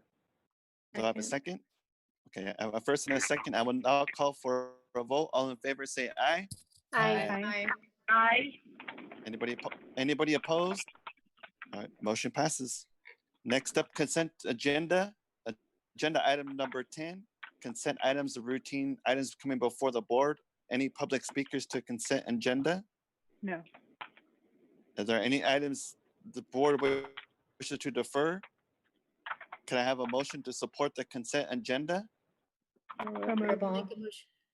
Okay, move approval.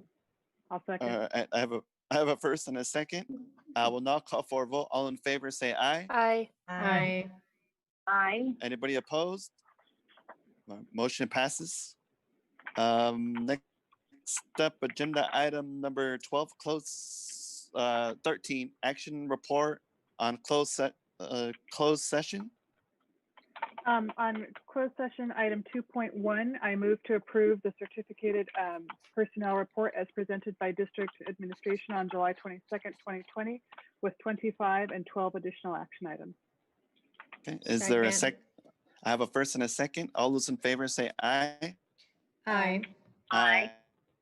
Anybody Aye. opposed? Is you oppose? No, I approved. It was just delayed. Okay, sorry. All right, motion passes. Any other action reports, Trustee Hall? Yes, for closed session item 2.2, I move to approve the classified personnel report as presented by district administration on July 22nd, 2020, with 3 and 2 additional action items. Okay, is there a second? Second. I have a first and a second. All of those in favor say aye. Aye. Aye. Aye. Anybody opposed? Motion passes. And I have 4 announcements. Announcement number 1, the Pajaro Valley Unified School District is pleased to announce the selection of Nicole Salas-Cuna as the new principal of Duncan Holbert. Mrs. Salas-Cuna has been serving the students of Pajaro Valley since 2014 as a special education teacher at Minty White and a TOSA for SELFA. She was a PVUSD Innovator of the Year for 2019 and has supported special education programs and new teachers in her current TOSA role. She obtained her Bachelor of Arts in Liberal Studies from CSU Monterey Bay, Special Education Mild Moderate Teaching Credential from CSU Monterey Bay, and Administrative Credential from San Diego State. We are proud to welcome this highly accomplished educator to her new administrative role. And the Pajaro Valley Unified School District is pleased to announce the selection of Maria Clara Fernandez as the new principal of Watsonville High School. Ms. Fernandez was a student of PVUSD and a graduate of Watsonville High School.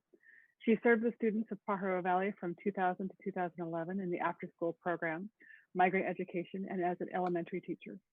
Ms. Fernandez was an elementary assistant principal in Salinas for 5 years and an elementary principal in the past 2 years. She obtained her Bachelor of Arts in Community Studies from UC Santa Cruz, Master's in Education from UC Santa Cruz, Administrative Credential from San Jose State, and Doctorate in Educational Leadership from San Jose State. We are proud to welcome this highly accomplished educator to her new administrative role. And the Pajaro Valley Unified School District is pleased to announce the selection of Sarah Pierman as the new academic coordinator at Bradley Elementary School. Since 2008, Ms. Pierman has served the students of PVUSD as a teacher at Freedom, McQuitty, and Ohlone Elementary Schools.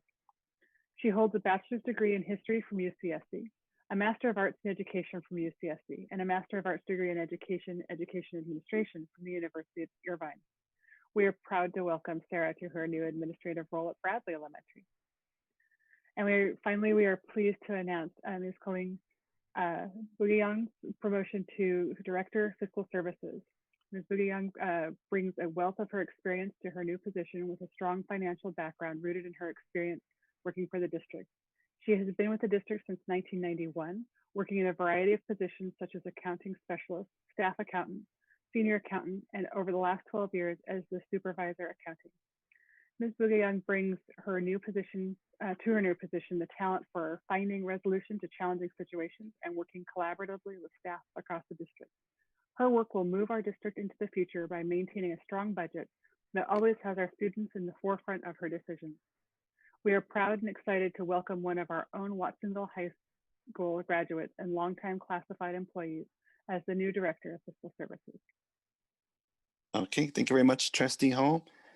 Just let you know our next upcoming board meeting is a special board meeting scheduled for July 29th, 2020.